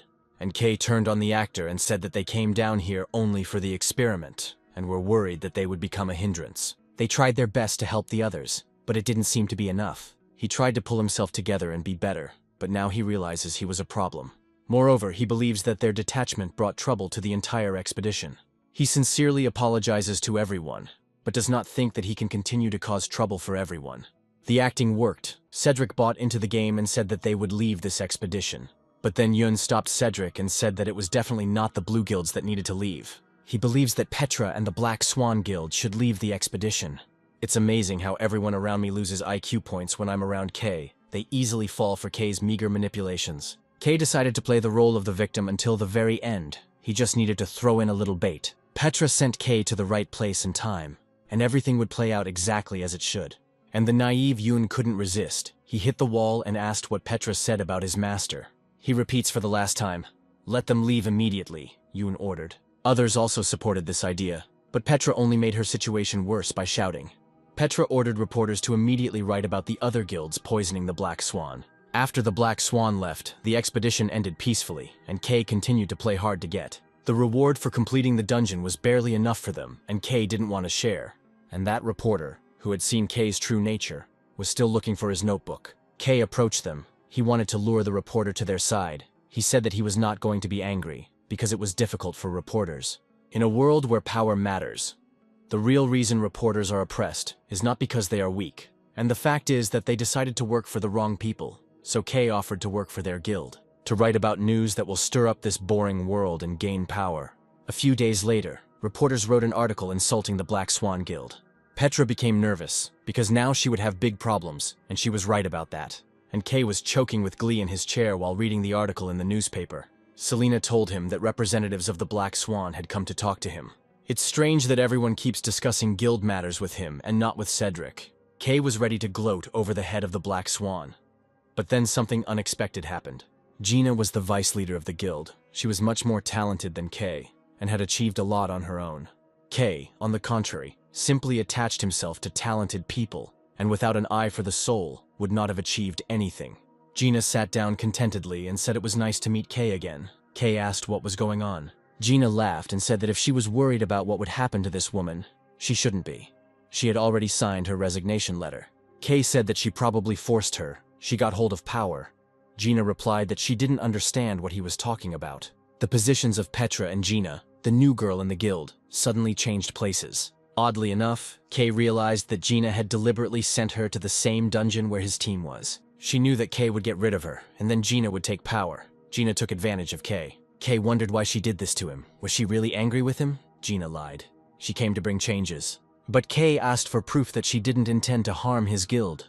Gina ordered Petra to tell him what they could offer his guild, but Petra got angry and yelled at Kay. Before she could finish speaking, Gina stood up and hit Petra. What Kay didn't expect, although it could be expected from Gina, Kay was clearly happy. After all, Petra had to humiliate herself and ask him for forgiveness. But Gina is much more cunning than Kay. He hadn't planned to go this far, but he had enjoyed watching Petra's collapse. Petra said that the reward she and the Black Swan Guild received would be given to him. Gina was pleased, so she let Petra go. She added that their guild would sponsor Cedric's team. Then Gina asked if that was enough for forgiveness. Well, that's a great deal. But Gina's generosity is too suspicious. She is not a kind person. Kay was too intolerant when it came to Gina. So he said straight out, it's too good to be true. It was too suspicious. He didn't want to drag it out. He expected them to be honest with each other. Why did she use it? Despite all the risks, the Red Mercenary Guild also suffered. He thought she hated gambling. It would have been different if she had held a personal grudge against him. To be honest, Kay just didn't want Gina to betray him after everything they'd been through. He was wondering if she was his enemy or not. And then Gina surprised him by asking if it was really personal. She is disappointed. It seems he forgot that during their kiss she told him that she was interested in ambitious men. But Kay was eager to find out everything, and asked her to tell him directly what exactly she was planning. Gina asked, does she think she's joking? After training, she got into the Black Swan Guild, but there was complete chaos there. The previous head worked together with Petra and was caught in collusion and tyranny. As a result, Gina, together with the current head of the guild, staged a coup. But she was upset. She thought Kay would look for her. Maybe he was busy. She thought she had met her destiny, but he wanted others. And she heard rumors about his new girlfriends. Kay got nervous. It seemed like Gina was really angry. She was clearly jealous. He didn't want to be at odds with her. He didn't want her to become his enemy. She did all this just because she was upset. It seems that because of jealousy, she does whatever her heart desires. She is more dangerous than Kay. Gina said that she doesn't care who he sleeps with because she knows that he will ultimately choose her. She is the only one who can place his fearful and greedy nature on a safe throne. In the end, he will have to choose the one who will help him, and that person is her. She doesn't even consider the possibility that Kay won't cooperate with her. She understands her value and how to use it very well. She is truly capable and talented. Gina asked if Kay now understood what kind of relationship they had. Kay, like an obedient puppy, replied that he was entirely at her disposal. Then Gina told him to contact her first next time. Kay asked why him. She can get whoever she wants, Gina answered. As many questions? Maybe she likes him. Gina opened the door and saw Hannah standing behind it. She had a creepy look in her eyes. While Kay was freaking out, not knowing what to do, Gina quickly said that he had a girl waiting for him, which is why he was so persistent in refusing her.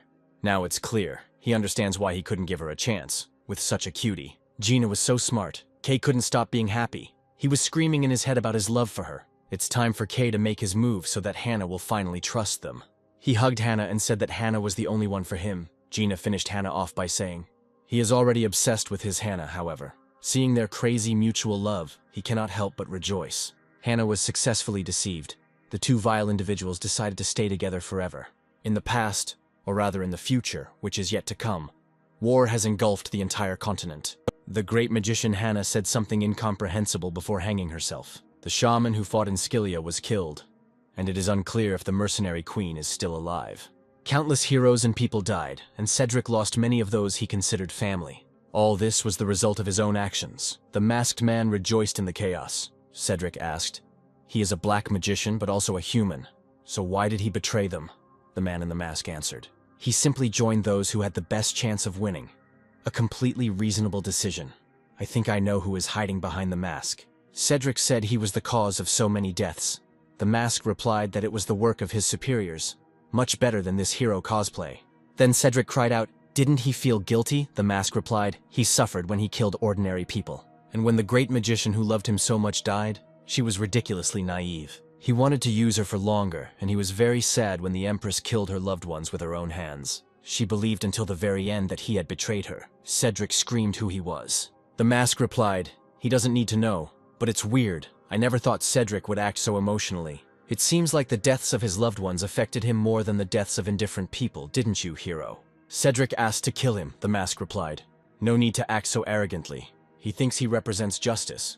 Well, he'll give him a chance to restore his dignity. Let him kill that bitch next to him. If not, then that woman who acts as his right hand. Or he should call her his beloved. Naturally, there is no option without any deaths at all." Cedric got angry and attacked him, but Kay blocked the attack with a barrier. Then the magician grabbed the girl and told Cedric to kill her. He always keeps his word.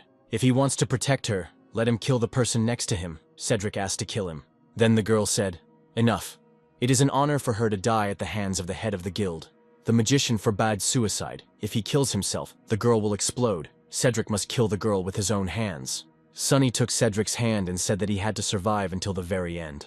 So she died. The magician let go of that girl and patted her, then said how touching. "I didn't expect him to actually do it. Great job. Thanks to Cedric, they got rid of the vice leader of the Blue Guild." Cedric really is a piece of shit, as he assumed, but shouldn't he value the lives of his subordinates more?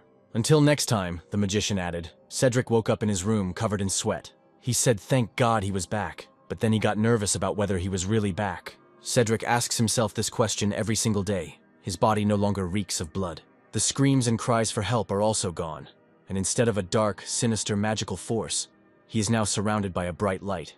It had been a long time since he had this dream, especially one so vivid. Cedric almost threw up from these memories. He hoped to kill that creature in the mask. How stupid could Cedric be? It was immediately obvious who was hiding behind the mask. Paul banged on the door and shouted, "Cedric is already awake. It's time for breakfast." Cedric got ready and answered, "He'll be out soon." He thought that now everything was different. That incident in the passage did not happen. He saved many people, and he corrected as many mistakes of the past as he could, and what's more, he got rid of Jim. The future of the criminal group, now it will no longer exist, and was able to take Hannah and Rin under his wing.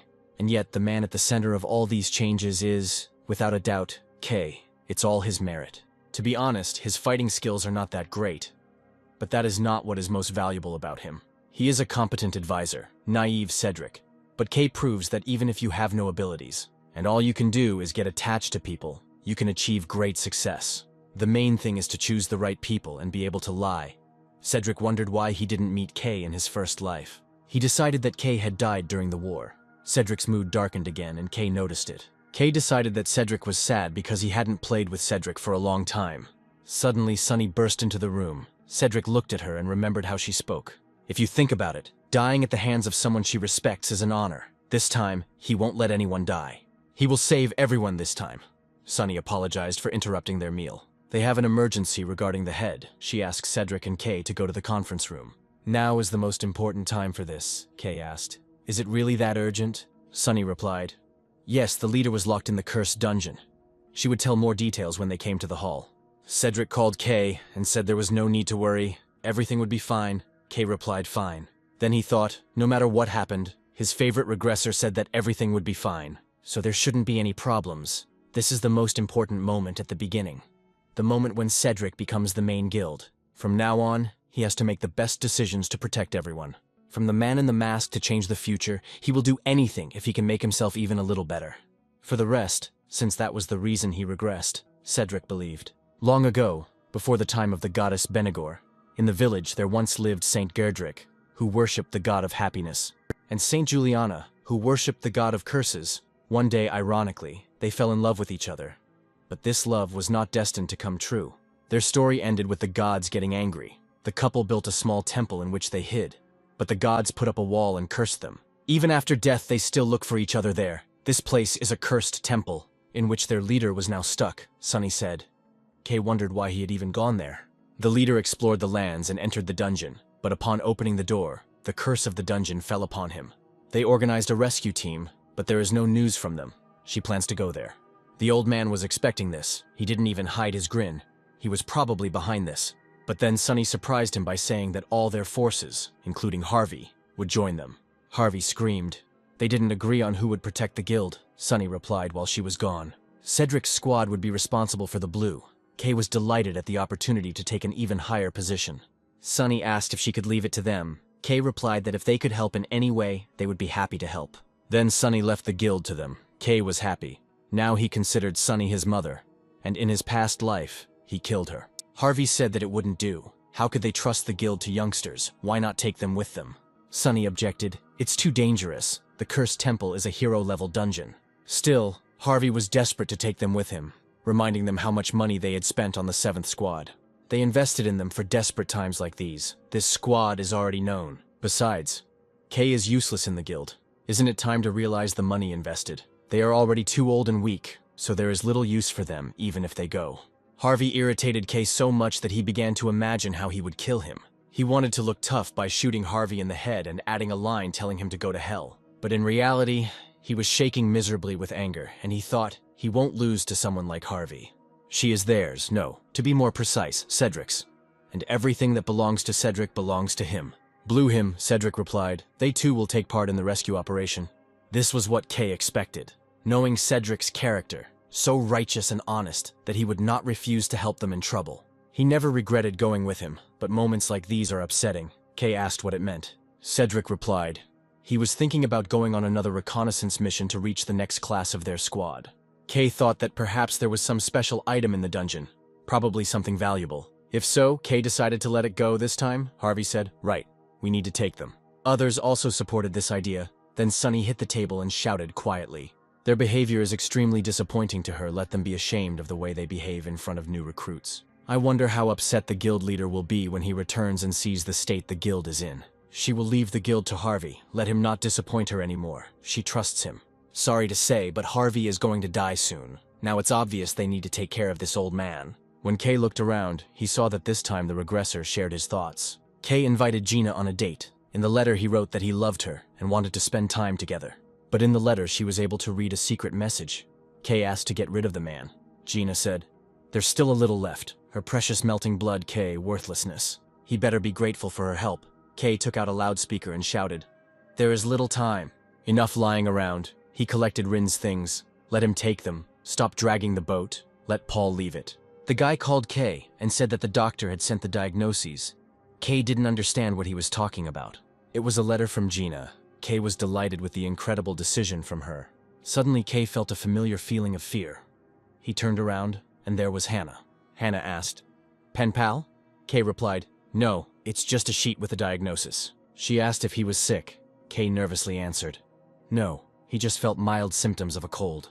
Then he changed the subject, asking if she had packed her things, and survived again thanks to Gina's intelligence. The squad passed through the nasty forest. Sunny was ashamed that she was putting them in danger. Cedric reassured her, saying it was no problem. He was glad he was useful to the guild. Kay agreed and said that since they had received so much support, naturally they should repay in kind. And he himself thought that Cedric must have had a good reason for why he brought them here. Undead, most of the monsters here have elements of darkness. Rin was scared. While the two maniacs were enjoying their walk, they acted as if they were going to some kind of festival. But Sunny kept blaming herself for bringing them here, blaming herself for being a bad leader. And yet she promised that they would certainly be rewarded. They would all be rewarded. Sunny listed the guys and noticed that Paul was not next to them. The guys also only now noticed this. Kay started calling for Paul, but then Cherry appeared and answered. Paul would be a little late because he had gone to get something. Then Kay asked who she was. Cherry introduced herself. She was a witch and Paul's beloved. Here everyone was shocked. No one expected this. Then footsteps were heard. "It was Paul," he shouted. "She is her partner," and apologized for not introducing her earlier. She was unable to attend the meeting due to personal circumstances, but she is also a guild representative. Unexpectedly, another couple appeared. Let's hope none of these two are psychos or maniacs or yandere. While the two were having a romantic moment, the guys stood to the side and watched them. Cedric said she made it possible for them to travel to the Garden of Horrors. Kay believed that love between a pig and a human, as a human, such a thing quite naturally seems strange to him. He shouldn't talk about Paul like that. He's the only normal person there. Her features were beautiful. The woman watched the couples and was overcome with incredible envy. The air was filled with bad energy. Sunny asked to prepare for battle. The book opened and the woman cursed the boys. They entered the cursed temple. Suddenly, Kay was left all alone. An ominous aura began to consume him. He heard voices, vile creature. So his parents abandoned him. He gets goosebumps every time he does tricks. Anyway, they just used the money they got. The adults laughed at Kay and his sister. Kay asked what this terrible situation was, this curse, and where were the others. Suddenly, the guy from whom Kay stole food at the very beginning and ran away appeared. Only this didn't work for Kay. The woman didn't know that this guy's soul was rotten. Haley also appeared and said that Kay killed her, although he could have saved her but chose to burn her. So he killed her. He is a vile and insidious killer. Well, she was right. Of course, this didn't work for Kay, because he has no soul, no heart. He only cares about his own well-being. All that matters to him is his survival. He uses people. They are just tools for him. Jim showed up and said he understood him completely. That's how they were alike. But for some reason, Kay said that he is different from Jim. This is unlikely. Kay is as worthless as Jim. Kay asked himself to calm down, because it was all an illusion.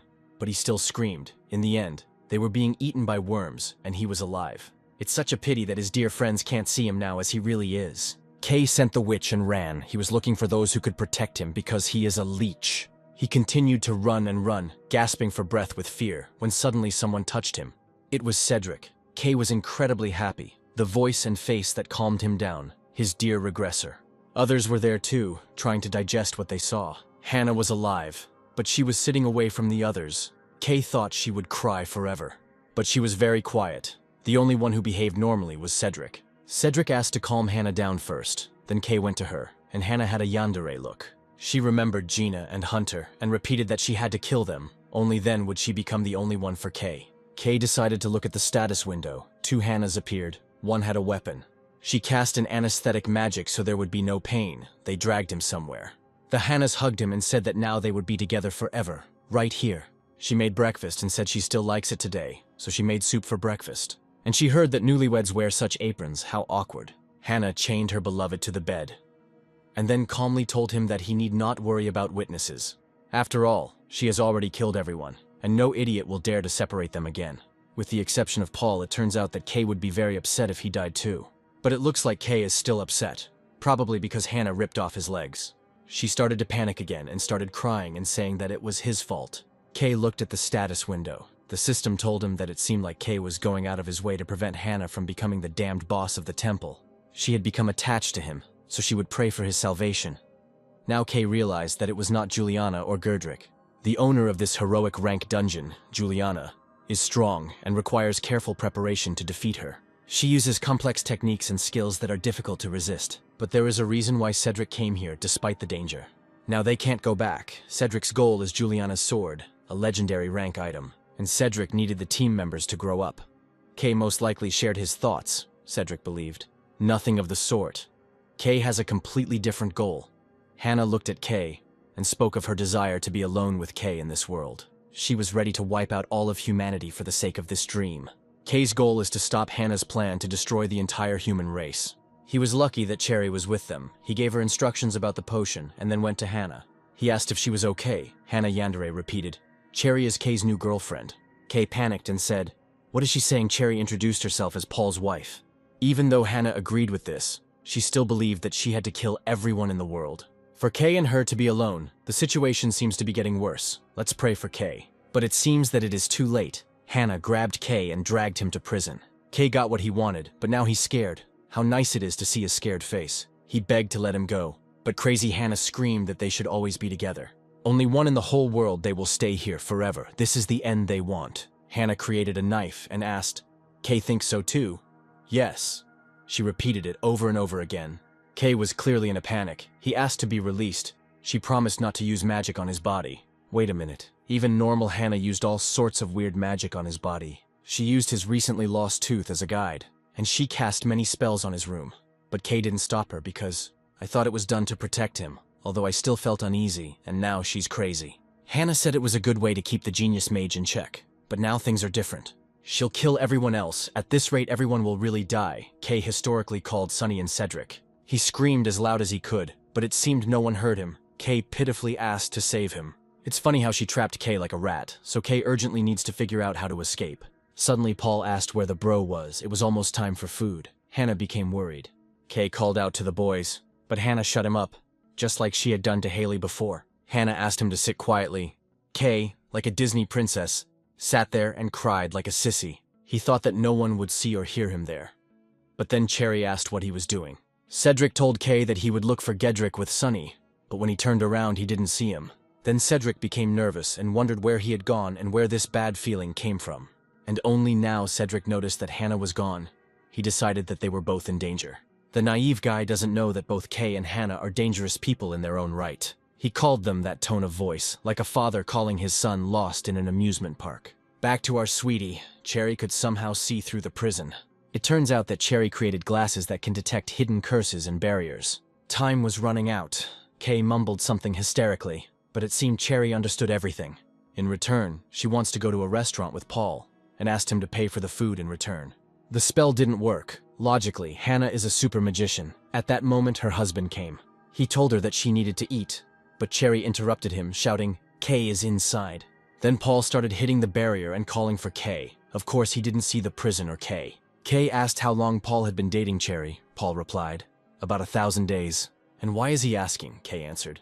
"He and Cherry must save the world." Kay meant himself. Kay continued so that they could live a long, pleasant, and comfortable life. Paul replied, "He can do better. He can, so they must save the world together." He used a megaton strike, but nothing happened. No surprise. Then he admitted that his strength was not enough for this, and Kay began to talk nonsense. He asked Paul to name his daughter after him. He would like to see what kind of house he would live in with his family. It was all a pure and blatant lie. He just wanted to play with feelings so that Paul would save him. Even though he said he wanted to be at their wedding, he thought to himself that the bastard had to save him. This nonsense worked. Paul got angry and shouted, "Kay must live with Hannah until his hair turns gray. Kay has to survive them too, because he has to be there and complain about everything." Then Kay thought, "He's not some kind of whiner. No, Kay, you're a 100% whiner." Paul managed to get the whiner out of jail. A cliché but surprisingly effective move for him. Kay said that he would not only cover the costs of their date, but would also prepare the program himself. Of course, only those places that meet the best requirements on the continent will be included. Hannah realized that the prison had been broken into and began to scream at the top of her voice, revealing her true nature. Kay put the pill in his mouth and kissed Hannah sharply, apparently trying to put her to sleep. At that moment, a worried cutie came running and saw Kay and Hannah promised Kay that from now on she would be a good girl. We'll see. Cedric somehow decided that Hannah was also a regressor. Even so, he could have guessed that Kay was the man in the mask. After that, Kay healed the others with the medicine he created, which made conquering the dungeon a little easier. But after that, Ms. Sunny felt that she was not qualified enough to be in charge of everyone. So, Cutie, as planned, became the leader of the group. Then the Blue Guild entered the boss room. Where was Juliana? She sat there alone and said pitifully, "Gedrick." She had been waiting for him for so long. But when she turned around, she saw that it was not her beloved. Then she got angry, and she started crying. And our whiner was seriously weakened by her crying. He even coughed up blood. Then Sunny stepped forward and ordered them to prepare for battle. She blessed her power. Cedric ran forward. Paul wanted to too, but Juliana grabbed him by force. Kay thought it was all up to Cedric now, but Cedric failed to kill Juliana the first time. Well, Kay didn't expect this at all. He thought that Cedric would cope quickly. Sure, the level difference was significant, but Kay didn't expect Cedric to have such problems with the boss. Besides, Juliana's attack pattern is inconsistent, and even getting close to her is problematic because of the barrier. Maybe the situation will change if Cedric concentrates the buffs and defensive magic on him. But if he did that, they would be left without protection after all, the people on the back line. Including him, not capable of strong attacks. Juliana attacked, and the darkness flew straight at Kay. Suddenly, Kay fell to his knees and cried out, "My beloved Juliana!" "He's finished if the acting doesn't work," Juliana asked. "Gedrick, is that you?" Kay decided to play like in the show Newlyweds. Kay said he was Gedrick, whom she was waiting for. The newlywed show has begun, a love reunion after a very long time. The two reaffirm their love for each other, their time together making their hearts beat like crazy. However, their relationship begins to fall apart. Juliana remembered that her favorite is a hot blonde.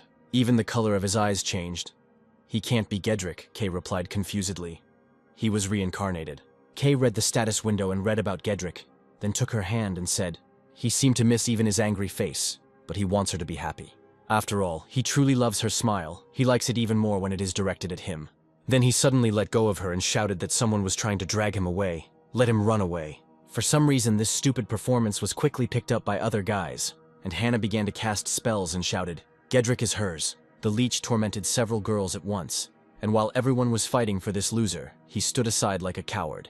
Juliana took out her weapon, which Cedric aimed at, and called down a curse. Kay told Selena that the backline was safe, so she should focus on Cedric.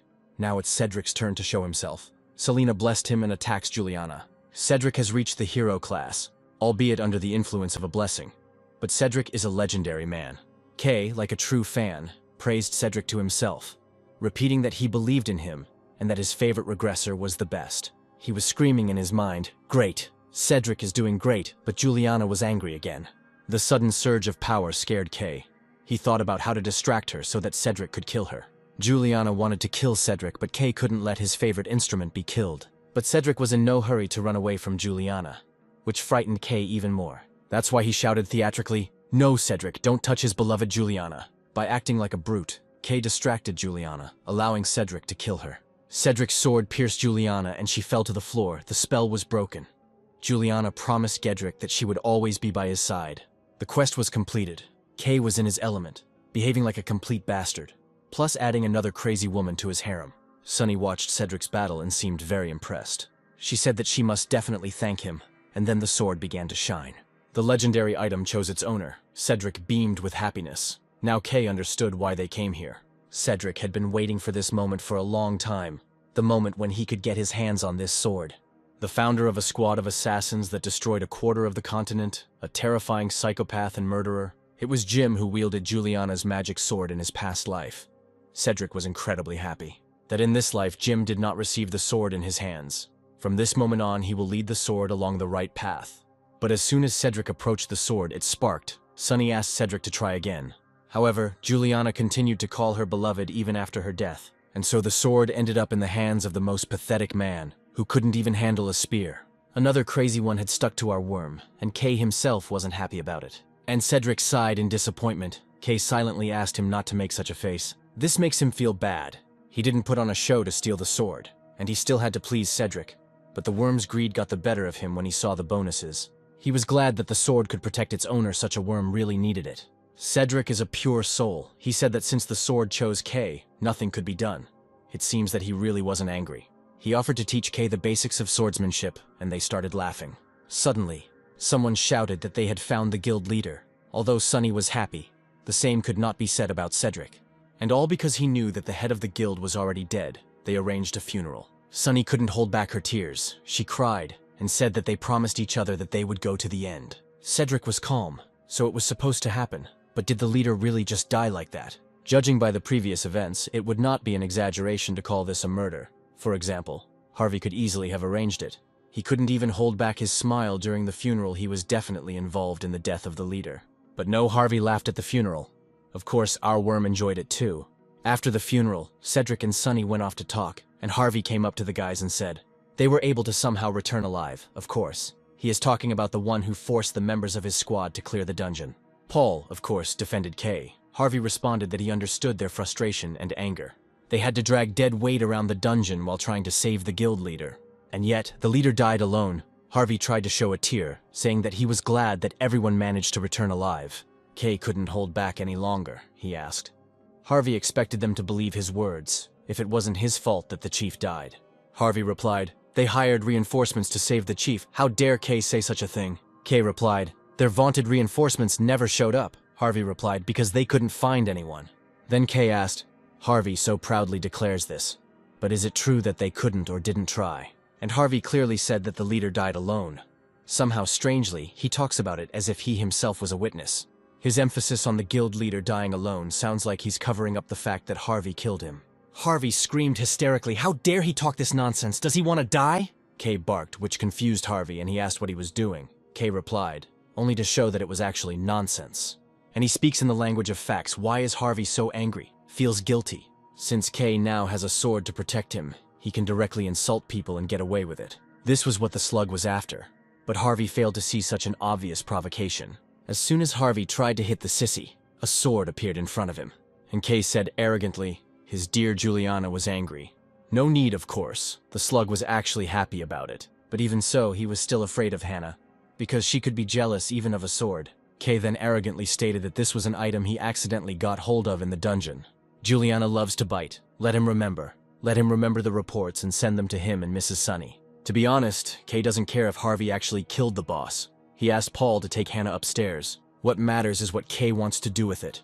It is not truth that moves the world, but incitement and intrigue. Kay went to his mistress. She found out that the Yamato Guild was working with Harvey. He wanted to hand over the Blue Guild to the Yamato Guild, perhaps even using the guild's funds. Blue is currently in chaos. If they want to invade them, now is the best time. Gina said the chief's death wasn't related to Harvey. She didn't find any evidence. Based on the evidence, it can be concluded that it was a natural death. It seems that Kay was too busy looking at Gina and wasn't listening to her, so she called him. Then Kay said if there was no evidence, they just needed to create it. Gina asked what he was talking about. Kay wondered if she was less corrupt than he thought, but it was just the opposite. She did it even before he asked her to. Kay wondered if she was his lost twin. This is the medicine she spoke of earlier. She ordered her subordinate to spray it on the old fart's uniform. As expected from his soulmate, sometimes Kay wonders if she can read his mind. Suddenly Hannah appeared, which Kay didn't expect. Kay asked why she was there. Hannah replied that she was worried about the argument between him and Harvey, but now she felt calm. Kay thought it wasn't that important since he had finished with the important stuff, and the atmosphere was pleasant. He asked if the weather was nice, and if Hannah would like to go for a little walk. Hannah was of course happy about the date. Hannah must be happy now, even though her lover is a simple worm. Suddenly, there was an explosion nearby. Hannah quickly created a shield and protected her leech. It looks like someone ordered a hit on Kay because the killers were clearly targeting him. Kay immediately thought of Harvey, because the old man now hates Kay more than anything. But Hannah was there for him and could protect him, because Kay himself was not capable of much. It looks like Hannah's grade went up because she was so angry. She, like Mario said, would protect her Princess Kay. The sissy noticed that she was hurt. Apparently Hannah had gotten hit while protecting Kay earlier. She got to her feet and cast spells. Kay realized that if she used up all her mana, his butt would be in danger. Since she is a very useful tool for Kay, he decided to play the hero. Kay used Juliana to kill the small fry. One assassin from the roof threw a knife at Kay. Not for long, Kay played the hero. As soon as he saw the knife, he immediately turned into a leech. And he counted on Hannah's strength, but it was too late. So she protected him with herself. The knife plunged into her back, and the sissy lay on the ground. Hannah began to bleed. Kay was hysterically calling for Juliana, but it seemed that Hannah was truly jealous of the sword. She asked Kay not to call her name, let him call only her, as if he was jealous of the sword. It must have something to do with the fact that she wanted to become stronger for Kay, and now he has a sword.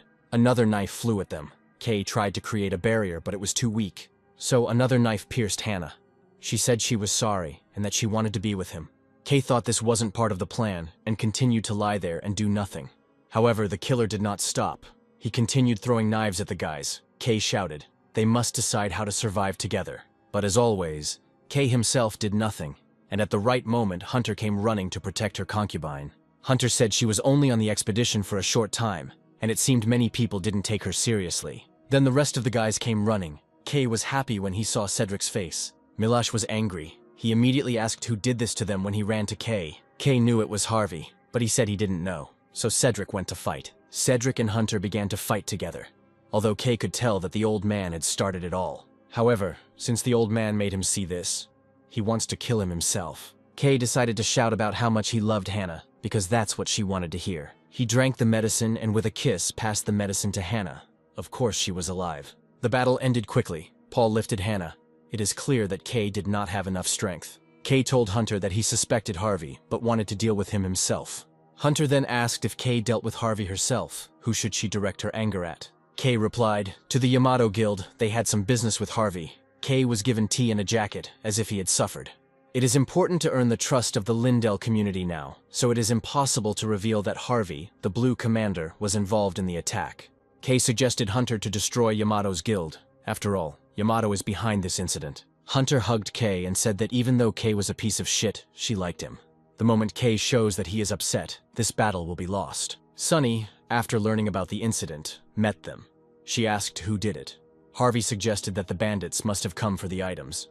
But Kay quickly dismissed this assumption, saying that they were professional mercenaries. And he knows why they attacked him. It's of course difficult to accept, however. Will Sunny be able to believe the truth he has discovered about the potion that Harvey used to kill the leader? Kay played the victim theatrically, his voice heavy as he said the reason he was attacked. The point is that he found out something he shouldn't have. With this potion, Harvey killed the head. Sunny demanded an explanation from Harvey. He immediately replied that it was a lie. Well, he wasn't lying. Harvey replied that he was sure there had been a huge misunderstanding somewhere. He didn't kill the chief. He swears to it. Sunny said that there were a couple of things about the leader's death that seemed strange to her, and she asked Kay to tell her. He knows everything. Kay made a pitiful face and told the truth he had found out about the death of the chief. He found evidence that at some point the Blue Guild stopped providing him with food. The senior members were strangely happy about the death of the leader. From that moment he began to suspect them. He conducted a joint investigation with the Black Swan Guild, which specializes in such things. And amazingly, he was able to find evidence that Harvey had acquired the potion in Cilia. Harvey screamed that it was a lie, but Sunny told him to shut up and asked Kay to continue. Kay continued. After saying goodbye to the chief, Miss Sunny allowed him and Cherry to check his body. And on it, they found the same substance, the same potion that Harvey had acquired. After that, he immediately went to Harvey's room and found a secret box sealed with a spell, and there was a potion inside. And since he found out about it, Harvey sent his subordinates to get it and attack him. Kay decided to play on pity, so he shouted that Harvey was no longer the uncle Sunny knew. Harvey turns into a dangerous criminal, Harvey replied. He came up with a good story. Sunny shouldn't let him fool her. If Kay was telling the truth, he would have told her everything right away.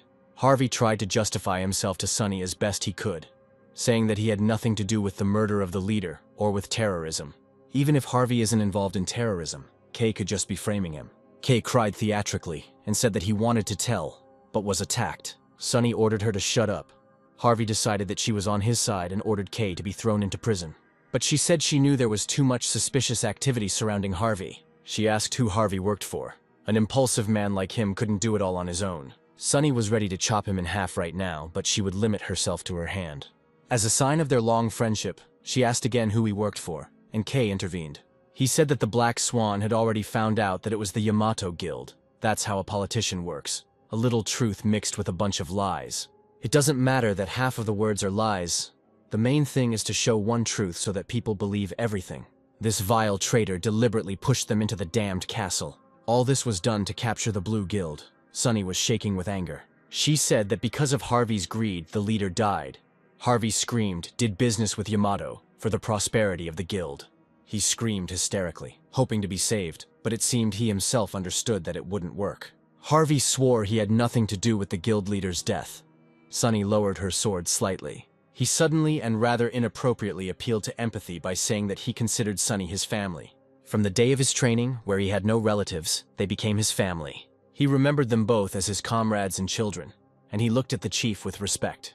Even though he was younger, how could he do that to him? Harvey again asked Sunny to trust his uncle. Sunny was really having a hard time digesting all this. She kept shaking. Kay didn't understand this. He silently ordered Sunny to get rid of Harvey already. Kay said he had evidence, right in that bottle, that it was the cause of the leader's death. Harvey screamed that all this evidence was fake, but in order to convince Sunny, Kay simply ignored his words, and they withered that they didn't understand why Harvey claimed that the evidence was fake. Kay insisted that he was right, another good trick. To speak as if the truth were revealed, while asserting what has not yet been confirmed.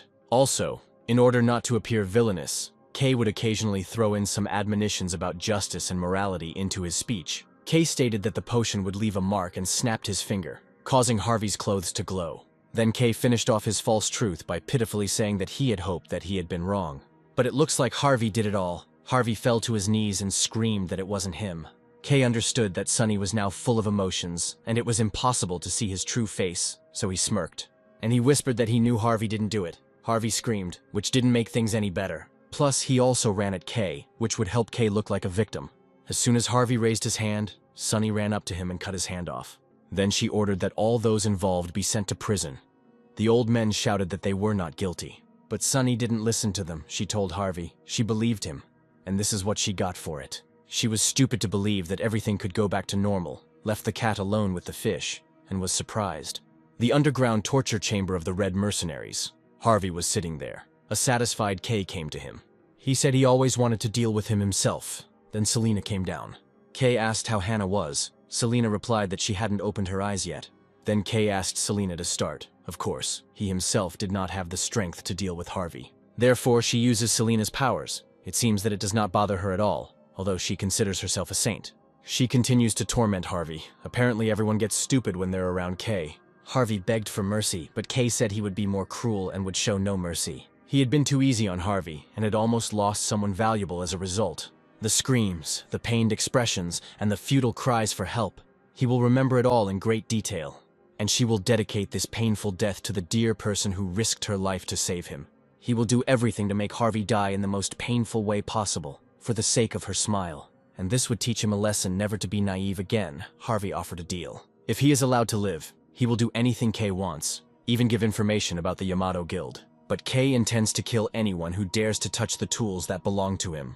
Paul was next to Hannah the whole time. She finally opened her eyes. She was okay. People surrounded Hannah and thanked her for saving them. It seems like we are in a past life. Cedric walked up to her and thanked her for choosing to help them. Hannah replied that if she could use her powers to end the war and make everyone happy, she would be happy. But soon, Hannah hanged herself. Now we know why Kay became a leech in his past life. Cedric was desperate. He went out into the street and fought with unknown people. This never happened in his first life.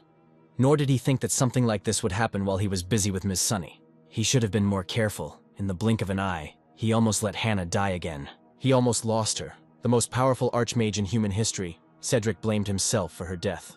The girl said that it was not his fault. Even though Hannah seemed fragile, she was determined. Jill kept asking Cedric not to feel guilty about Hannah's death. Of course, it didn't help. Cedric couldn't help but blame himself, and asked to investigate Hannah's death. Jill handed over the letter and said that in the Mages Guild after Hanu's death, this letter was found by her bed. They can't figure out its contents, but they found similar letters in the tower. Hannah's suicide note included a line that said she was sorry, she was wrong. This letter proves that a black magician is involved in the case. Masked magicians are involved in Hannah's death. At that moment, there was a big explosion on the street. Cedric went to the window.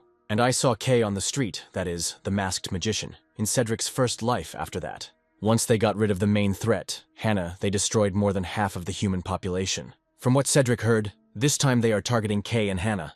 The naive guy doesn't know that Kay is the masked mage. Even in this life, they most likely noticed her potential and decided to get rid of her. But this time, Kay almost died because he was Hannah's lover. The problem is that he's not always around. If only Jill were with them, Cedric thought. Divine Spear. Jill, she got this nickname because she dominated the field with only a spear in her hands. And also died trying to save Cedric. He really needs her. He can't trust anyone but Jill. He had to find her, his assistant Jill. Cedric was determined to save her. And then destroy every black magician on the continent. The naive guy wanted to take revenge on the freak in the mask. And the freak in the mask came to visit Hannah together with Rin. Kay noticed that Paul was not there. Then Rin said she would go find him. Kay thought she probably wanted to leave him alone with Hannah. Clever. Kay approached Hannah. She suffered a lot because of him. Kay wanted to ask Cedric to make her an official member, so that he could use her further. He approached and asked Hannah to wake up. She clearly wasn't sleeping. Kay knew that, so he asked. She wouldn't even greet him. He said he knew she was awake, but Hannah continued to pretend to get a kiss. But then Kay decided to make fun of her and asked if she would miss him wearing his new outfit. She definitely wouldn't mind. Hannah immediately started imagining Kay in different outfits and knew she couldn't miss it. She stood up abruptly and hugged Kay. She screamed that she was very glad that Kay was okay. They seemed to get a little carried away, Hannah pushing Kay down onto the bed as Paul chuckled. Selena, Paul, and Rin were already standing at the door. Selena closed Rin's eyes, and Paul laughed proudly. Then Paul asked if maybe they were at the wrong time. They were waiting outside because they heard that Kay was coming. It seemed like it was worth waiting a little longer, while the guys were laughing cheerfully. An exhausted Cedric entered the room. He was covered in blood. Looking at him, it seemed like the end of the world had come. Cedric said he checked to see if there were any other killers left. And he's so glad they're both alive. Cedric promised to take precautions. Kay said everything was okay. The other guys also supported Cedric. Then the cutie smiled and suggested returning to the guild. Kay thought, this guy is a typical protagonist. A few days later, Cedric walked down the corridor in all his glory. Today he would lead the Blue Guild. Sunny loudly announced the new guild leader and shouted, "It's time for a change in the guild. She is relieving herself of her position as vice chairman, which comes with enormous responsibility. Now it's time to introduce a man who has accomplished countless feats. As the leader of the 7th squad, Mr. Cedric will now become the head of the new Blue Guild." Cedric spoke up. It was time to start over. The Blue Guild was going to change, and the changes were starting now. He decided to introduce the new guild officials and share his plans. Kay couldn't be happier about this. Cedric made Kay the deputy head of the guild. He wanted to dance with joy. He thought his beloved regressor had made him his right hand. Now he is the second man in Cedric's kingdom. Money, power, security. He decided that he could calmly suck up to the regression and enjoy life. Cedric also appointed Kay as the head of human resources. Kay didn't mind being a little busy, because the most important thing was money. Cedric also planned to establish a strategy group and a damage control committee. This guy kept talking. He also put Kay in charge. Now Kay was in no mood for laughing, because Cedric had piled a ton of tasks on him. The others were also beginning to feel uncomfortable with Kay being put in charge of everything. But Cedric didn't seem to be bothered by this at all. He happily put Kay in charge again and again.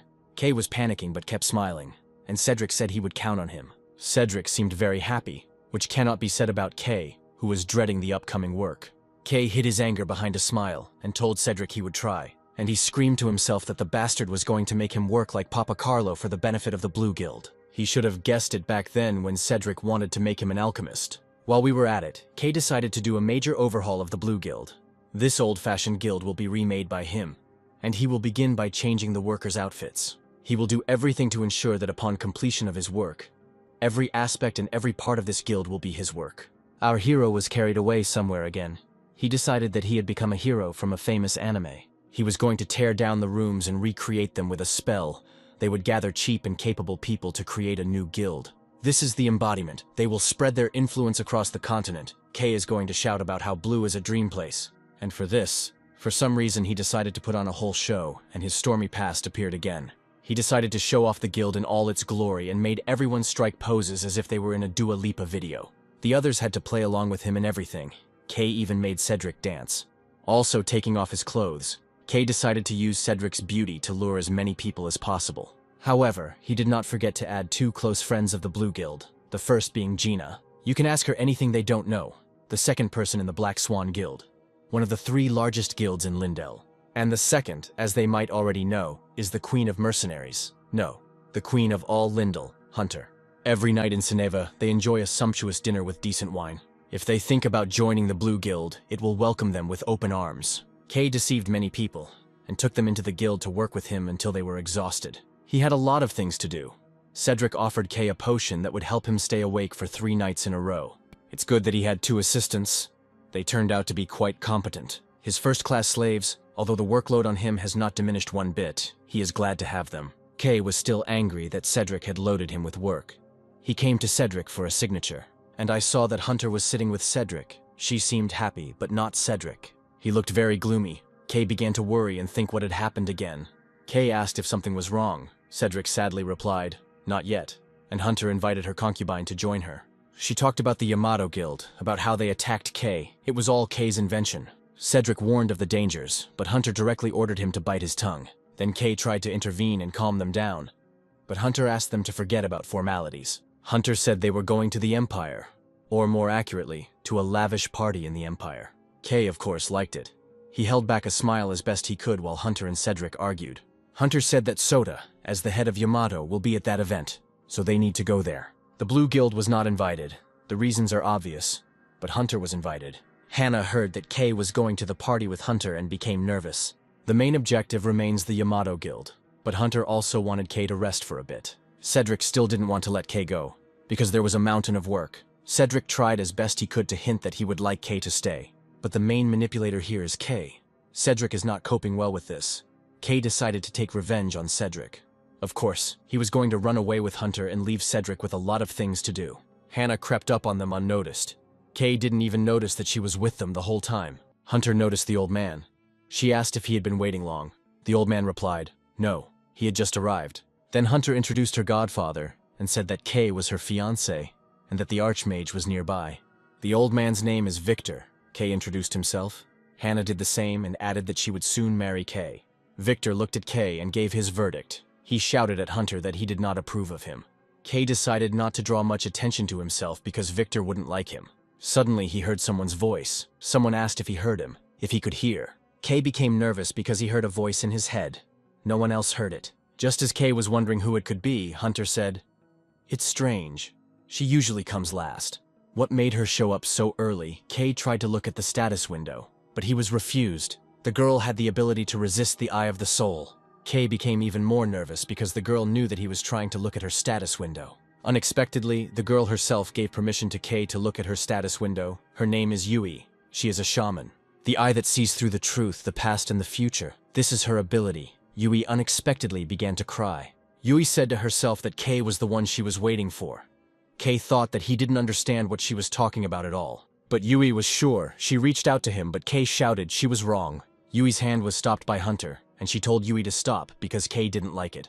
She doesn't know what Yui wants from him, but it's better for her not to make any sudden movements. If she doesn't want to die, then Yui apologized for being rude and said that she must have made a mistake. Hunter accepted the apology and Yui said she would move on. Kay was glad he had Hunter. Yui walked past and Hannah glared at her. Kay hoped Hannah wouldn't bite. Of course, Yui called Kay telepathically and said that she would wait for him at her place. In the end, Kay still went to her. It was hard to get rid of Hannah, but he asked Hunter to look after her. He needed to talk to her, since she knew about his ability. She acted as if she had known Kay for a long time, and Kay himself was worried that it was a trap. But he has Hannah and Hunter, so everything will be fine. The shaman asked Kay as soon as he entered if he knew about the first life. The goddess told the shaman to find a player named Kay and show her the truth about the continent. Kay wondered why the hell he surrendered to this goddess. He felt uneasy about it. The soul eye was forcibly activated. Kay was scared because the soul eye works on its own.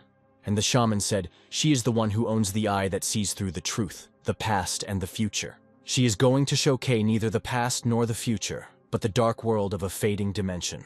Kay found himself in an unfamiliar place. His body was almost transparent. Suddenly he noticed someone. It was Kay himself, who had only just learned that he had survived his first life. He wondered what period it was and why it looked so disgusting.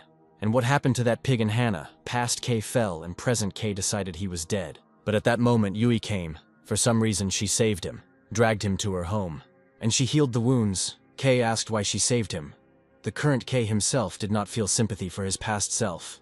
Yui replied, she saw the future, details later, but she is on his side. As time went on, Kay and Yui lived a happy life together as a couple. Current Kay didn't like this drama.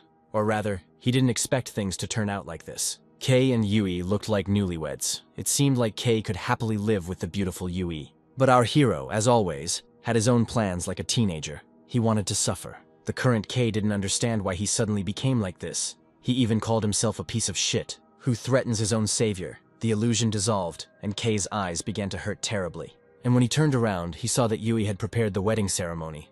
She offered to host their wedding. Kay was already completely tired of crazy girls. He wanted to leave, but Yui stopped him. He said that they were the people who were in the first life. Sayonara.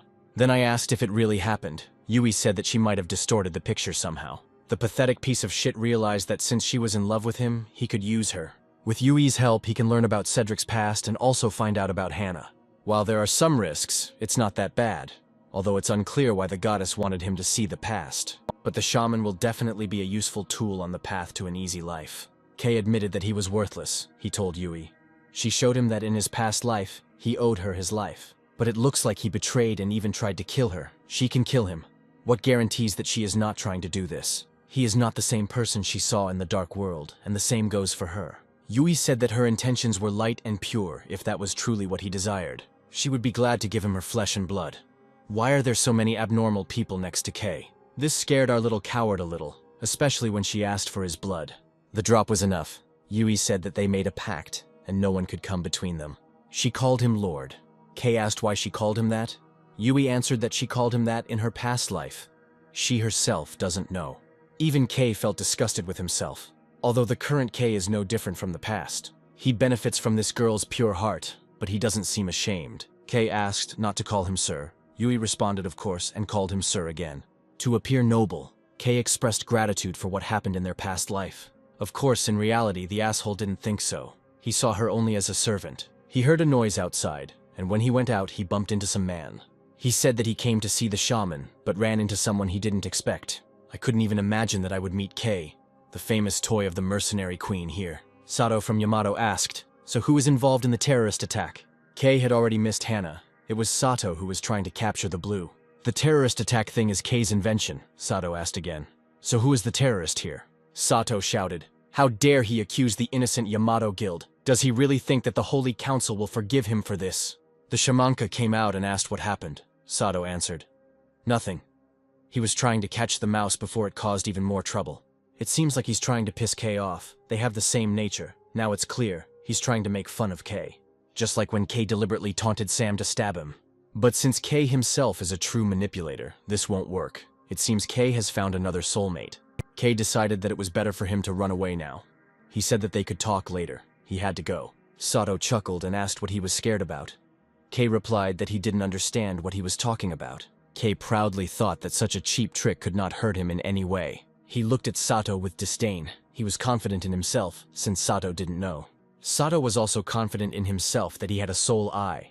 He had the intention to kill Kei. Sensing this intention, Juliana immediately climbed out and flew towards Sato. Kei tried to stop her as it was a trap, but it was too late. Sato dodged in time and Juliana killed the innocent guy. And Sato himself, although he smiled, said that the sword, acting on its own, he lost one of his trusted subjects. Then he shouted loudly for help. Kei suddenly attacked him and killed the assistant. The knights came running, and one of them asked what was going on. Sato stated that Kei had used his sword against him. Then the knights grabbed Kei and shouted how he dared to attack Lord Sato. And Sato was thinking about whether he should use his sword and stab himself. He was pretty good at self-mutilation and forging evidence. The knight asked if the candidate was okay and said insultingly how the boy dared to attack someone like Sato. Sato was a candidate to be the next bishop of the Holy Council. How ironic. In the Holy Empire, the Pope has the same power as the Emperor, so you have to be careful. Then Yui stepped forward and ordered them to stop. She declared that Kei was her guest. She wouldn't forgive them if they dared to touch him. But Kei said it was okay. He will cooperate with the investigation, but before that, he might tell her something. Kei handed over the piece of paper and asked the shaman to contact the person indicated in the letter. He wanted to portray Sato as the real villain, the terrorist, and the one who accused the innocent Kei. Kei knew that he could turn the situation to his advantage. Sato seemed to be working for the devil himself. What kind of holy advice was that? Although our Kei is the same, maybe even worse, and at the same time, he hated his own kind. Two guys with nasty personalities tried to make each other's lives hell. Hana rushed to her leech and screamed that she would kill everyone who imprisoned him. Hunter, who was more mature, said she didn't bring her here to get into something like this. But she was also ashamed that she had told Cedric that Kei would be fine with her. And now he's behind bars. Kei said it was an accident. No need to worry about him. After all, he already had a plan for revenge. A few days later, the female version of Kei came. She asked how Kei was going to get out. Kei replied that he had come up with a plan with Hunter. But he can't tell her yet. The only problem is that people will think badly of him.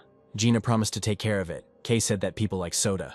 So it would be difficult to do, but for some reason, Gina just smirked. She woke up the knight and ordered him to immediately bring Juliana, who belonged to Kei. While influential women were solving Kei's problems, Kei himself was waiting miserably behind bars. Gina started screaming and accusing the knight of absurdity, so that he would become confused and do everything she asked. And Kei played along with her in this game. Gina had verbal diarrhea. She screamed and screamed.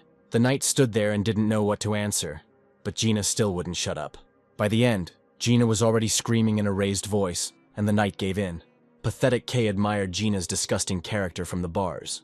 The knight returned and spoke to Jean, and Kei admired how Jean had grown. Gina said that he would be protected by the Empire's strongest warrior, Victor, and many would consider him innocent because of this. Public opinion will be tilted in his favor. Kei couldn't be happier with Gina. Then Gina added that there was still one problem that they had to solve. Namely, his appearance. He can't go out in public looking like that. She ordered her people to make a real sacrifice out of Kei. He should look as sweet and innocent as possible. Everyone should consider him a victim. The day of the meeting came. Kei walked arm in arm with Hunter. It was clear who was on top. People immediately paid attention to them. They whispered that Kei was falsely accused, since the Queen and Victor were on his side. They also noted how pathetic Kei looked. The image of a victim was successfully created. Kei hid his smirk as he thought about how everything was going according to his plan. Gina brought a newspaper that talked about how Kei was falsely accused of a crime. Kei asked how long they would have to use the newspapers. Gina said there was nothing they could do about it. Then Gina decided to suck up to the authority figure as best she could. She complimented Hunter. Gina knows how to suck up to people. She did the same with Cedric. Kei should learn from her. Hunter asked how Kay's hand was doing. Kay replied, "It was bearable." He was lying. The weakling was in pain. Gina didn't understand and asked if they had injected him with something. Kay answered, "Indeed." Hunter's magical power rages within him the moment the queen commands him. The mighty dragon exploded. It turned Gina on. Kay's hand essentially became a bomb, and she liked it. Hunter asked to keep their plan a secret. Jean replied that she didn't have to worry about it. Kay was worried that Hannah would cut Sato in half, and just then, Hannah came running. She happily ran to Kay, and he asked if she had sent the letter to the address.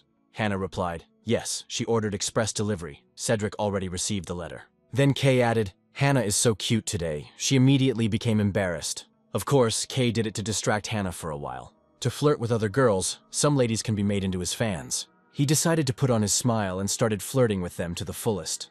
Kay took the lady's hand, kissed it, and introduced himself. He deliberately called them Nunas to look cute.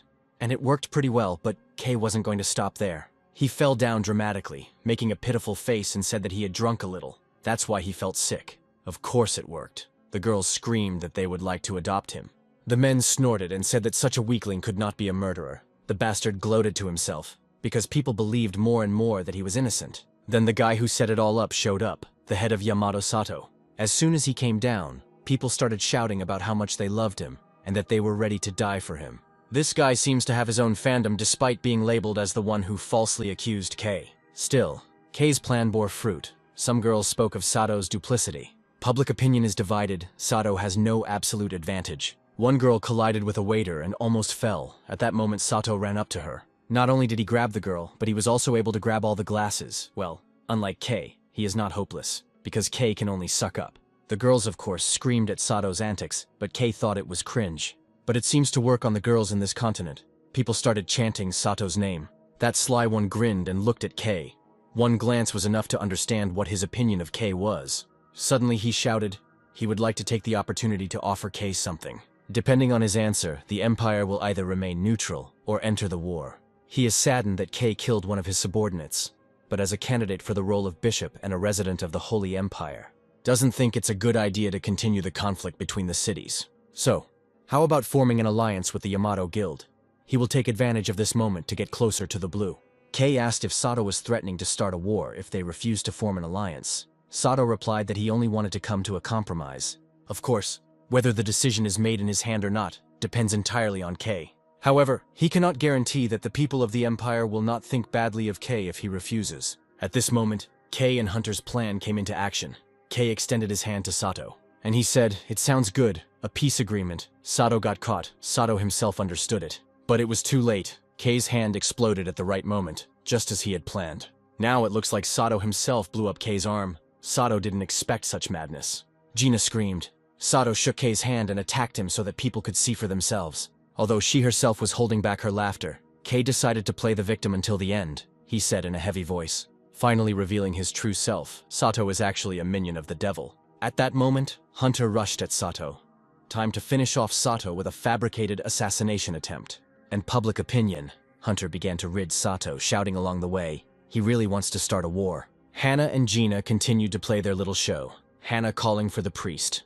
Gina and Kay looked at each other happily and exchanged smiles. The performance was a success. At home, Cedric read Kay's letter, which was filled with deception, but Cedric didn't know it. He happily read the letter and exhaled. He said, what a relief. Rin and Paul, who were already preparing to avenge Kay, asked if the brother and sister were okay. Cedric replied, yes. It looks like they are both safe and sound. They don't need a rescue team. Then Paul calmed down, and he and Rin went back to their business. Cedric also calmed down and decided that since they were okay, he could get down to business. Sato's men came running, but Sato ordered them to stop where they were, but Hunter kicked him at that moment. Sato flew into the wall, and Kay gloated. Lying in Hannah's arms, he wanted Hunter to kill him right now. But there is one danger. Sato takes all the blows. Moreover, he protects himself just enough. In order to stay alive, this makes Sato look like a victim, much stronger than Kay. If Hunter kills Sato right now, they won't have enough evidence to charge him with the attempted murder of Kay. Kay was starting to worry that Hunter wouldn't stop, but luckily, Victor put Hunter aside and shouted, enough! Kay even stopped his game for a second. He was surprised that Victor had not shown up, but then suddenly showed up. Hunter told him to leave, but Victor said she was overdoing it. He was the captain here, and not like her adopted father. Their actions are dictated by the rules of the palace. If she continues, he will be forced to draw his sword. Finally, Hunter stopped. Victor ordered Sato to be taken away. Then Sato stated that she did not do it, and he will cooperate with the investigation, but swears that he did not harm Kay. The truth will definitely come out. Kay hid his sly smile as best he could. A little later, Kay was lying in bed. Hunter was with him. Kay asked where Hannah was. Hunter said that Gina was now comforting her, and Kay responded by saying that it was a relief.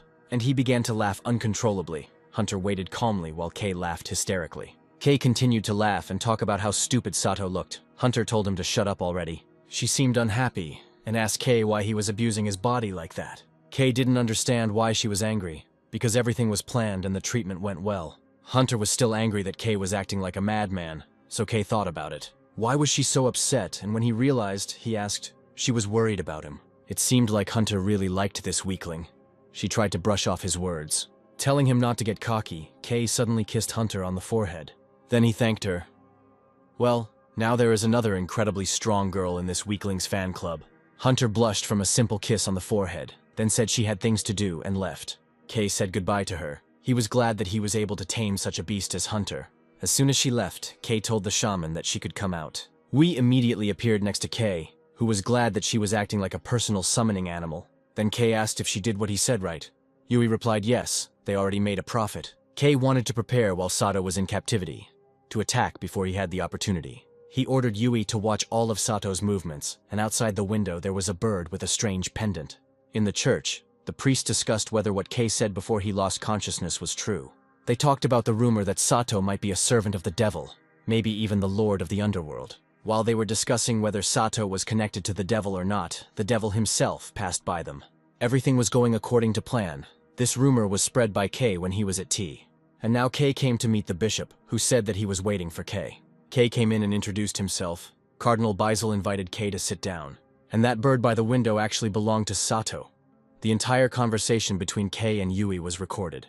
The guy said there was static noise, but he was sure it was solid evidence. Kay makes large amounts of money through illegal trade through Yui. He sells the item on the black market. Sato was delighted. He stood up and shouted to tell the council that he would demand an investigation.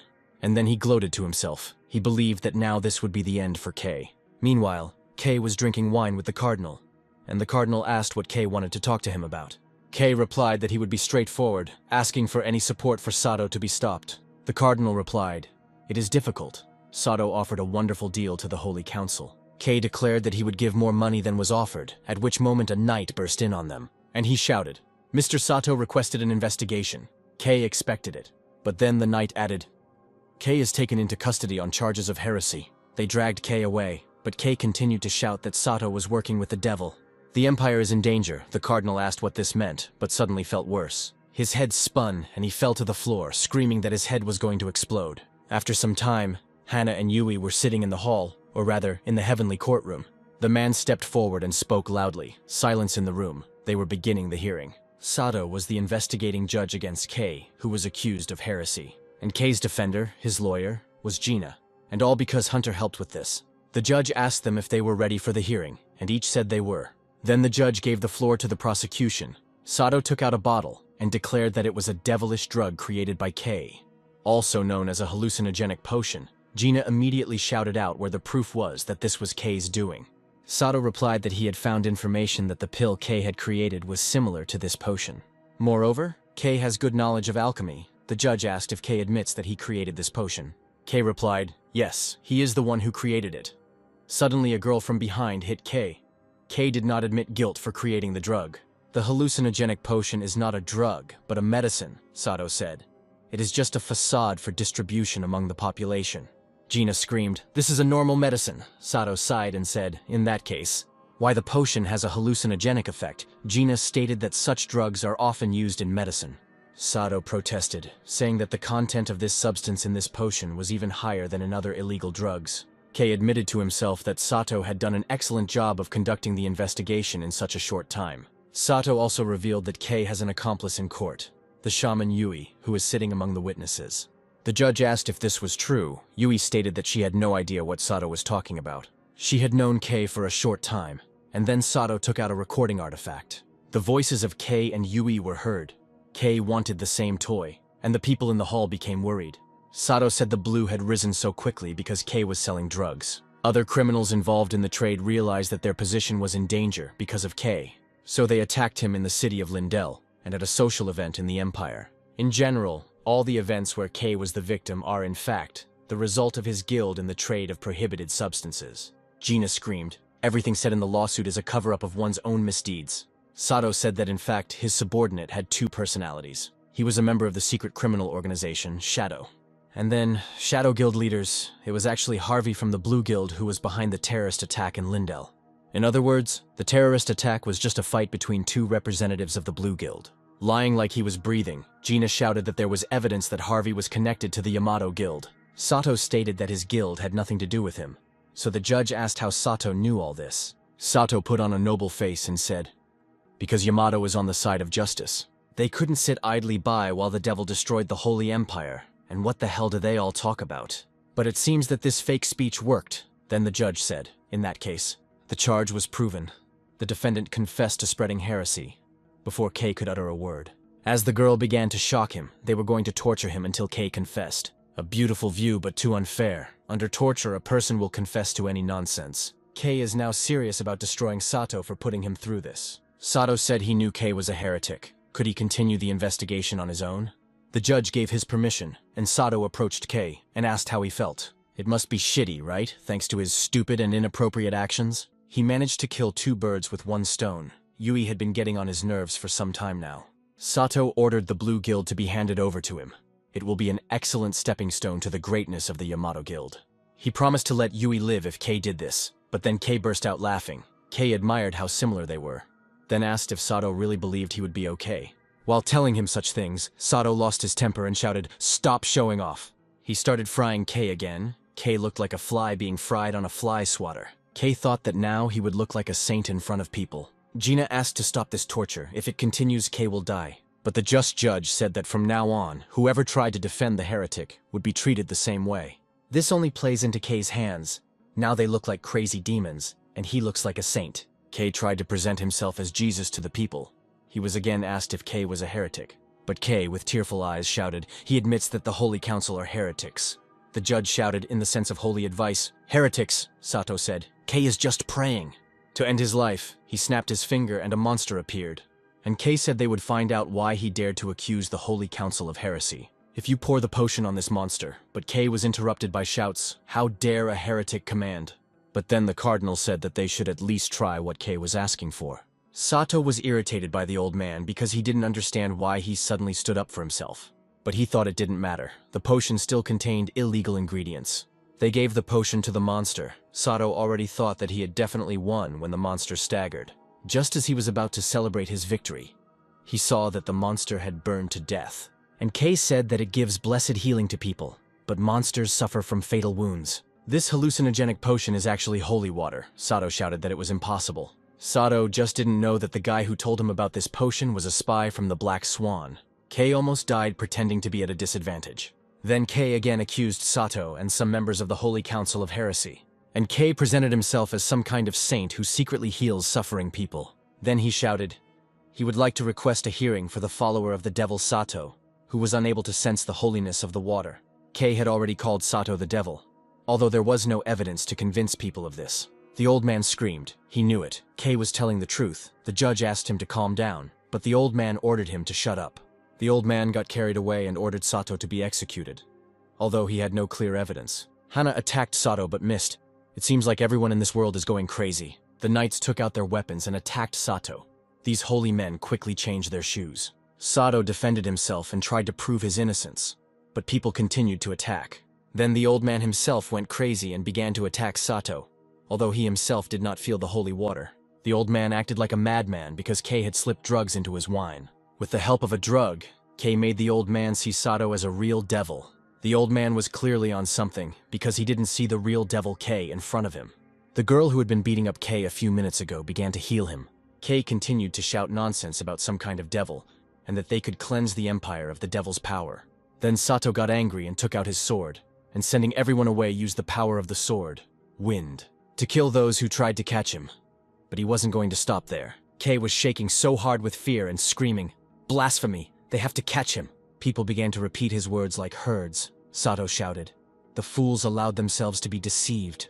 How sad. He ran at Kay to kill him, but the weakling had a support group. Helena, the girl who was beating Kay, struck Sato with lightning, but Sato easily dodged the attack. The second test, the ranger, shaman, and sorceress used their powers, but Sato passed this too. It was Hana's turn, his ace. Hana used Windblade, Magic Chain, and Airstrike. The triple, no quadruple spell was somehow miraculously passed by Sato. Kay's knees were shaking. Gina asked if they should run or call the queen. Kay replied, Hunter went to look for Juliana. Besides, he doesn't think they need to run. As soon as Kay said this, Sato ran up to him and swung his sword. But the weakling was lucky. Juliana flew in time and protected her loser. Since Juliana is here now, that means the Queen of Mercenaries has come too. That's how it was. Hunter came in with her foot and hit Sato between the legs with it. The guy can say goodbye to the possibility of having offspring. Hunter stood up and said she was wondering where that annoying bug was. Sometime later, in front of the statue, Sato shouted what they were going to do. Are they even in their right minds? Let them let him go immediately. At that moment, Kay approached him, and he asked why Sato began to serve the devil. It was unclear what kind of devil they had. Kay theatrically began to pray for Sato's sins. How ironic. He asked to cleanse Sato's soul so that he would no longer make bad decisions. Sato screamed that he was innocent. The crazy old man screamed about some kind of blessing from Benigor. So Sato was put into the water, apparently performing some kind of baptism. Kay stood contentedly and watched as his enemy was tortured. He wanted Sato to be killed. Since he was a potential threat, he hid his smirk from the stupid saints, and he thought that this was his only way to survive. What a pity that he turned out to be Sato's opponent. For this reason, Sato lost, and the holy men returned to the building where the devil was dressed in the bishop's clothes. How ironic that the most dishonest and useless guy became the next bishop. People started clapping for him, and Kay pretended to say that justice always wins. It seemed that only Victor understood what a bastard he was.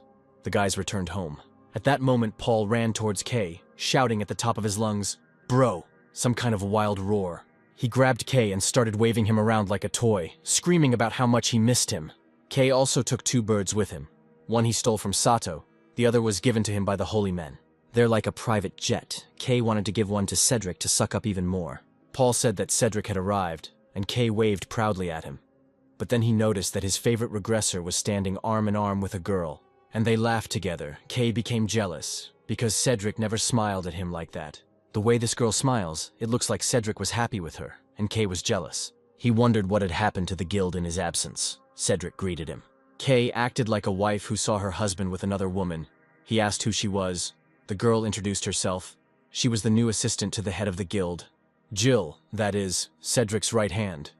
Kay hid his anger behind laughter. He was angry that he worked so much, and now Jill took his place. This asshole dared to cheat on him while he was on a business trip, Kay thought. She was the opposite of Kay, kind, honest, and strong, so Kay didn't like her. Jealousy overwhelmed our weakling, and he already began to hate Jill. He was already beginning to imagine Cedric saving Jill in a moment of danger, not him. Kay wanted Cedric to live for him. He didn't want his efforts to go out the window. His dear regressor should not want to save the world or Jill, but should want to save Kay. A knight who can't save his king is useless. Kay was already thinking about how to tame Cedric. The welcome party began. Jill sat to the side, alone, which pleased Kay. He wanted to make it difficult for her to interact with others in the guild. Kay sat down next to her, and Jill said that the Blue Guild was better than she expected. Suddenly she said that Cedric especially trusts Kay, of course. He is a naive guy. This made Kay blush, and Jill said that even when he was on his way to introduce her to Kay, he kept talking about Kay, which was unusual since Cedric wasn't one to smile much. Kay thought Cedric melted his heart. But then Kay decided to play hard to get and thought, no, he hasn't forgiven Cedric yet. Suddenly, Paul shouted that the soup was ready. How delicious, and Jill and Kay froze. Kay asked how delicious it was, who cooked it. The cook turned out to be Cedric. He made soup for Jill. What made Kay jealous of Cedric again? He seems to be not much different from Hana. Then he decided to play the victim. He threw down the bowl of soup and said that he felt unwell. The soup was delicious. Kay wanted to eat it, but he had to play with Cedric's feelings. Friendship should come before love. That's what Kay believed, and he wanted Cedric to realize that. So he pouted and looked at Cedric with displeasure. He had never been so pathetic. It was time for gifts. Kay said that he would now give out gifts to everyone. A new pair of glasses for Cherry, a shield and sword for Paul, a pendant for Ms. Sunny. As for Selena and Rin, he prepared a dagger for each of them for self-defense. And for Hana, he also has a gift and his love. How sickening. Unfortunately, he couldn't prepare anything for Jill. He gave her a stuffed toy. He had to give her something. It would be obvious that he was jealous if he didn't give her anything. And to punish Cedric, he declared that this was all Cedric called Kay. Kay said pitifully what it was. But he didn't give Cedric anything. In fact, he brought it. But now he doesn't have it anymore. A true narcissist at work, Cedric wondered why Kay was acting like this. At the guild's dinner table, the guys were talking about the wave of monsters in Keslock. Jill said that she was not feeling well. The mere mention of Keslock made her feel sick. It seems like something happened in her previous guild. We should find out. Cedric called Kay and asked if Kay held a grudge against him for something. Kay pretended not to understand what he was talking about. Then Cedric asked if it was because he hired Jill without consulting her. Kay replied, "Cedric is the head of the guild after all. Why would his opinion have weight for Cedric?" Petty Kay tried to make Cedric feel guilty. Kay quickly ended the conversation and left the room without listening to Cedric. Then Cedric got up and went after Kay. Kay asked not to follow him. He was lying like he was breathing.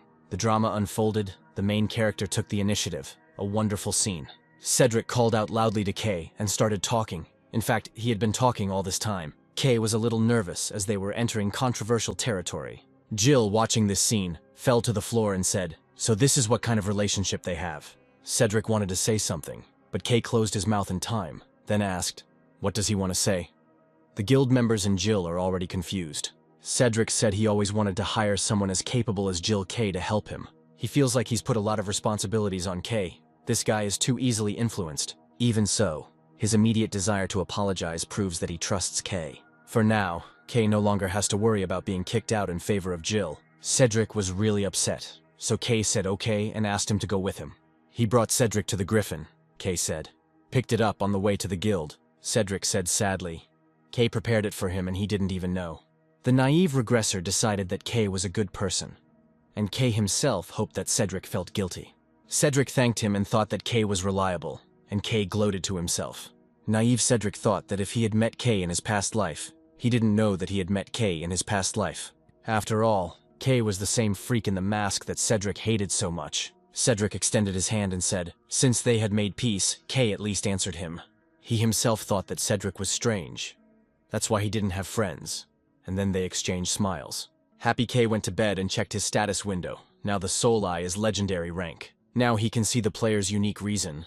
Now the weakling can manipulate people even better. Kay received a letter from the shaman regarding Jill's past. He read it all night. In the morning, the boys got ready for the expedition. Paul was happy about it. Kay told him to go in the carriage with Cherry. Cedric called Kay and offered to go with them. Kay agreed and stared at Jill. He continued to stare at Jill as they rode in the carriage. Jill is famous in Keslock. Due to the exposure of the guild leader Little Rock, Jill is an informant. She's not a bad person, but she can be too righteous at times, which is bad for our villain. Kay wondered if he should drive a wedge between them, although he shouldn't if they caught him. Cedric will cut him into sausages. First, he needs to calm down. He needs to make Jill go over to the dark side. That is, on Kay's side. He looked at her status window and smiled ominously. He came up with a way to make Jill her friend. Jill noticed his sly smile. They arrived in Keslock and Marlene, Lord Keslock's daughter, ran to greet them. Another fan of Kay, Marlene continued to talk, and Hannah's face continued to become creepy. And to keep her from going into yandere mode, Kay put his hand on her shoulder. Marlene suggested that Kay come over for a cup of tea, but then Hannah said that was impossible. She doesn't know who Marlene is, but Kay is already her personal slave. He is a slave of love. Marlene noticed Jill, who was kicked out of this town, so she became nervous. Jill looked at Marlene and she became even more worried and said, she didn't mean it that way. She was just surprised to see Jill after that incident. Jill said it was okay. No matter how much the people of Keslock criticized her, she was not guilty. Suddenly a guy came and called Jill. She immediately froze. This is the head of the small stone guild. John. Kay thought he was suspicious, but still decided to say hello. But John had his own plans. He ignored the weakling and approached Jill, and he said, he kept wondering where she went. Apparently, now she is with the Blue Guild. So having betrayed them, she ran away to the Blue. Cedric asked John to refrain from insulting him, and John faked an apology. John is the leader of the Little Stone Guild, which Jill was previously a member of. He also kicked her out of the guild after hiding his corruption schemes. An informant who couldn't help but reveal her boss in the name of justice. Here she is treated like Voldemort. So now, what Jill wants most is to take revenge on the villain who pinned his crimes on her. Interestingly enough, Kay was glad that John Gill hated him more than him. So Kay wanted to be friends with Jill. He is going to help her take revenge. They sat down at the table and John said that the Lord had asked him to deal with a wave of monsters. It seems John has feelings for Marlene, and Kay has come between them. Kay took out his potions and said, "How about this? He would like to sell his potions in this city." John laughed and said he had no plans to do business with Lindell, but would rather be hired as a subcontractor. Besides, isn't the popularity of these heliums explained by the connection to the name of the Blue Guild? Kay may expect this strategy to work in Keslock, but life is not that simple. Suddenly the table and chair suddenly disappeared. John shouted what was happening. It was Hannah, asking who John dared to call ignorant. "It's a strange scene, reminiscent of some cartoon series, but let's not dwell on it." Kay said, "That's enough," then turned to John and said, "It seems John is an ambitious man, but doesn't John think he needs better eyes to tell people apart?" Kay said he was the most popular alchemist on the continent, accounting for 70% of the potion market. Then Kay again offered John to make a deal. John was afraid of Hannah, so he agreed. Kay took out the document and asked John to put a seal on it. John understood that his life would be over. As soon as he put the seal, John said that they were in a bad situation now because of Jill. By the way, he has a great business project. Perhaps it will interest Kay. After some time, Kay and Jill were in an unfamiliar place. Jill asked what it was. Kay replied, "I mean, it's the black market." Jill shouted what he was going to do. She started yelling at Kay for bringing her to such a place. But Kay wrote on a piece of paper, "Intrusion." Then Jill apologized for the misunderstanding, which only amused Kay, and he decided to play the victim, saying that she was probably embarrassed because of his history with women. Jill apologized again. Kay asked if she was really sorry. Jill nodded. Then Kay extended his hand to her and said, "In that case, she will be Alice." Then he asked if Alice didn't want to take revenge on that John. Jill asked if he already knew about it. Kay replied, "Yes," John told her, "because he really was going to kill her." Then Jill said that she was not going to take revenge on him. Searching for the place will only bring retribution. She is at a loss, but does not want to continue this senseless battle. Kay didn't like that she was so noble. In order to be friends with Jill, John had to die. Cedric told her that she did the right thing and complimented her on the good job she did. Kay realized that she liked Cedric, and although he had intended to make her fall in love with him, he now intended to be her friend. He said he wouldn't say her actions were right, but would rather describe them as stupid. Kay decided that friends become closer after a fight, so he intended to provoke her. Jill said John is a bad man but not trash. Kay replied she doesn't understand how disgusting a person he is. All these people were previously members of the Little Stone Guild and were expelled because of his exposure, and now they are barely making ends meet. Jill asked if it was true. Kay said no, but it could become true at any moment. She needs to kill him. She has both the strength and the intelligence to do so, but she still can't get herself together and kill him. Jill said because she had warm memories, she found herself more emotional. Then Kay said that she had been close to John from the very beginning of the passage. She doesn't want to feel guilty, but wants to preserve precious memories. In society, such people are called hypocrites. Jill shouted that she was not a hypocrite. He should not tell her. He really thought she did not understand. Isn't he the hypocrite here? His public personality is completely different from his real one. Kay asked if there was evidence. They started arguing loudly, and Kay, as always, was being hypocritical. Then two girls came up to them and said, "I wonder what he's like in bed." Jill said it seemed like more and more people were gathering here. There were a lot of trash lovers there. The perfect place for our weakling. There are a lot of weirdos here who would like Kay. The girl came up to him and said that he was definitely her type. Meanwhile, Cedric sat and thought, the wave of monsters will come faster than expected. Why so early? The black flame dragon, Dial, was already flying towards the people. And Zhao, a real sadist, approached Kay. It looks like Kay will have fun. Cowardly Kay quietly called Jill and begged her to help him. Jill looked at him with displeasure, and she said let him cope on his own. Kay whined and asked Jill not to be like that. They continued to argue, and Xiao asked what they were whispering about. They were in love. That's even better. Maybe the three of them can play. Kay said he's a little busy right now. Xiao asked what was wrong, that she was rejected. It turned her on even more. Then the weakling became even more frightened and began to beg Jill for help. Jill sighed and said, "Okay, let's stop there. She's causing discomfort. If she continued like this, she would call security." Kay realized that she didn't want to be friends with him at all.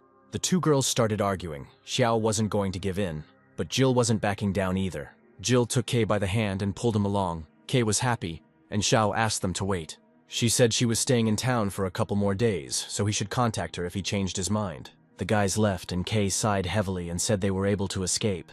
Jill said he was quite popular. "Sprayed pheromones on his body or something," Kay answered.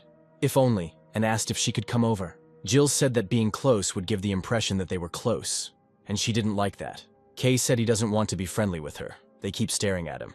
He feels uneasy. Jill wondered how this loser psychopath became the vice leader of the guild. But then she remembered her previous guild and her actions and immediately became upset. Then she told Kay there was a reason Kay brought her here.